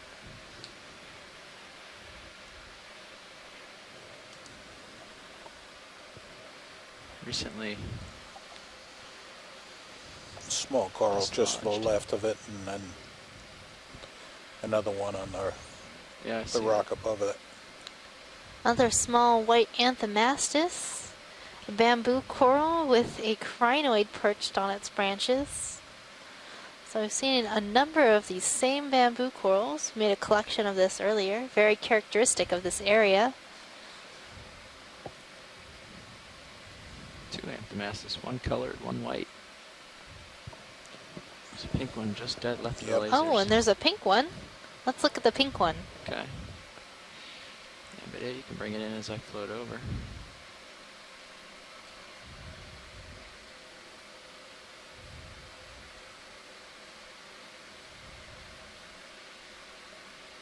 Tina, is this pink anthomastus the same as the white one that we collected? Just a different color morph?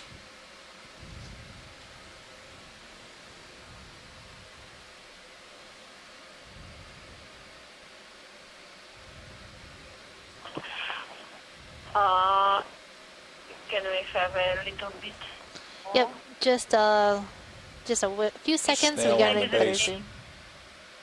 But maybe the same, but actually maybe the different, very close to. And there is a snail at the base. Do you think that snail is feeding on this coral?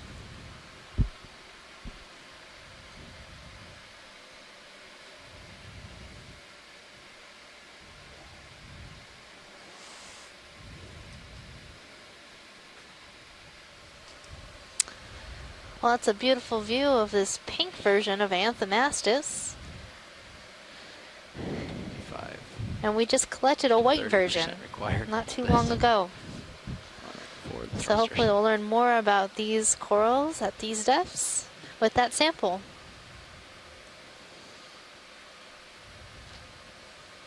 Thanks, video.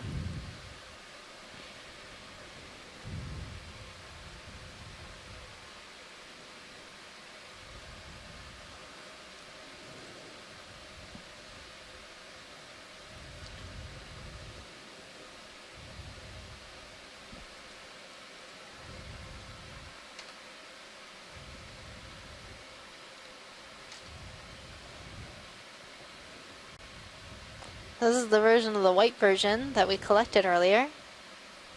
You can see how similar it looks to the pink one.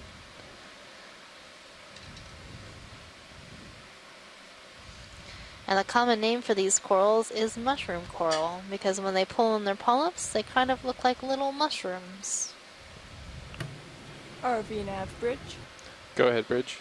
Move is complete. Copy, thank you. I think that, Move is complete. they are different, two different species. Copy that. Because the pink Hopefully you'll be version feeling has that a move small if you polyp aren't at already. the bigger one at the very base, and this one has not. But I can go further. Yeah, it's hard to see like all the small differences that you need to see to make a positive ID just looking at it in the video. But the more we learn about these animals, the more we can ID them by watching video like this from the bottom of the ocean.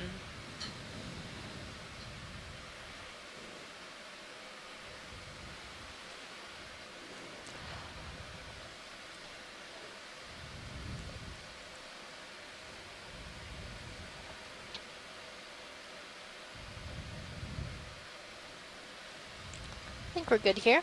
Okay.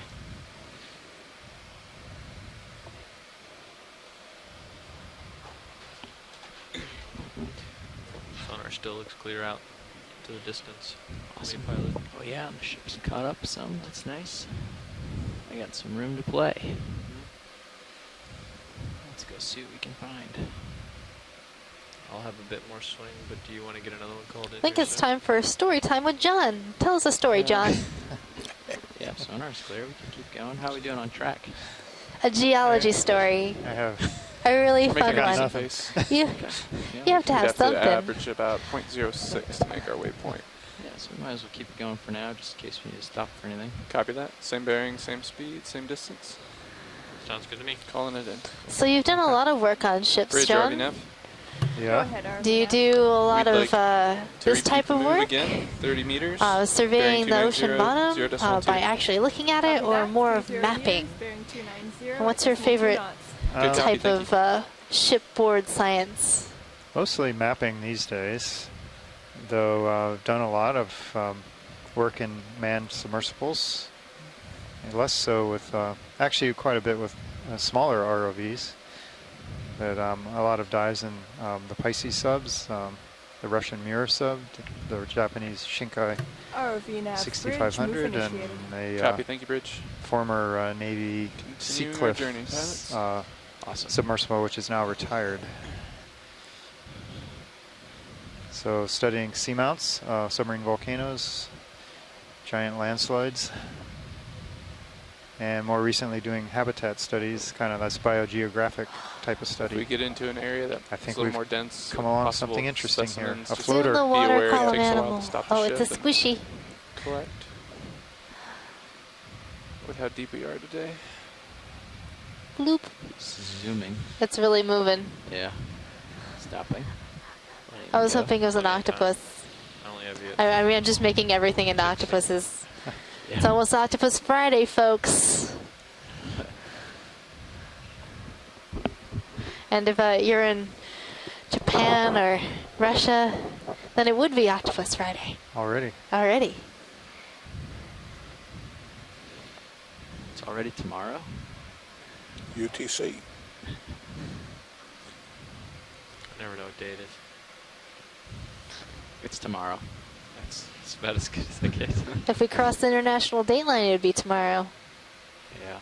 We get to do some And when of you that cross last back, then you can have Groundhog Day. Live the same day twice.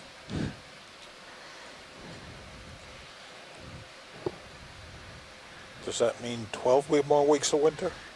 Probably. What Yeah. is going on with that Caliphacus sponge? It's like all sorts of wonky. Wonkiest sponge ever. It is growing in all sorts of weird directions. I guess it couldn't make up its mind whether I guess so. which way to grow. Just kept getting bigger, and so when these sponges are small, they start off rather round and very mushroom cap-like like the little mushrooms you get at the Go ahead, grocery Rich. store. What And is this the one has estimated time off thus the moved bottom? on to a different type of mushroom. Estimated time off the bottom is 2:31 UTC. Maybe one of those 16:31 local. Copy that. wild Thank you. mushrooms. No problem. They grow a little bit crazier. He's got quite a holdfast there. Yeah, well, it's important to have a very strong base. If you're faced with strong currents and you're quite big, you could easily get pushed over. Okay, so And if a you lot get of pushed us over, knocked over. it's not going to be good for you. If you're a sponge, you can't stand back up.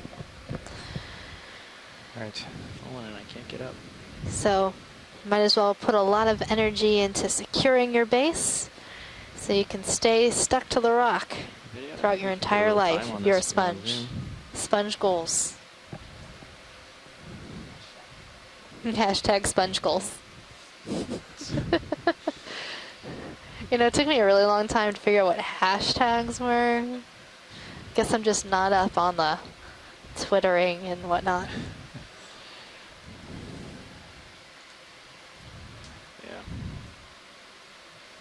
You can see this sieve plate feature on the front of this sponge,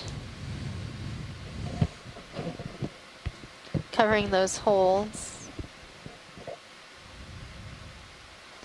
And that's part of the framework that allows the sponge to filter feed from the water column. So water will pass through this sponge, and the animals inside this colony will consume the particulate matter that flows through.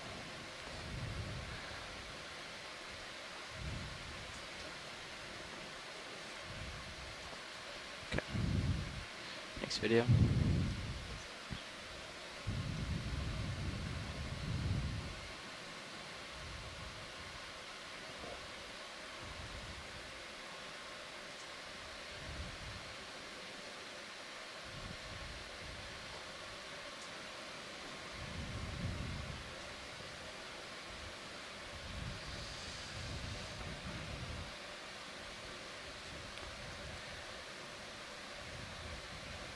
Three foot right back there.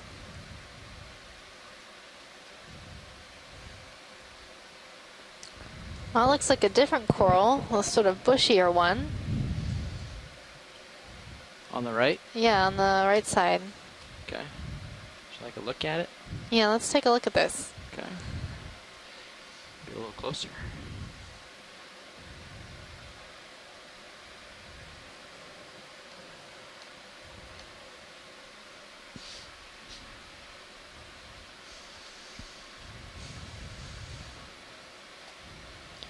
So I'm not sure. I'm thinking this might be another bamboo coral, but I'm not sure. Could be a primnoid coral.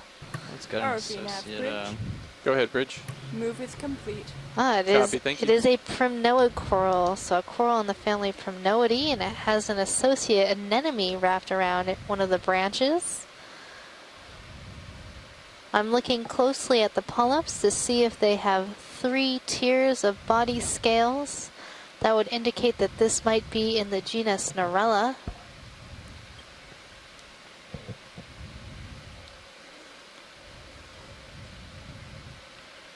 I'm going to bring out the anemone.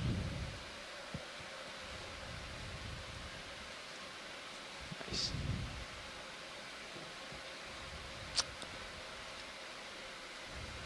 So Megan, can you see if a lot of the branches are coming out near the base? I can tilt down a little. I can't. Yeah, I can't see the base right now, but we're gonna tilt down. It looks like most of the branches are all originating just near the base and branching out in all sorts of crazy directions. So it's like a V or a Y at the base. So it's like the base seems relatively long, maybe a couple inches, and then it branches once, and then from that branch point it's branching multiple times. Lifting up a little. Also, it looks like there's quite a little stalk there to begin with, you know, right there. Yeah. Branches. It's a very strange primnoid, that's for sure. Yeah, it has, and like after that first branch point, like the next branch points have multiple branches, not just 1 or 2, but like 5 or 6 maybe Settle more. out here, video. Sorry. It's pretty interesting. Just FYI, pilots, the ship is stopped. Yeah, really interesting. That's something I'm not sure we've seen before either. Did it just come to a stop? About 2 minutes ago. Well, we can make one more biological collection. What do you say? Is that right? Is what I say. We'd have to do this one quick, or we'd have to move the ship back, probably. How long ago did the ship stop? 2 minutes. 2 minutes. We got some residual swing in there, too. Yeah, for probably another Yeah, 5 you minutes know or so. that lower branch has got an enemy on it. Yeah. Curious. Yeah. We'll keep straight Well, back. while we have a zoom on it, what are those like 10 meters. arborescent type things in the Keep an rock eye on just it. behind the supernode? Are they bryozoan or are they hydroid-like? You're at I 70 don't degrees. know. It looks dead. Yes. Nothing really in sonar. But we probably will have 10 minutes. Well, 8 minutes Looks like there's a number of amphipods sitting on top of those pieces. left of swing. Oh, really? Does it sound like they It might could want be to that the sample here? amphipods made them. They only have So a number of these deep sea amphipods Okay. will actually make little branches to hang out on. Trying to make decisions with the ship watch lead. Do you think we're going to do a collection here? Or should we Chris, should we continue on? collect this? We need to find out now so that we can get our pieces in order. Yeah, we should. Yeah, I should have been clearer with my joking hum. Yes. Yeah, absolutely. Okay. If you could collect So we'll this, do the I last think it would be sample, great. and it will take a little All time right, to get the pilot, ship back we in would like position. to collect Well, this. we can stop at least while they're collecting. Copy so that. something happens. Well, yeah, ship has already stopped, so. I'm talking about swing. Gotcha. Move back 10, 20 meters? 10 meters is 10 fine. meters? Okay. So ideally, we'd like to collect a branch that has one of those anemones on it. Bridge Maybe the ROV. right side. Go ahead, ROV now. Could we make a ship move, please? All right, let's come 10 wide. meters. I'm going to adjust my perch since this is a little bit 110 bearing at 0.2, take please. a little bit. Copy, that is 10 meters, little bit bearing closer and a little bit more 110 at solid decimal perch. 2 knots. Good copy. And we will snag this. And you said you wanted a branch with one of the associate. Yeah, lower right. Yes, please. If it's too hard to get the one with the anemone, then, you know, There are any two of the branches will so- do, but it'd be good to get at least one branch point included with the ROV piece. nav bridge, move initiated. Nothing's too Copy, thanks, Bridge. Look at it.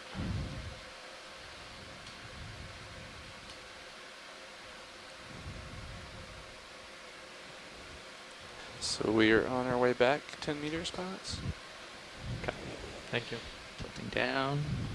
Take a little bit of zoom just to frame it up. Our hydraulics spun up. They are ready to go. Okay, you can keep your view where it is, so Okay. that way we can keep a close eye on that. Okay. And we'll just fly from some of the smaller cameras for some of the smaller views. Okay, spun up. Yes, you're ready to go. Arms live. You're going to have to go to starboard. Going to starboard, copy.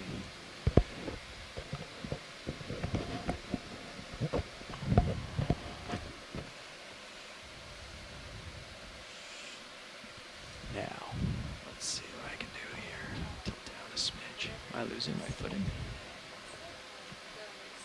No, okay. Okay.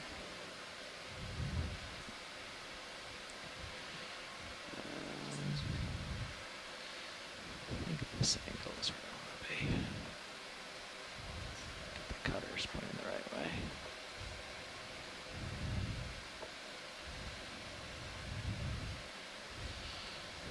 Rock down. Bit.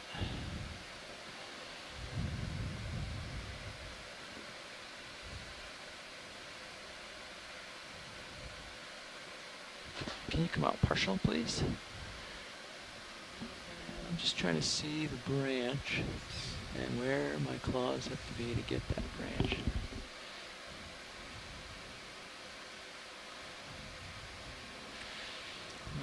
Four. Okay. All right. You can go back in. Sorry. I just want to get myself oriented. Actually, a little tighter. Just frame where that. Get an enemy right on the edge of the screen so we can see.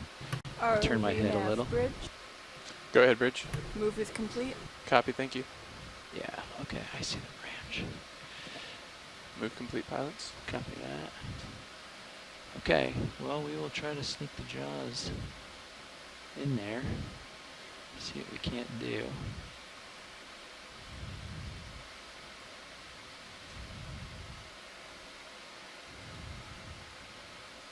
It's a very small colony. Yeah, if it's too small, we could take the whole thing. Well, I mean, that's your guys' call. I'm trying for the lower branch with an enemy on it. Yeah, when we first zoomed in on it, I thought it was a lot larger. Yeah. Okay. And now I see your claw, and I'm like, it's actually quite tiny. Yeah, it's quite small. So would you like the whole thing? Sure, if that's easier. Not a problem.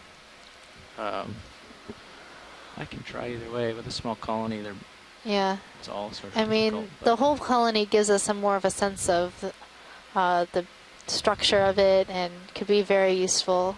Okay. But I know sometimes we zoom in on things and they're actually really tiny, and other times they're huge and I think they're small. Figure out exactly where to slip my fingers in. So small, my jaws are big and rounded. Makes it.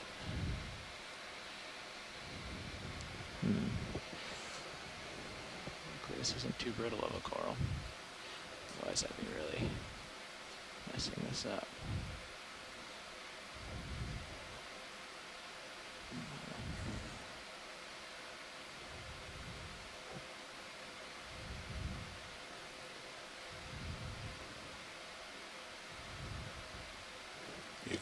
You're missing the main stalk. Yeah, I missed the main stalk.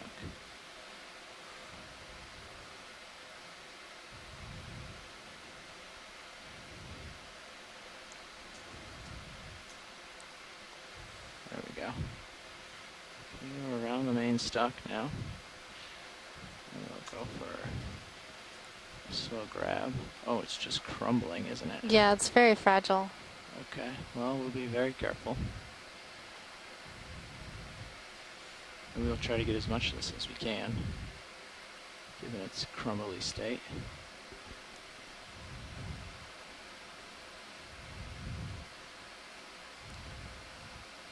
Okay.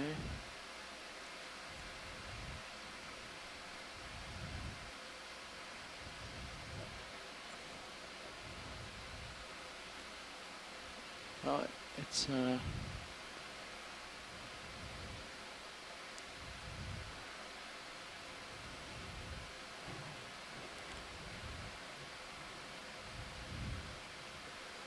I think I got most of it there. Yep. 2 anemones, plenty of branch points. It's not coming back one solid, beautiful coral, unfortunately, but let's go full wide video.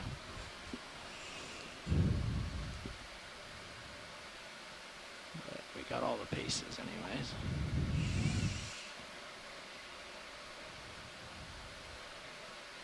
Ready to extend? Yes, I don't know if you have space to. I'm gonna watch my port over there. Nope, that's it. I might have to lift off here. How much is it open? Enough. Can you bring the mini Zeus on the main screen and aim it over there? Yeah. How much space do I have? Oh, geez, none. Okay. All right, I have to lift off for this then. Bear with me for a minute, watch late. I have to lift off with D2 to open the box. Okay. Sorry about that.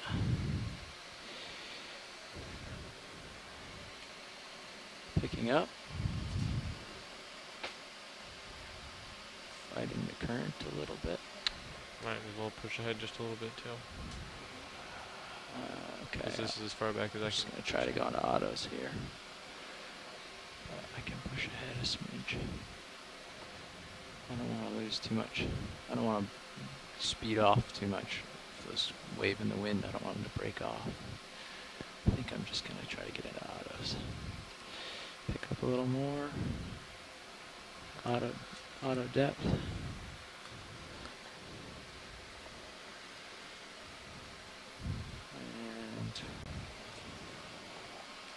XY. Okay, seems to be holding for a minute. Let's get this stowed.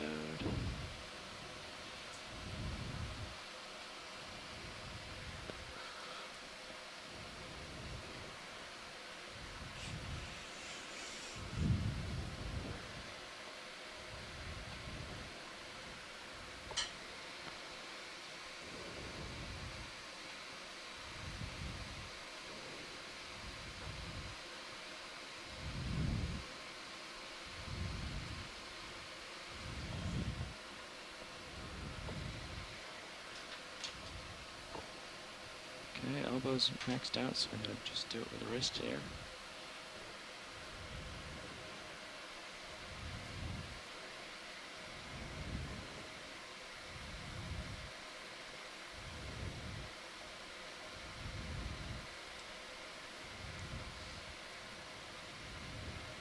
Yeah, looks like majority's in the box. I'm going to open slow here.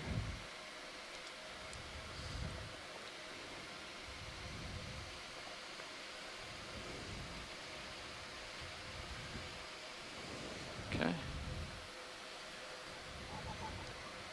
Alright, go ahead. And close it up. You clear? Yeah.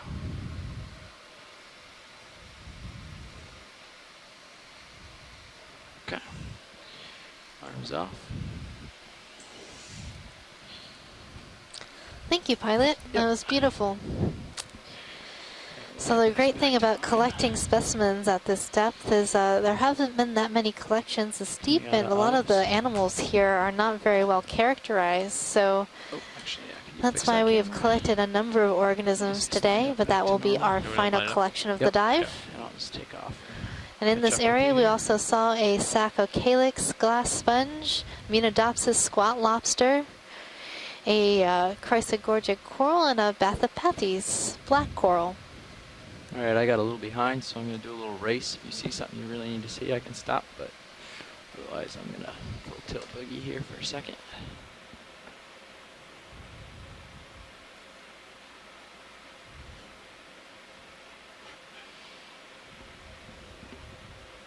Oh, you guys seen this white anemone yet?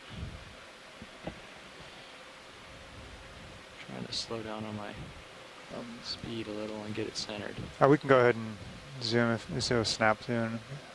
Okay, a long video.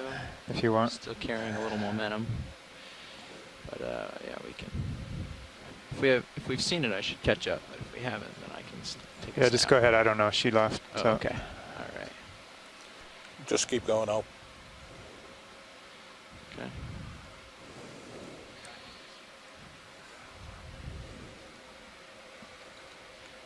Been skipping class? That's good for okay. All right. for a still. Awesome. Thanks, video.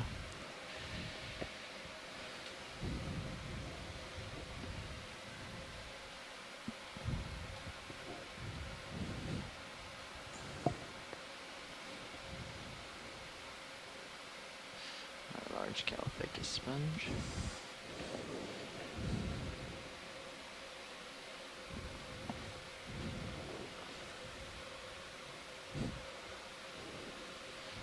Feels like the current shifted a little bit. It's now mostly in my face, coming out of 325 rather than out of the west or like northwest, and decreased a little bit.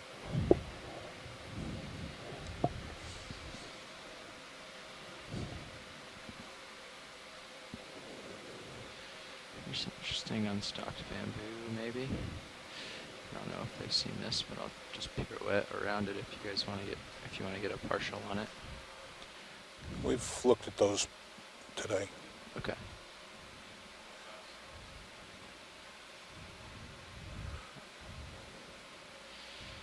Continuing on then.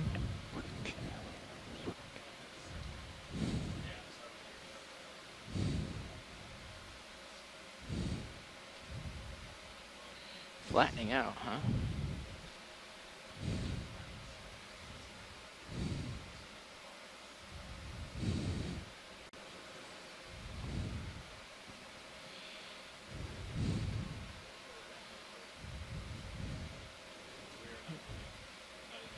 guys seen any good sea stars yet today? You know, Bob? Yeah, we got some of those cookie stars. Quite a few earlier. I don't mean to backtrack, but there's this guy. Did you see one of these yet? I believe so. You want to snap just in case? Yes. Yeah. Let's see what I can do. But not with the missing limb. Set myself poorly on the current. So we're seeing another one of these goniasterid starfishes. You seen one of these today? I think we've seen one before, but let's get a good look at it. Oh, okay. We're kind of in a rush. If we're in a rush, let's get going. I think we've seen, we might have seen this particular one. I think we're caught up with the ship enough, and we're not in a rush at this point. So if you like a close look, it's possible. I'm just going to drop down a little.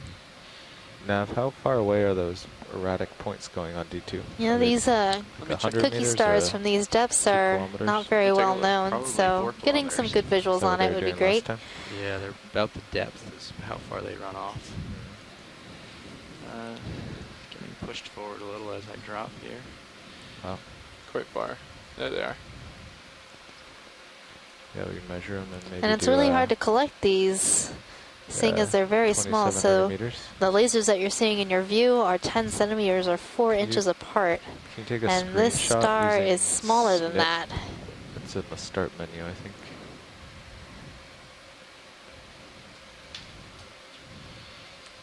Sorry, video. I've set myself up really poorly for this, trying to keep it in view.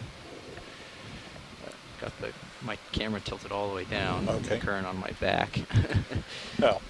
Excellent. And then just save it We got the detail. to the desktop, I guess, as a try to 3 set kilometer or 2,700 meter bounces on D2.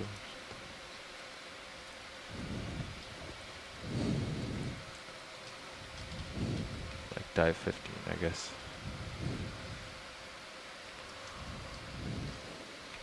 Just putting a toe down There here. we go. Thank you, Nav. That shot No has the problem. detail I think that they needed. Okay. All right. Let's do it. You can see the pattern in the... And there is a baby crinoid just up of the asteroid. Tilting up. Oop. Sorry. Where were you headed? I didn't hear what Oh. she said. I didn't hear. Yeah. Okay. I was just gonna tilt up and get back on track here.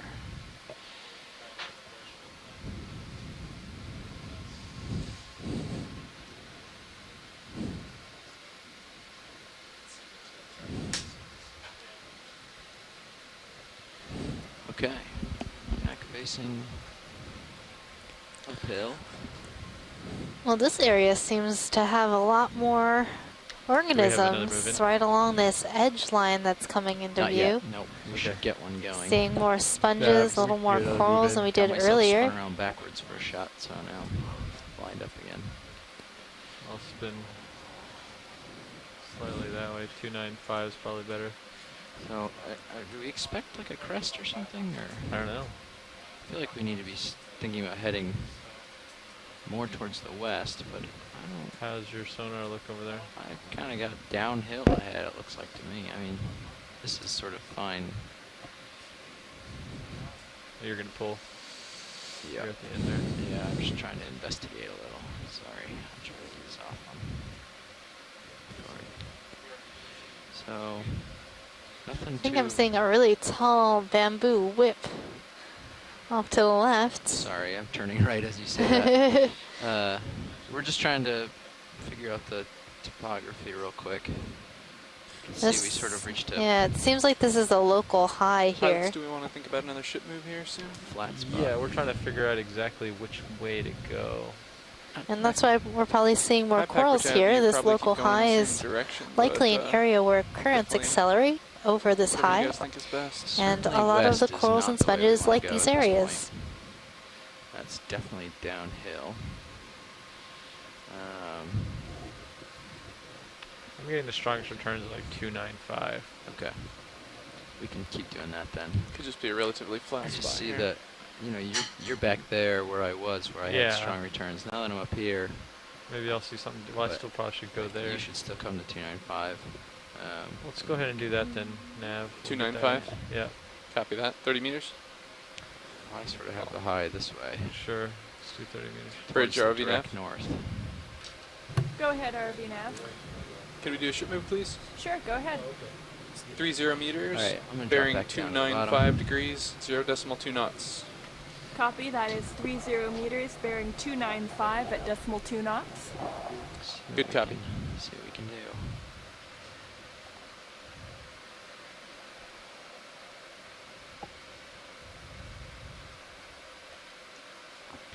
Okay, well actually that tall bamboo unfortunately is a little out of our reach at the moment.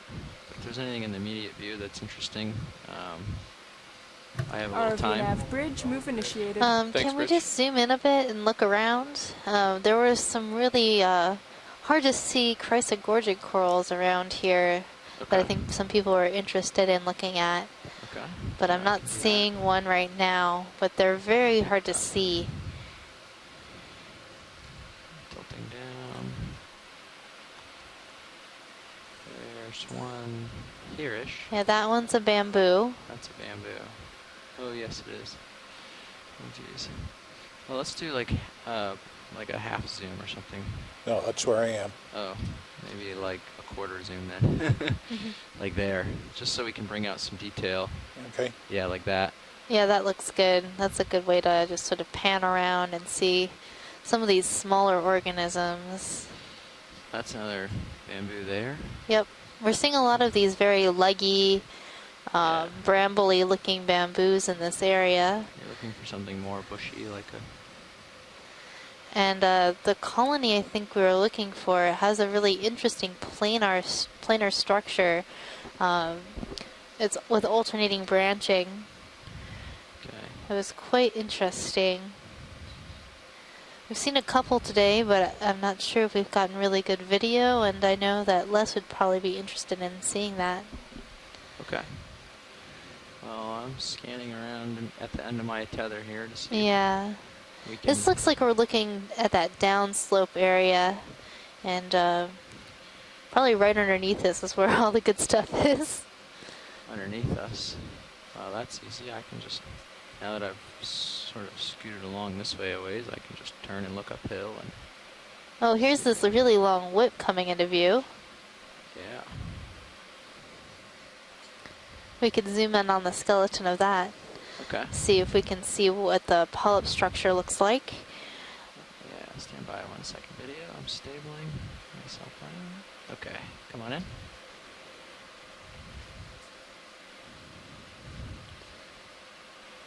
So, dense row of polyps. It looks like all the polyps might be on one side of this coral. Trying to come around so that we can get a view of the back, but... Well, definitely a bamboo coral. We can get here.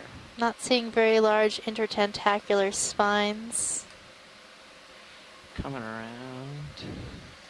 Yeah, I don't see any coming out that back side. There.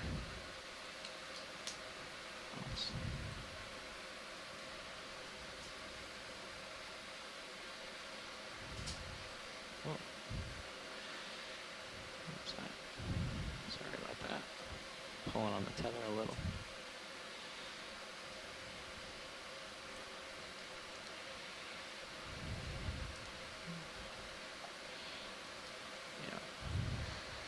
So there's a possibility that this coral might be one of the deeper living unbranched bamboos called Bathygorgia. Oh, that's what I've got. I'm sorry about that. Tether pulled me off. Alright, I'm going to turn towards my starboard and see, we can keep this zoom and see if there's any fuzzy looking Chrysogorgia over here underneath of us. Sounds good. Thank you, pilot. Slowing down a little. There's a couple little bushy coral we can take. Oh, yeah, there's one on the bottom right. Yeah, I see it. I see one. Okay, coming down. Yeah, there's no way we could have seen that zoomed out all the way. It sort of blends in with the sediment on the rocks. Yeah, I can see that. There is a small colony of Chrysogorgia just behind the broken sponge stalk. Yep. Yes, just behind. You can see it's moving a little bit.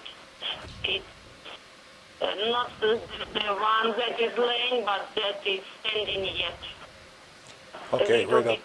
bit piece on the rock in the left, left up corner. Okay, I think I see that one. Yes, and there is a pedagogy there, yeah. I think this one might be the same as that one. Let's do a nice zoom on this one first. Maybe the same, yeah. Come in partial on this, and we'll see. And it's They also like it. planar. You should be starting to move anytime, pilot. Okay.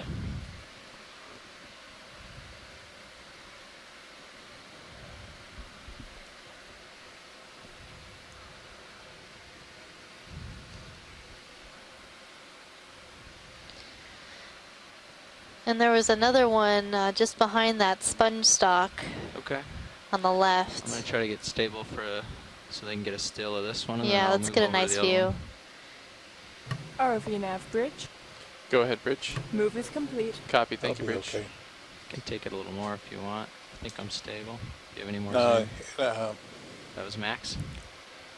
well, it can go in, but Okay, sorry, I thought you were done with it. with the prop wash, Okay. It's hard to bring it the out. colony isn't going to be stable. It's going to be constant The motion zigzag anyways. pattern is pretty interesting in terms of the Chrysogorgia and it being we can go planar. for the one behind We've and seen see. this in other deep living Same thing. Chrysogorgias, and I believe one was collected possibly last year, either I think in the Northwest Hawaiian Islands, Okay, if I'm not mistaken. Is it the one the lasers are touching now, or the one to the left of that? Left. Oh, I didn't see that one, but let's zoom this one first, the Okay. one the lasers is on. Yeah, you can frame it up video. Just take a quick glance, see if it's something else or the same or what they're looking for. I think it might be the same. We're just seeing it on its planar axis, so it looks very thin. Okay. Yep. It's moving a bit in the current, so I'm seeing that same zigzag pattern as the other one. Seems like these small planar chrysogorgias are also pretty abundant here. They're just harder to see than the larger, more conspicuous bamboo corals. Okay, and we'll just scan left over to this guy and see if it's definitely, it looks like it's more of the same to me. Yep. Double check with a zoom. Looks. So here's the third one, the one that you were pointing out, Tina. The ship moved Looks it stuck end about in the 2 way. minutes ago. Come on out, Co-pilot. I can get that stock out of the Copy way. Is that more the same, or do you want to? I think it's the same, actually. Okay. Do you want to double check, or are we good? Well, since we're getting them right in the center of the lasers, might as well do another snap zoom. Okay. Just for confirmation. Yep, let me And then down. hopefully by the end of this, we'll be ready to move on. Yeah, I think that might be the case. Okay, video, come on in.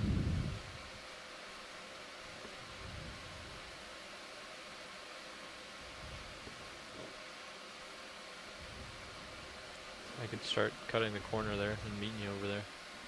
Yeah, okay. You want to rotate over there? I'll do that. Get a move in. Yeah, this one looks smaller than the other colonies, so probably hasn't developed that sort of zigzag pattern as much. And I'm rising. But they're likely the same. Adjusting. Yeah, video, come on out.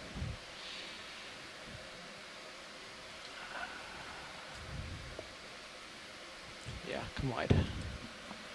Sorry about that.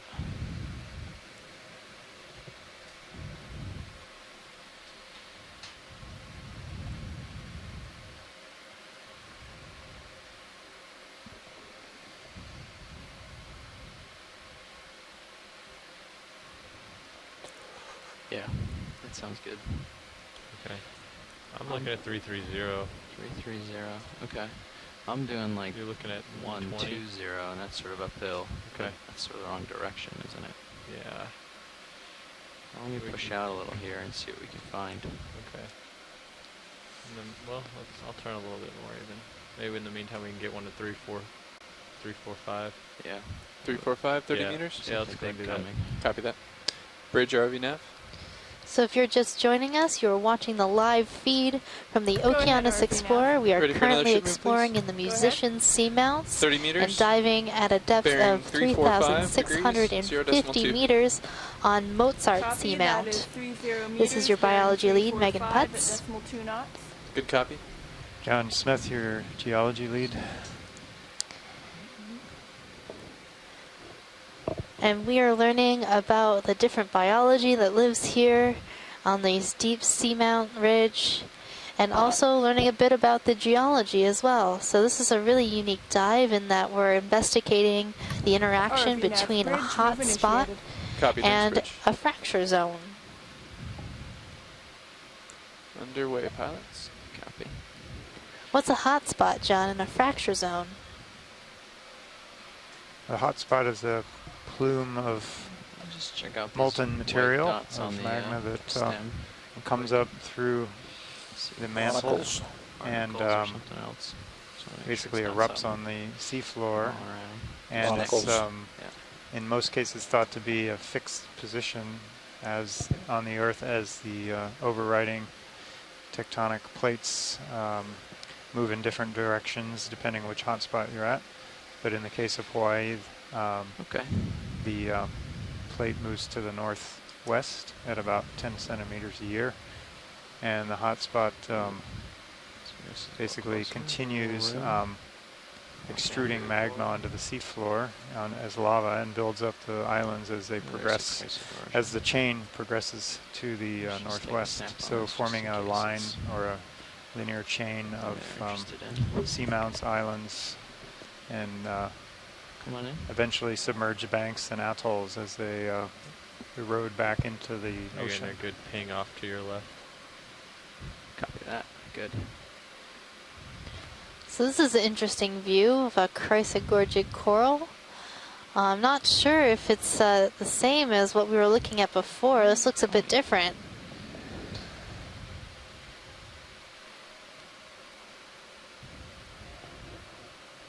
Still looks planar, and there's some sort of associate at the broken off top of this coral as well. Very interesting. So this is a Chrysogorgia species of, well, it's a genus. I'm not sure of the species. And it is the family Chrysogorgidae. And this particular coral doesn't look to be in the best shape. The bottom half has, well, there seems to be partial loss of tissue along the axis of this coral, and the other branches have broken off.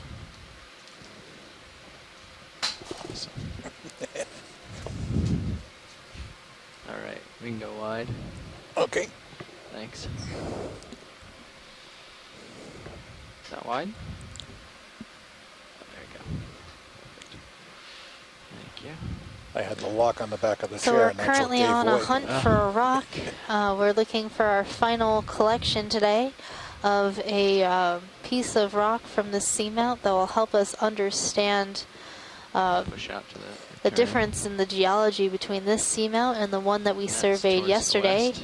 That's a good Least direction. Seamount. I can turn that way too. Yep. Which farther do we have in So what is current so ship special view? about rocks from different seamounts? How do we use them to understand the ages and different formations of seamounts? Well, we can use the chemistry to talk about, show the different chemical nature, the different mineral content of Oh, we the definitely found lavas, it the again. host lavas, and then we would assume that this one matches the chemistry of the other seamounts Yeah, we should in get the 'em moved hotspot going this way, chain, ASAP. I the would musician's even hotspot. to halt that one. Just bring easy them stop. around. Yeah, Trail. we can bring them around this way. Copy that. And we would Bridge RV expect now. it to be different ahead, from things that RV don't now. Could we belong please come to an easy stop? to the Yep, trace. coming right up. And we can also do dating of Looking we at get an absolute age 285. of the lavas that came from the seamount. 285 then, on that Sirius? would I fit am, into yep. a time So another 30 meters. timeline or time progressive sequence of Sure. these Bridge RV nav.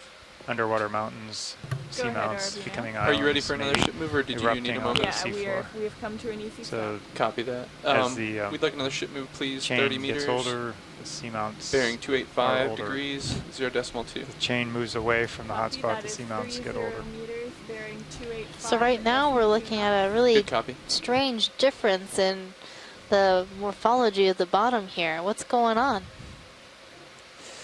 Well, we saw this earlier. It kind of makes me wonder if we're in the same place, but we're at a far different depth and upslope. So it's very similar to what we saw earlier. I don't know. It's a distinct contact between ROV two nav different bridge, move geological initiated. units. Copy, We thanks, have Bridge. kind of pillowed talus and some flows on the right side, and then this kind of gravelly material almost completely covering this very flat plane. There's a change in slope right at this contact from maybe 10 degrees or so to basically 0 degrees almost. It looks very flat. I don't know why. So the interesting thing is off to my starboard right now, which is towards the east, is where we were. That's uphill. And off to my west is also uphill. So we're in a little saddle here. Yep. And Yeah, right I see here that- is the lowest that point, broken is where these pillow are two kind of meeting. Just down from center screen right now. Does it move to you? Broken pillow down near center screen. Yeah, I see it. Yeah, just Yeah, with down the to the right. kind of a angular face to it, dark face. I have enough tether Yeah, to give it a and that's, nudge. Yeah, we could ask the pilots to bump it. It looks pretty good sized. It's not too big. I can give it a nudge and see Yeah, if that- it's loose. If you'd One like. looks like it has a ding out of the front end. Yep. Do we think we'll need a ship stop here? Not No, a I ship think- stop, no. It's no. going in Okay. the right direction. You should have been with me to carry the one yesterday. It was rather hefty, It was hefty. Oh my goodness. like 42 pounds, I think. I think I gave it a little I bounce, have but I to say cannot. bigger is better because the more sample we have, the more That's- analyses we can run. But I do feel It's your not pain. send- I don't know if you'll be able to turn all the way around there. Well, you also get the bonus rock that came with our Anthomastus coral. I don't think it's. It was quite small, but hey, Definitely nudged it. bonus. And dragged over it. But I'll give it one more here. Yeah, that's. Okay. Give it a good nudge there. Let's see. It's wiggled it all. This is our very scientific testing of rocks. We run into them to see if they move. I'm having trouble telling you if this is a. I don't loose know. rock. I don't looks think like it it's moved. Pretty cemented to me. Yeah, Thomas, it looks like it's pretty cemented. We whacked it twice. That was a firm bump. Yeah. Trying. All right, I guess we can move on. Okay. There's a little bit of a face. If you see any loose-ish looking ones. bump at will, and we'll see if we want it or not. Okay. Yeah. Yeah, I'd like to get something from this pillow. I know field that you before we guys get off. probably are fearing that this is not going to be a good place for a rock along here. This is the last time this was about 30 meters wide. Yeah, I'm looking off in the distance and it seems to keep on going. So do you want me to keep So looking across around in this this way, pile of is that rocks behind another me? pillow fields? I thought like on the left side. Is You that can just zoom my out there, video, and you can eyes see, playing but tricks? It looks like sediment out there to me. Oh. No, I saw it like a little bit further to the left. To the left. Let's see if there's more coming. Oh yes, out there. Oh yeah. Yep. So do you want to check out that side? Well, that's certainly the direction Sure. of the heading, and Might I'm as actually well. pretty close to it on this. Here, come out wide. I'm Right over pretty there. close. Yeah. It narrows over to my port, so I actually can reach some of it over here. Okay. Yeah, let's bump around in here some. Let's see what we can find in this general area. Yeah, it'd be really interesting to try and map out this little gravel zone between pillow fields and. Wait, you know, if you just swing connected Cirrus or heading, they'll be able to at see it least from in line above. with the one we saw previously. If you want to just turn it right, I can light it up a little. I'm gonna swing my heading starboard, and light up this field, and he's going to tilt down on the camera, and you're going to be able to see, I hope, both sides right now. Okay. The two rubble fields and then the... Stand by, Thomas. We're going to kind of light up the area and pull back so you can get a look of it, hopefully, if this works. So I'll pick up, and you can tilt down on your camera. Stadium view. There you go. Yeah. You should be seeing it about now. It's on the feed 2 or whatever, on the Sirius feed. Oh, okay. So pull up. Well, you're probably in the ECC if you want to look at the Sirius feed. You probably have that too. So it comes to almost a point behind me. Yeah, I see can that. See it. Okay, so and it's narrow, and then it gets wider as it goes towards the north. It's interesting that it's the low spot that has all these gravel that's surrounded by these pillars. Right. And it's pinching out right behind us, as they pointed out, and spreading out forward in front of us. I can turn around here and light up the other direction. Make sure it So they're going to acts spin as around expect. and continue the view here. So now I'm facing towards the west. It's facing west now? Now, there's west. And that's uphill. That's towards waypoint 3. And then here is towards the south. It's this way. You can almost... So this is, we're facing make out a mixture west, of kind rubble of, this saddle goes... east or north-south it goes. Let's see, we are facing south now. Yep. Sorry, what did I say? So. And yeah, so I will come back over to the little rubble field here and see if we can't, or this pillow field, and see if I can't find something loose that looks in place for you. So for those of you at home watching, the close-ups are great for biology, but actually a lot of times the broader view is better for figuring out what the geology is. You need a little more context.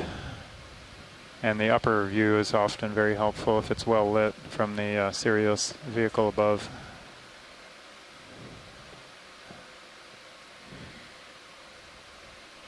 So this guy looks a little loose to me. Fortunately, could you push the starboard box outward? I think that's in the view, or it shouldn't be. There we go. See if this is a little bit loose. No, it's just not moving enough. Okay. The starboard. Yeah, I just had the tilt in the wrong spot, I guess.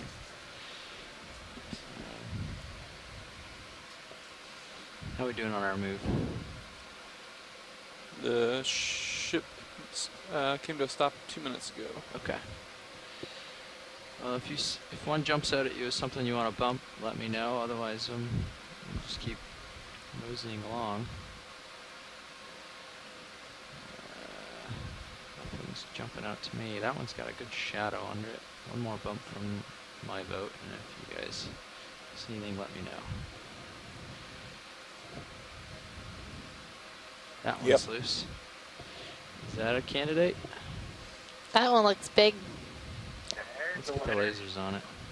I hear that it's a winner, though. Our lasers are on already. Yeah.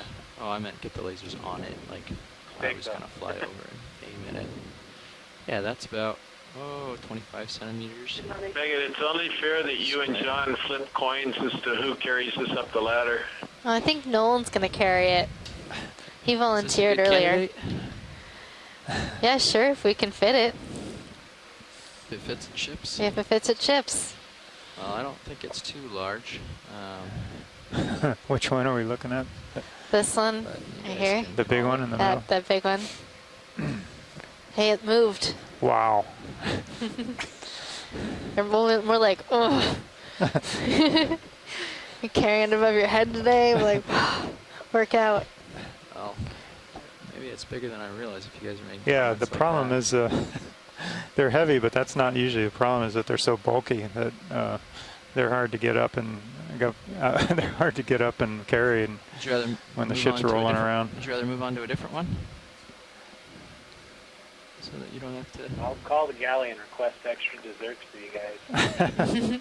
As long as we get extra desserts. Yeah, let's go ahead and collect this pilot. Seriously, if you you got one of these big ones, that gray bin that's in the lab, if you can get 2 people on one end of that, that gray bin is sturdy enough to actually carry a pretty heavy rock up the ladder. Okay. Consider that option. We'll have to make a special bag for this rock. It won't fit in our standard size bag. To put it in our little red wagon. Yeah, that's the other problem. We have to staple 2 bags together to get it in. So, all these minor things. Yeah, minor inconveniences. Look for some more. But it's all for the geology. Yep. It's what we do for science. On it without. There is a bit of a ballasting problem too if we get too much weight here, but.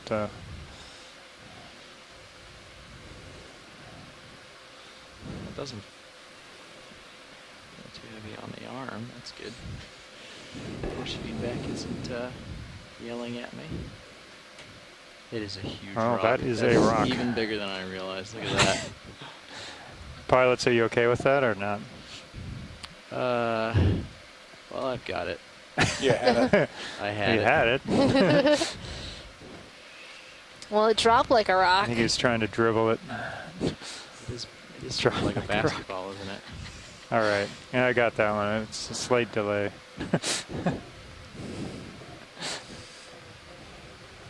Almost. Or did it sink like a rock? Yeah, I don't know. What are we on? Number 5? 6. This is 6. Okay. Our final collection. Final. Yeah, it's very round. Just so. There we go. That's a good grip. Another basalt pumpkin. Okay. Well, we got to get ready for October somehow.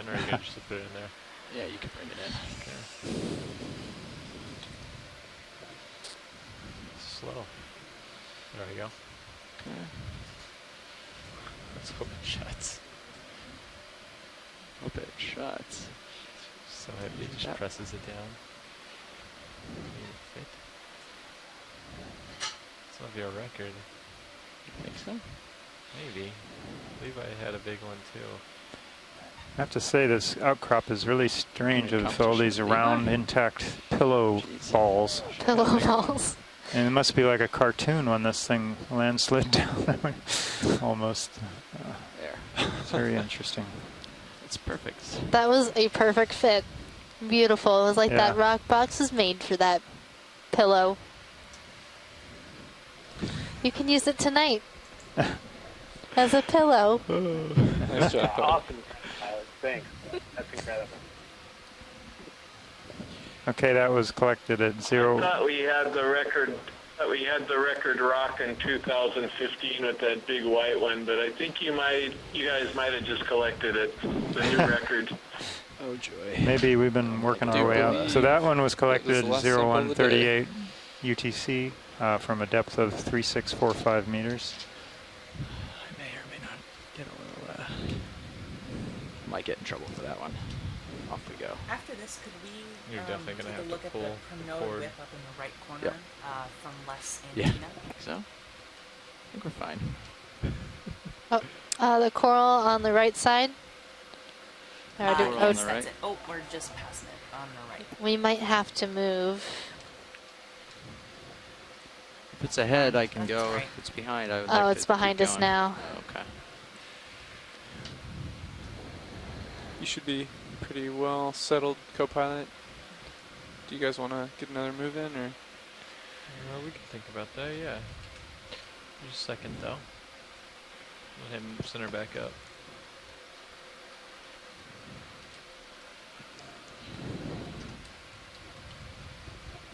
Well, there you have it. We have a full ROV and plenty of time to keep surveying.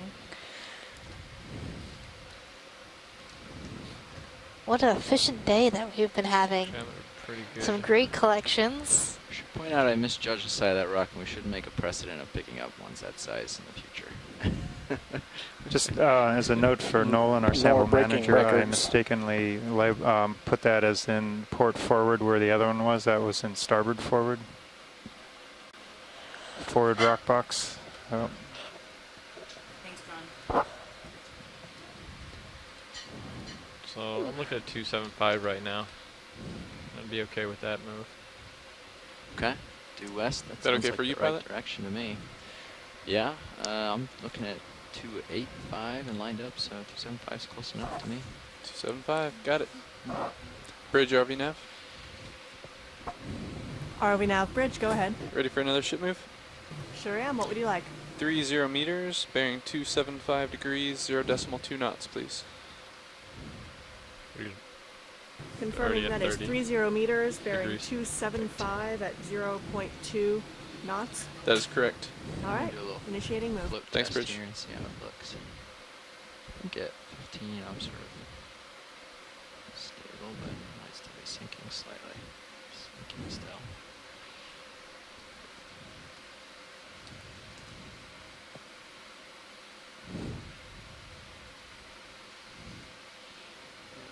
Yes, get rid of ballast we will. Would it be smarter to get rid of it now in case there was a problem? ROV nav bridge. Go ahead, Bridge. We are negative. Do you have a bailout position or direction? We have it If set we are for negative, east yeah. currently. Is that what you have up there? Just verifying, yes. Thank Good, you. good copy, thanks. I think I'm floating at this point at 5, so I'm still buoyant. That looks like a So very we're cool seeing another sponge. You can see through it. Calyx sponge coming onto the Floating still. upper Yeah, right. So we'll definitely ditch it for the way up, but I'd like to not do it. So this is a type of glass sponge on a stalk, and it's easy to spot because it has this sort of leafy, lumpy outside texture. Yeah, we'll get a little maybe framed pirouette shot if we can. See what I can do with the tether I have. Something reddish on the rock right next to the razors at the bottom. Oh, a mat of some sort, yeah. Take it away. I think they'd make really cool lampshades. Just saying. Some kind of biomat or something. Some discoloring. You know, side table lamps. One that looked like a sack of calyx. Like, how cool would that be? I think it would be awesome. And you could 70s, use very that giant 70s. rock as the base. Oh my Mhm. goodness. I'm not gonna live this I think Megan was born about 30 years too late. What is this, like a 60s style right here? That's 70s. 70s style? 1970s, my age right there.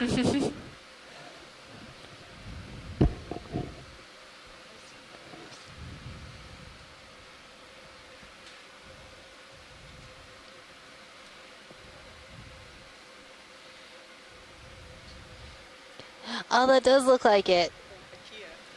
Oh, I can get one from IKEA, apparently.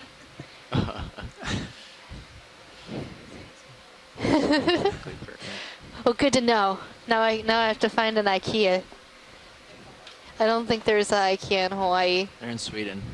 Go there. But I think you can order things online. I mean, you can order everything online these days. Oh, it's on Amazon. Woo! All right. Amazon Prime, $39. Focus. Focus. Look, coral.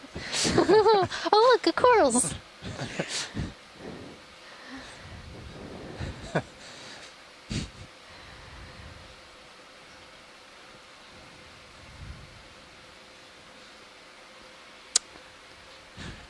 The question is, can we find deep sea eel meat online? I have no idea. We'd have to ask Asako. She was the one who looked that one up. Yeah. Apparently, some people like it.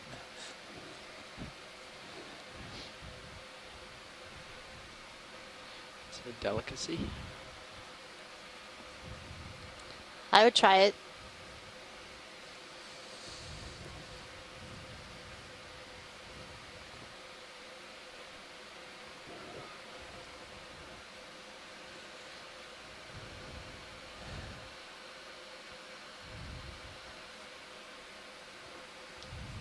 So we're moving on up slope. checking out this beautiful Talus Field, or is this more pillow? I can't tell. It's so jumbly. It's Talus consisted of pillows, broken pillows, or intact pillows that have broken off from above, Some and real small stock here. and a Take collection quick of snap right assorted there. other rocks, I guess. See if it's more of the Cemented same. by manganese crust. I don't really see obvious. Oh, can we look at that coral right there? Yeah, of course. Of course. We are trying to line up for it for you here. I think it's another one of those unbranched primnoid corals. Unbranched primnoid. Oh, mumbling through the rocks as I get closer.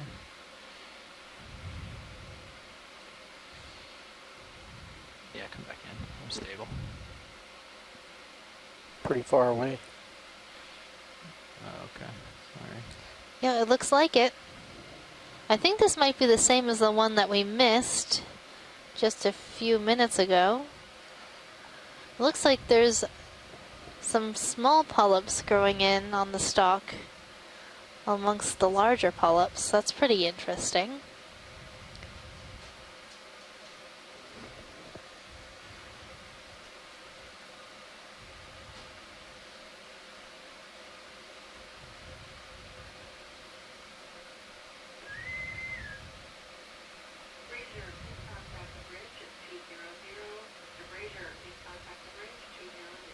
Video is clear. Thank you, pilot. I think we're good with this view. What are we doing on that ship? Should just about be complete. The rusty brown thing more diagonal going. up left from the lasers. I think we can get another one. I'm still looking at 275. 275. 275, another 30 meters. Let's do it. Bridge RV nav. RV nav bridge, go ahead. Could we add an additional 30 meters to that previous ship, Snap on the please? rusty Yes, you can. Copy that. Thank you. So that brown confirm, thing that Bridge, we're seeing that is, is, might be a dead 30 extra sponge meters, bearing piece. 275, 0.2 knots. Roger, that's 30 more meters, bearing 275 at 0.2 knots. Good copy. Or maybe a foraminifera. Any thoughts, shoreside? Maybe Xenophilophoria. A xenophyophore, maybe? How far away? You got any more zoom? Max. Thanks.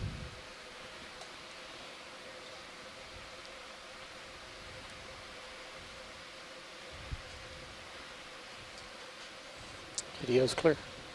Pilot's clear.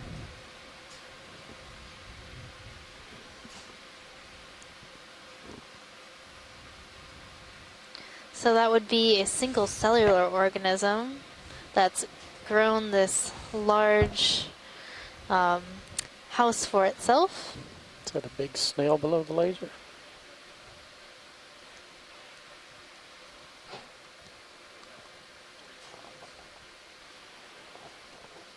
I think I'm seeing a sponge over to the left.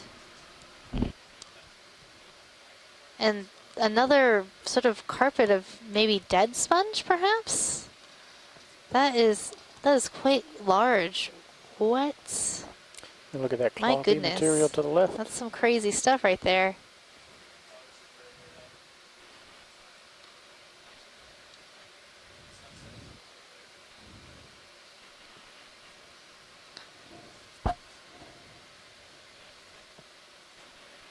Mushroom coral left.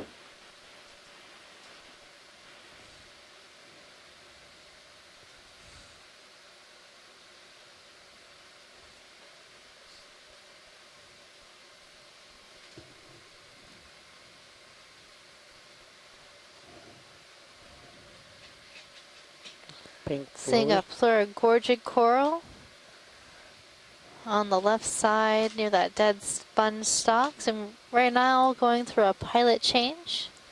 Change places, everybody. Something just right of lasers, like right next to lasers, is pink.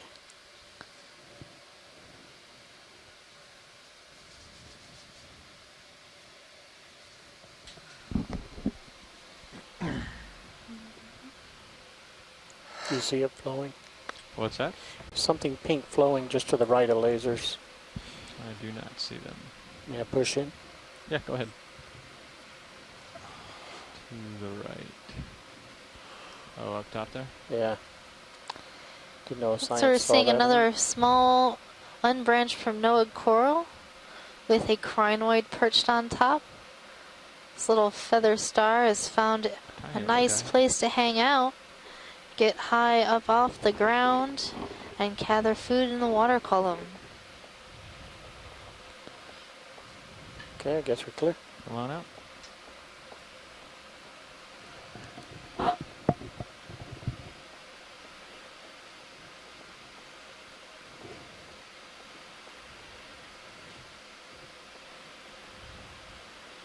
That's a heavy rock.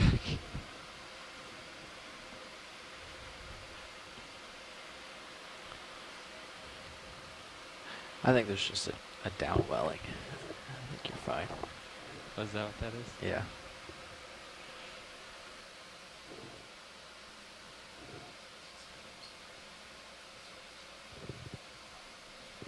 Oh, that's what's happening.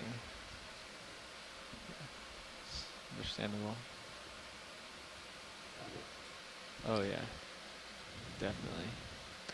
Looks like we're transecting across a Talus Field, or a field of broken up rock. And I'm seeing a Caliphacus sponge, a stalk sponge. That's that little white We got an round anemone here, I think, right? Yep. Sponge. Zoom on this, watch leads.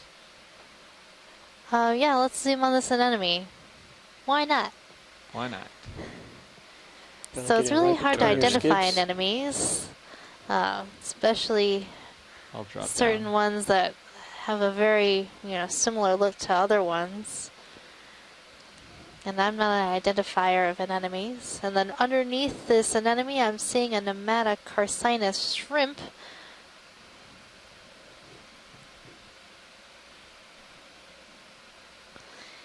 And then just to the left, a stalked crinoid. Just out of the screen.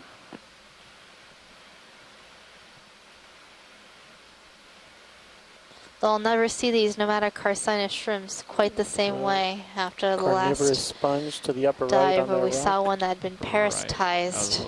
It's already in the image. That video is now currently on Facebook, so check it out. It's called Dead Shrimp Walking. Then also on this rock, we're seeing a cladorized sponge, a type of carnivorous sponge. It looks like a little white stalk with spikes on either side. That sponge can actually gather food from the water column, sort of like the Venus flytrap of the deep.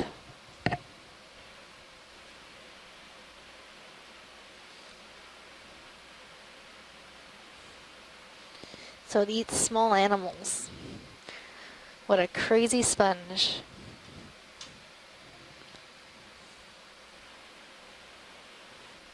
I beg your pardon. They are crazy. Crazy awesome. Okay, that's better. You're welcome.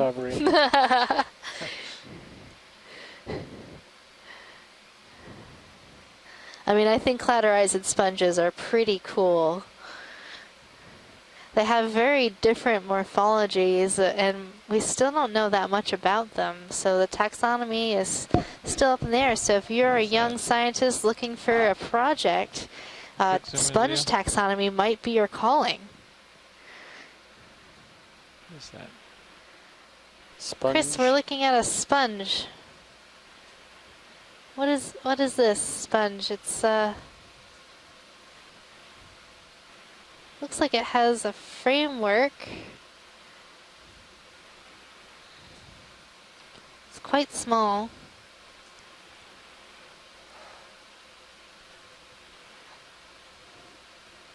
Perhaps. Yeah, Megan, I think you're right. I think it has a framework. At least it certainly looks like that to me as well. And looks like it's attached solidly to the substrate So then that would probably put it into maybe the Euretid. It certainly doesn't look like a Farreid. So yeah, it's a glass sponge. I'm sure of that. Video's clear. Okay. Film wide video. And the only way to really identify that sponge would be to look at the spicules, or the skeletal parts of the sponge. So each sponge has a unique set of glass spicules. And by looking at them underneath the microscope, a sponge taxonomist can figure out what species that might be and what family it might belong super tight in. on Sirius? Here's another one of these really interesting dead sponges. Maybe this is what we just looked at is what this dead sponge is. Who knows? Looks like this one has been here quite some time. Shall we think about another ship move, pilots? Yeah, I can keep pushing out. Another 30 meters, 275. Bridge RV nav. Go ahead, Nav. So, do you know where we are on when that you previous see ship these move? skeletons like this, you can, There is a watch you turnover. can rule Ship out move a has lot been of completed things. about Like 2 you can minutes pretty ago. much rule out Copy all that, the thanks. soft Could we sponges, request because another when one? they die, Send it. all the tissue 30 just kind of meters, comes bearing apart, and all 275 of their degrees, 0.2 knots. spicules and the microscopic parts are all going to Ship fall move, away, range so you're not 30 going to meters, bearing maintain any 275 structure. degrees, that's 2 knots. So when you Good see copy. these skeletons like this, then you can assume it's going to be in the families that are that have hard, durable members where they fused their skeletons together. Now, That range one, move initiated. it's not Copy, really thanks, sure. Bridge. It could have been a huge upper part of a Ship move Farreid initiated, or pilots. a type of plate like Euretid. But there was something really big here that lived here a long time ago. Sirius is full wide. Yeah, we've seen a number of those types of skeletons scattered about on this seamount. So at one point, there must have been a number of really large sponges growing over here.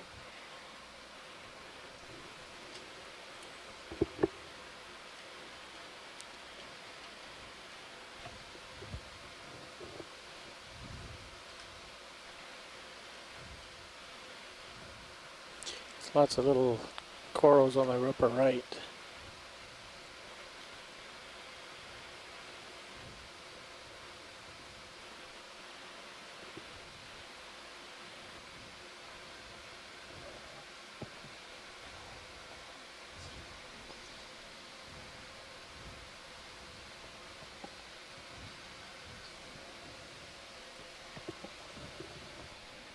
Those look like some interesting lava.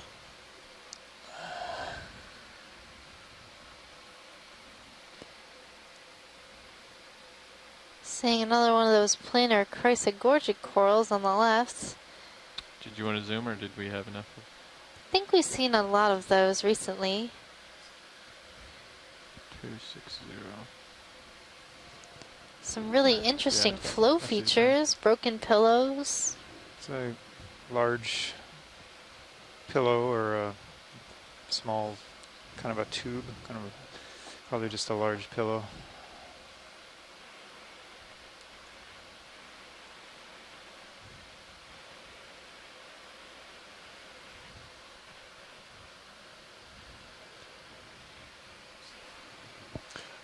We just requested a 275 move.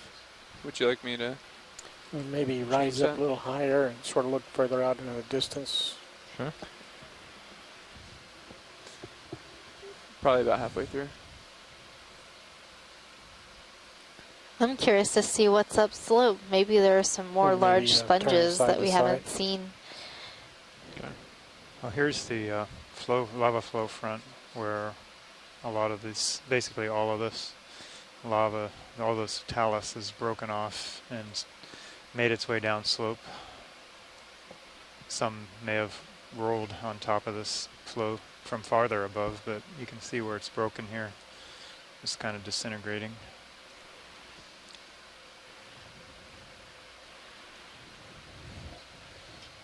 Yeah. Do you want to see this?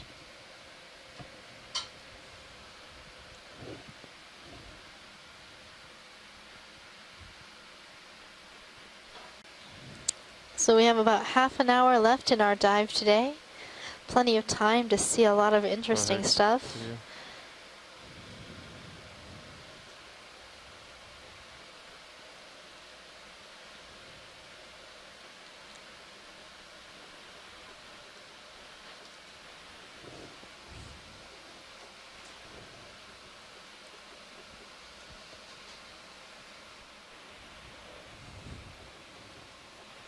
Little tilt up.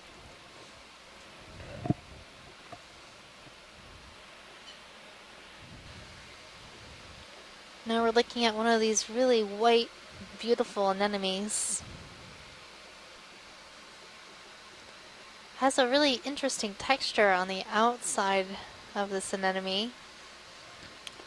Can you rotate slightly right? We'll just focus on the base. Oh, I couldn't tell you what that means. Yeah, we were just talking about that. We were just talking about that, Megan. Very, very interesting. Max zoom.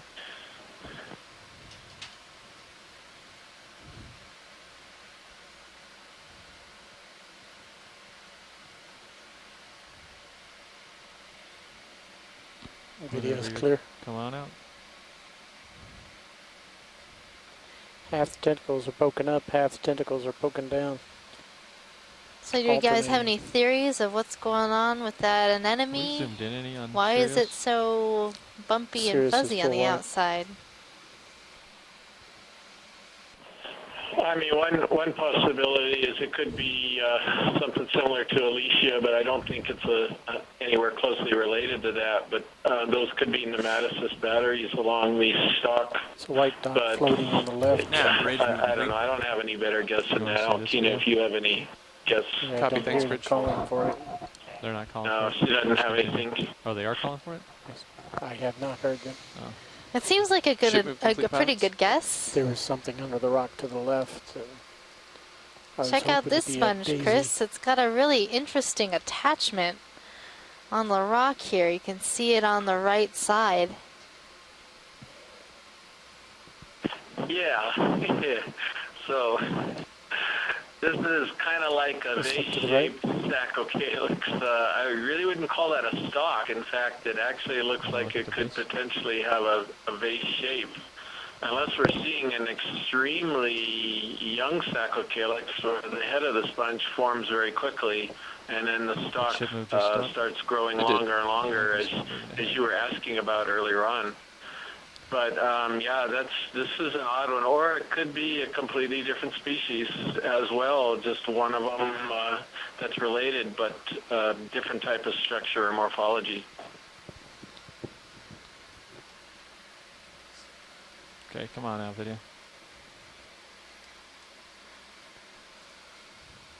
Looked like that sponge had a number of associates living inside of it.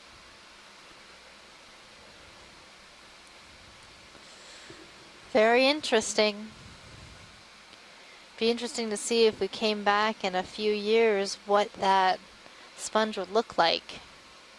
If it is a young sponge, we'd see it grow a long stalk, and or maybe it just gets more and more massive. Who knows?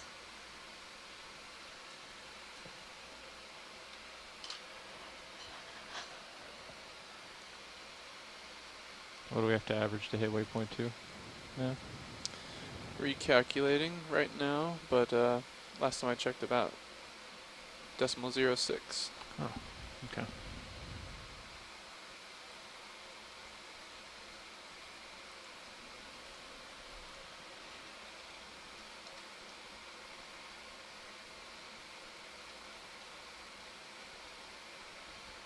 Just a little under that now.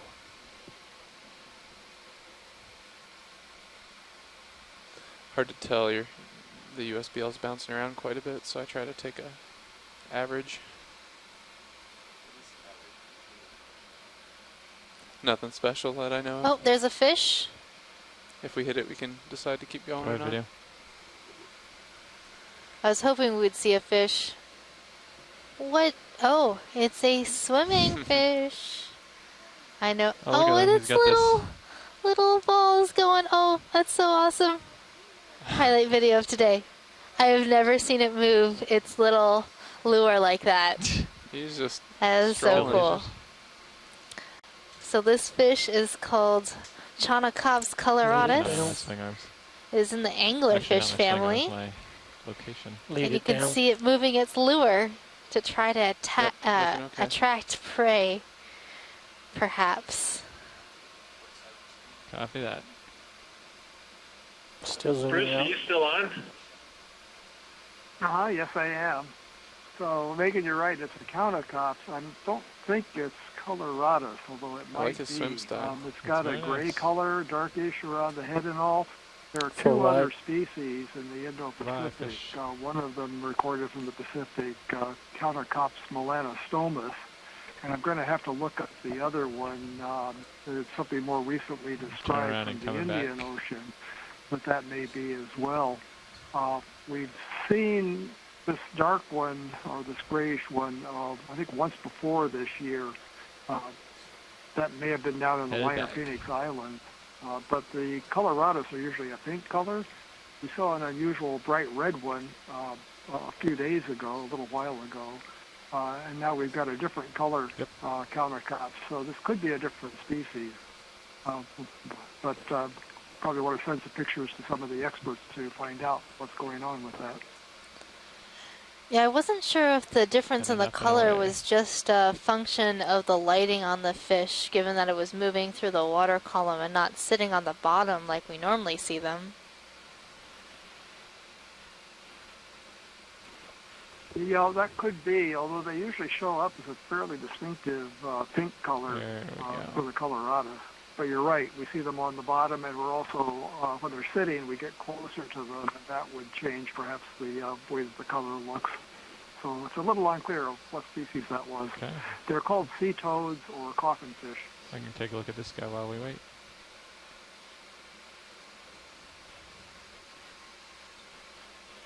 Five. So Bruce, do you know why those fish have their gill openings so far back on their body? Want to see this video? Ready to center up? I don't have an explanation for that. I think it's one of those evolutionary experiments. That's characteristic of the entire order of the Lophiiformes that includes the sea Should be toads, starting to settle out, the co-pilot. shallow water frogfishes that divers see in tropical areas, the monkfish or goosefish of northern waters, and the deep sea pelagic anglerfish that have the luminescent organs on the tip of the lure on their snouts. So all fish in this order, Lophiiformes, have that placement of the gill opening. It kind of provides a jet propulsion to the fish. Can't when be a they swim, stock because they're crinoid. pretty ungainly with Act their like round one. bodies and short tails and all.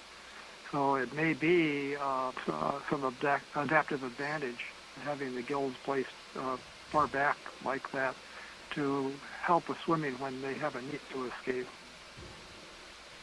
Hi Bruce, this is Nolan. I was also thinking You said that ship move was stopped or the coming to a placement stop? of the gill We've been stopped for several minutes. I think your co-pilot's settling out now. Great, I will push ahead a little while. So I was thinking that it could possibly be that the gill cover or gill openings. Just about. The next ship move will bring us right over. Thanks, Roland. And I was thinking that it could help to prevent the prey of the Chaunacops or all of the other anglers from feeling any of the water movements from the fish when it's trying to respire. Okay.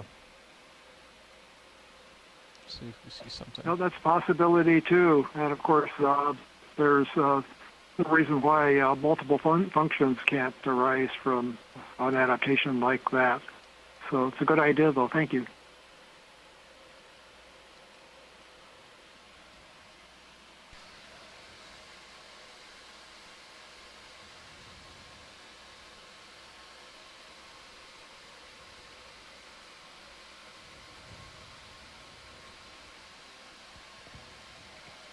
Pilot, there was a coral to the upper left that we went out of view. Is there a possibility of seeing that one? Lower left, what was that? It was on the upper left. Oh, it was on the upper left? What am I looking for? It was look like a Bathypathes, like a feather shape. Yeah, I think it's behind us now. What's behind us? Maybe right over it.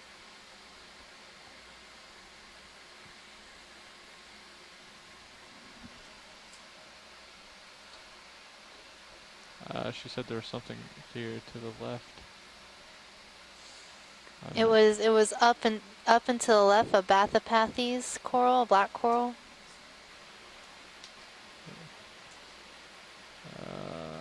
Just rotate left.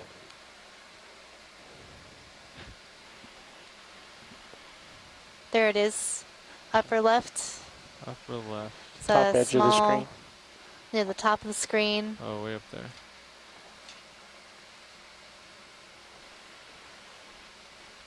Up here? That's the one. I don't know.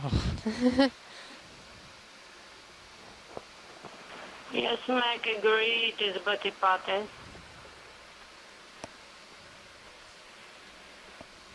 Seriously.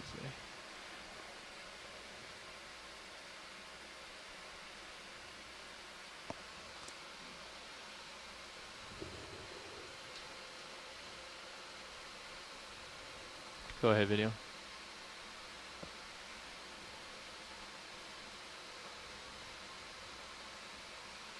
So this looks a lot like the coral that we collected earlier in the dive.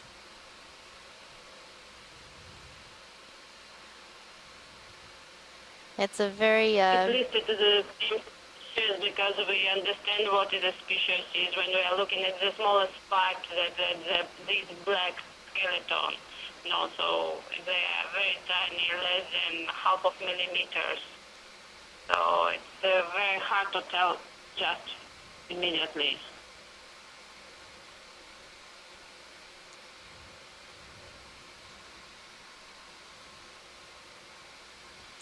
So a fun fact about the black corals, they're in the order Antipathes, and you notice that most of the names of these black corals all end in pathes, and that means against disease. So it was thought that these corals had medicinal properties, and they would use the skeleton in medicines, but it turns out that a number of octocorals have different natural products inside their tissues that can be used in the development of medications. So they do fight against disease. Fun fact of the day. Very exciting. Black coral, order Antipathes and Antipatheria.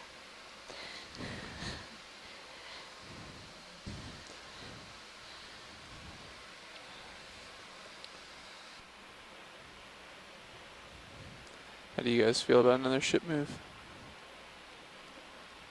Well, the next one's going to take us there, isn't it? That'll pretty much be it, and that'll probably be all we have time for since the entirety of the move is about 12 minutes. Okay. So right now, coming into view is a nice dead sponge stock that has been colonized by a number of animals. Looks like some barnacles have made their home here, as well as some hydroids and a crinoid or feather star.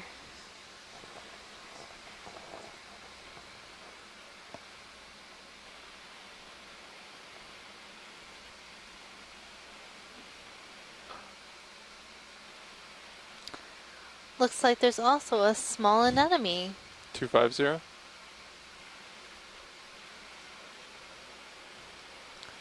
Copy that. Put one last one in. I guess these are Bridge ROV nav. Yep. A number of... yes, Go ahead. I see, there is a Ship small move request, area please. just at the top of 30 the screen meters, bearing 250 at 0.2 knots. That's a very small anemone. 30 meters, bearing 250 degrees at 0.2 knots. Good copy.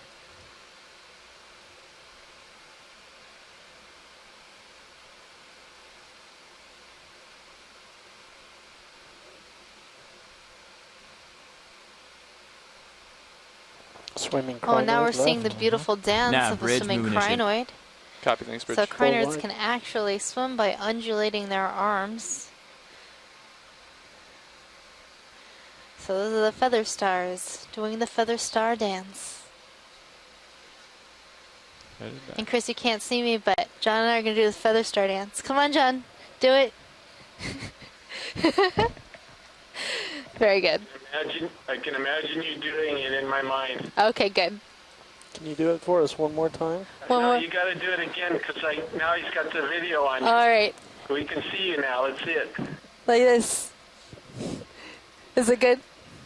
That's great. All right. Perfect. Imagination just doesn't do it justice. Thank you, Roland.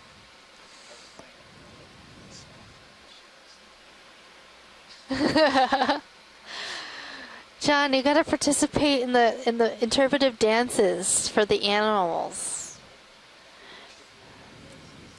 It could be. Of course, if you're watching right now, I am an internet sensation.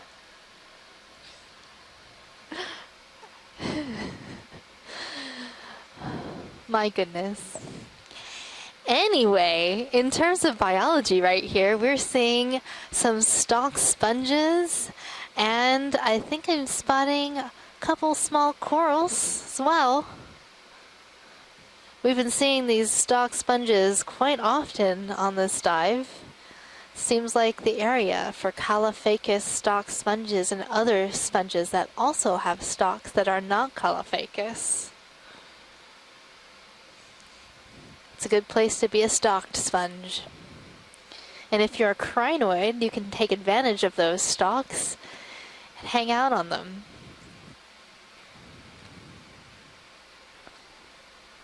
Give us a pirouette around the head, looking at the backside. I don't know if I can get all the way to the backside right now, but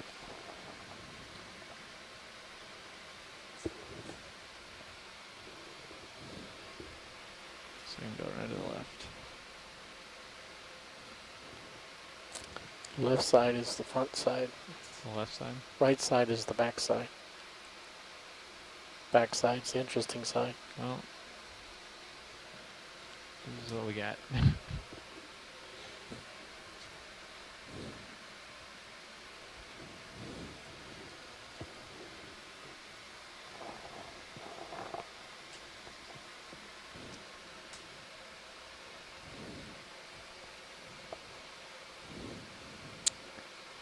Well, what else we got down a little bit, around that'll here? help. There you go, it's a little better.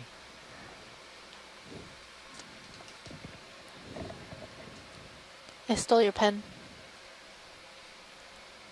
It rolled to me. It likes me better.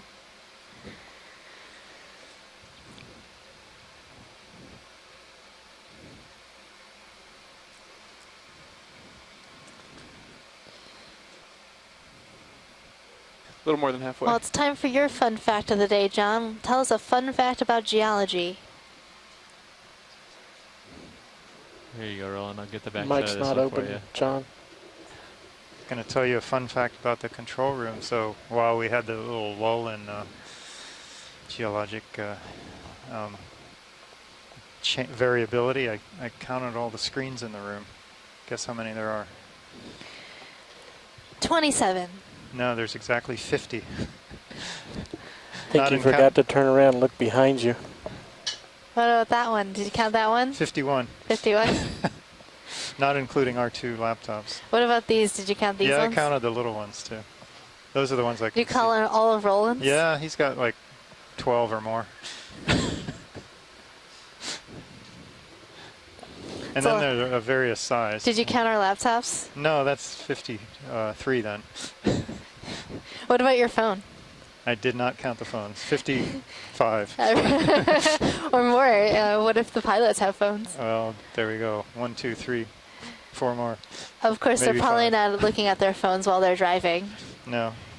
Even at the bottom of the ocean, no texting and driving. So we might be pushing 60 screens. We love our screens. They're wonderful. Give us lots of different views of many different things. So our main screen's showing us the main views from Sirius and D2, and then the other screen's showing different views of the vehicles.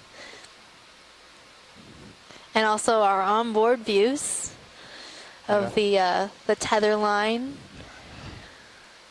There's the very high-tech umbilical cable washer. Well, you got to keep that in view. I mean, you don't want to pull the umbilical too hard.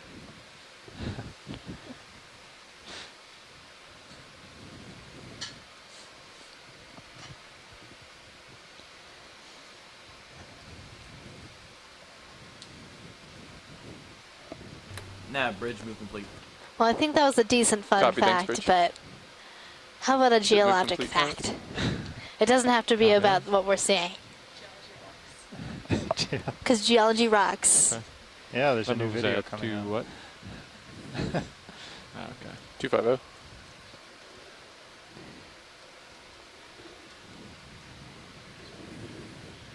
Okay.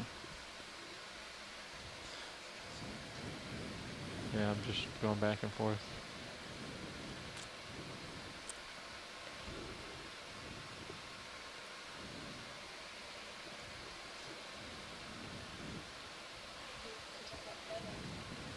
So you should have about 6 or 7 minutes of movement, I would suspect. And that'll about do it.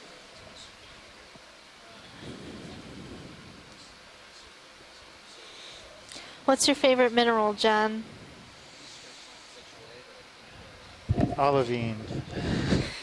Why is that? It's a little loop. Because it's the first one you thought of? Center rock. Pretty much. Slightly lower It's one of the left. most common minerals in volcanic rocks, basalts at least, Out of view. studied. So it's a green mineral. It's kind of a useful for mineralogy and other studies of volcanic rocks. And fun fact, But if you that said is something, I the didn't hear mineral it. that makes the green sand beach at the south point of Did you say Hawaii something? green. I've been there. It was awesome. You talking to me, pilot? Yeah, it is pretty special place. Very unusual. Yeah, I said if you said something, I didn't hear it. I didn't know if you were talking to me. Oh. I think there's another one. I think there's there a lot might of be noise. 2 in the world, 2 green sand beaches, but don't quote me on that. Ask the geologist. I'm not sure. I think you're Give right. me I another think there shot is at another this. one, but I don't know offhand where. Somewhere I've never been. I'm going to go Give with you a that. zoomed Pilot? chance so you can do it from a distance. Navigator. Now we're getting a beautiful view of this Caliphacus glass sponge. It looks like a giant mushroom of the deep. Watch your right toe as you go And uphill. I will go up a little bit. There's tons of these all around in this area. This has definitely been the dive of sponges. I believe it just came to a stop. Yeah. Comms check, yeah. co-pilot? Yeah, come on, Anthony. No big corals, huh? The, no big corals, but we have lots 2 of new big people here. Caliphacus sponges No, I can hear you. everywhere. Yeah, the ship stopped moving Yeah, a couple minutes ago, and Sirius stopped. is See, there's Still another one. still Oh, and swimming. another one. Oh my goodness. We're at waypoint 2 though. The ship move ended at 2:20, so there's probably I think 3 you or see 4 another more one in minutes the of far, swim. far distance. Yep, They there's did a one back perfect there. job for ending the dive right at waypoint 2. We have to be off bottom at in 9 minutes or 8 minutes. Okay. Yeah, so the one we were just looking at may actually be a second different species. I hadn't really been noticing till that close-up right there, but this could be something that we just identified to Caliphacus and not to any subgenus with all those sort of osculum on the front face. So that's kind of interesting. Yeah, I imagine there are some of the other ones that are like that as well, that I just assume they are all Surface that one currents up to Caliphacus 0.8. oxydiscus. But Right anyway, on the glass stern. sponge, yeah, and looks like there may even be three different species in that Still, 11. genus, excuse me, down here. Do you want to go in video?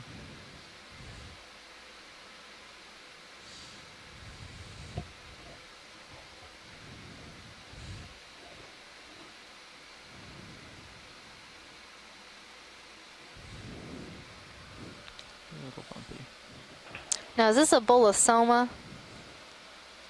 Or another Caliphacus? Yeah, I'm trying to figure that out, Megan, too. Whether it's just a really small one. If we could take a zoom on the top of it. Yeah, just like that. Not sure. Yeah, I'm not either. I suspect it's just a really small young Calophacus of one of the ones that's we're seeing, you know, the larger ones, and perhaps they turn a little bit yellow as they age, whereas they're pretty white early on. I don't know. I think you're probably right, Chris. As we're talking age of sponges, sort of give us a handle on how long they live and about how old these small one and large ones might be. Yes, the sponges, you know, about the only way you can really get a clue about the age of sponges is if you find some on, say, a known shipwreck, something like that, where you know exactly the date that it went down. But that's only giving you some measurements of some sponges in tens of years or maybe 100 years, whereas some of these big sponges could be several hundred years old, if not older. They're not like corals, or at least some species of corals, where there's no way that you can cut the stem, for example, and see growth rings or anything like that. It doesn't work that way in sponges. So I honestly don't know how people are going to develop ways to really date these things in the future.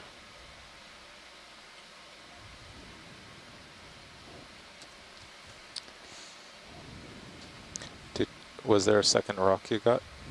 There's a big rock in there. Oh, nice. Oh, yes, I see. We're gonna need. I put a little one on the port side. Chris, have there been any studies on the growth rate of deep sea sponges, where they're looking at a sponge colony and returning to it, much like Frank Parrish did with the gold corals? That'll be fun. No, there hasn't. I meant to discuss it at the meeting. Again, I always notice John was saying that the sponges that 40-pound, are 42-pounder, and 48-pounders we've gone are kind of too big. Oh, this is I'm trying to think of some of the wrecks that have been on recently. The S4 submarine wreck, which was disposed of, I think, in 1940s and 1930s. I've got to look back.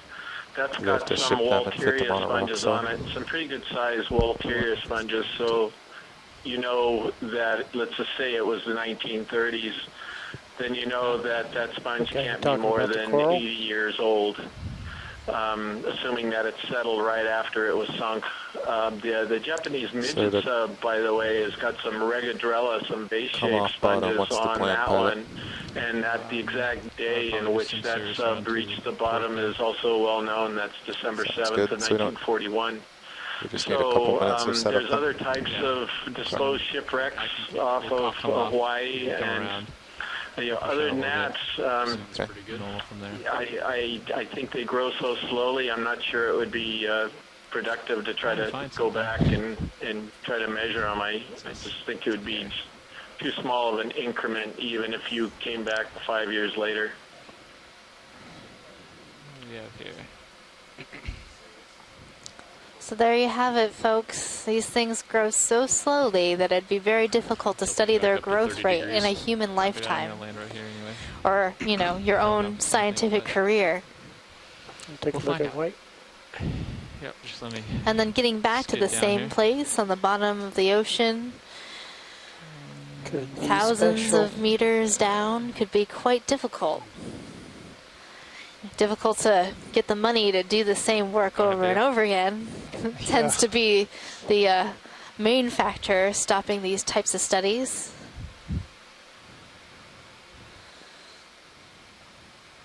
But we're hoping that the baseline studies that we're doing right now aboard the Okeanos Explorer will help other scientists understand what these communities that are here, and hopefully spur other scientific investigations, and also get other people interested in the deep sea.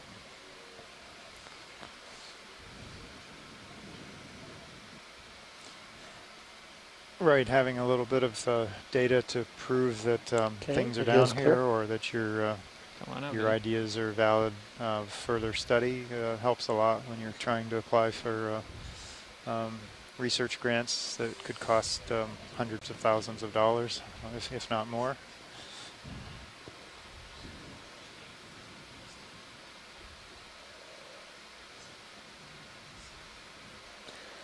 And for those of you at home, maybe in a landlocked area, and you think, well, the ocean really doesn't have much to do with me and isn't really impacting my life, you would be wrong. The ocean actually provides a number of services to you and your family, and that includes products such as seafood, raw materials like manganese crusts that can be used in your electronic devices. Also medicinal resources. Numerous cancer-fighting drugs have been developed from deep-sea organisms like sponges and octocorals. All you have to do is they also provide. The ocean also provides regulating surfaces such as air purification and climate regulation. Maybe I can find one more thing. It's a big sink for carbon, which is good for us, but not necessarily good for the ocean. True.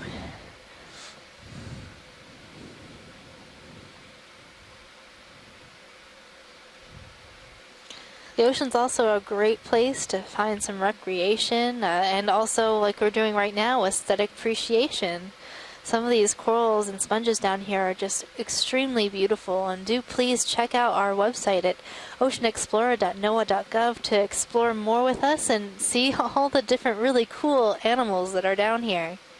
And also the cool geology. There you go. You can't forget about that geology. There were some really neat dives in the Marianas last year where we thought it was going to be more of a biology dive, but it turned out to be an amazing geology dive. Where we're seeing carbonate caps on undersea mountains and just really neat stuff. Never mind.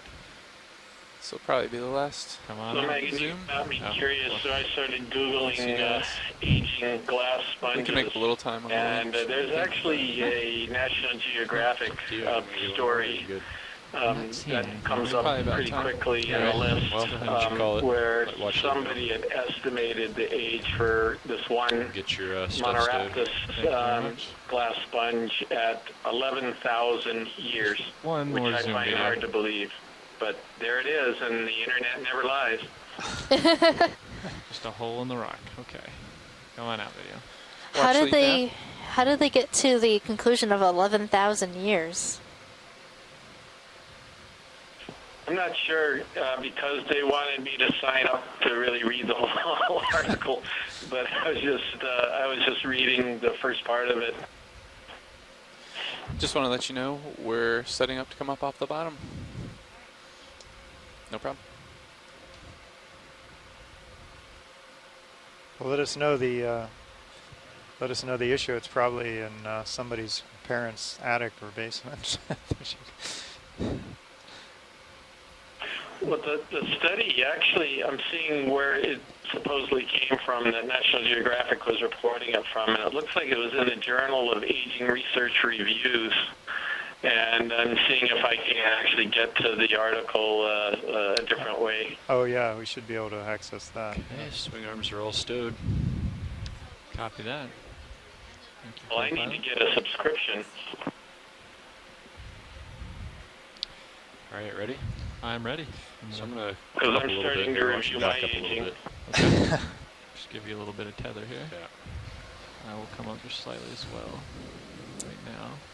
All right, it looks like we're coming to the end of our dive, and we'll be leaving bottom in just a few minutes, seconds, maybe.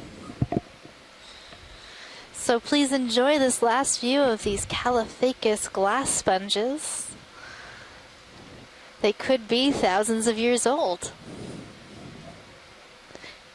Who knows? Okay, you're coming up a bit, which is good. So today's dive was at Mozart Seamount and Musician Seamounts. It was the deepest dive of our expedition. We saw a lot of different biology, but a lot of different types of stock sponges. All right. We collected 10 meters up. 6 specimens today. Why don't you hold here for a 2 second? main rock specimens. A Anthomastus mushroom coral, a Bathypathes black coral, a Prim coral. Tether's looking good. And what was the other one that we collected?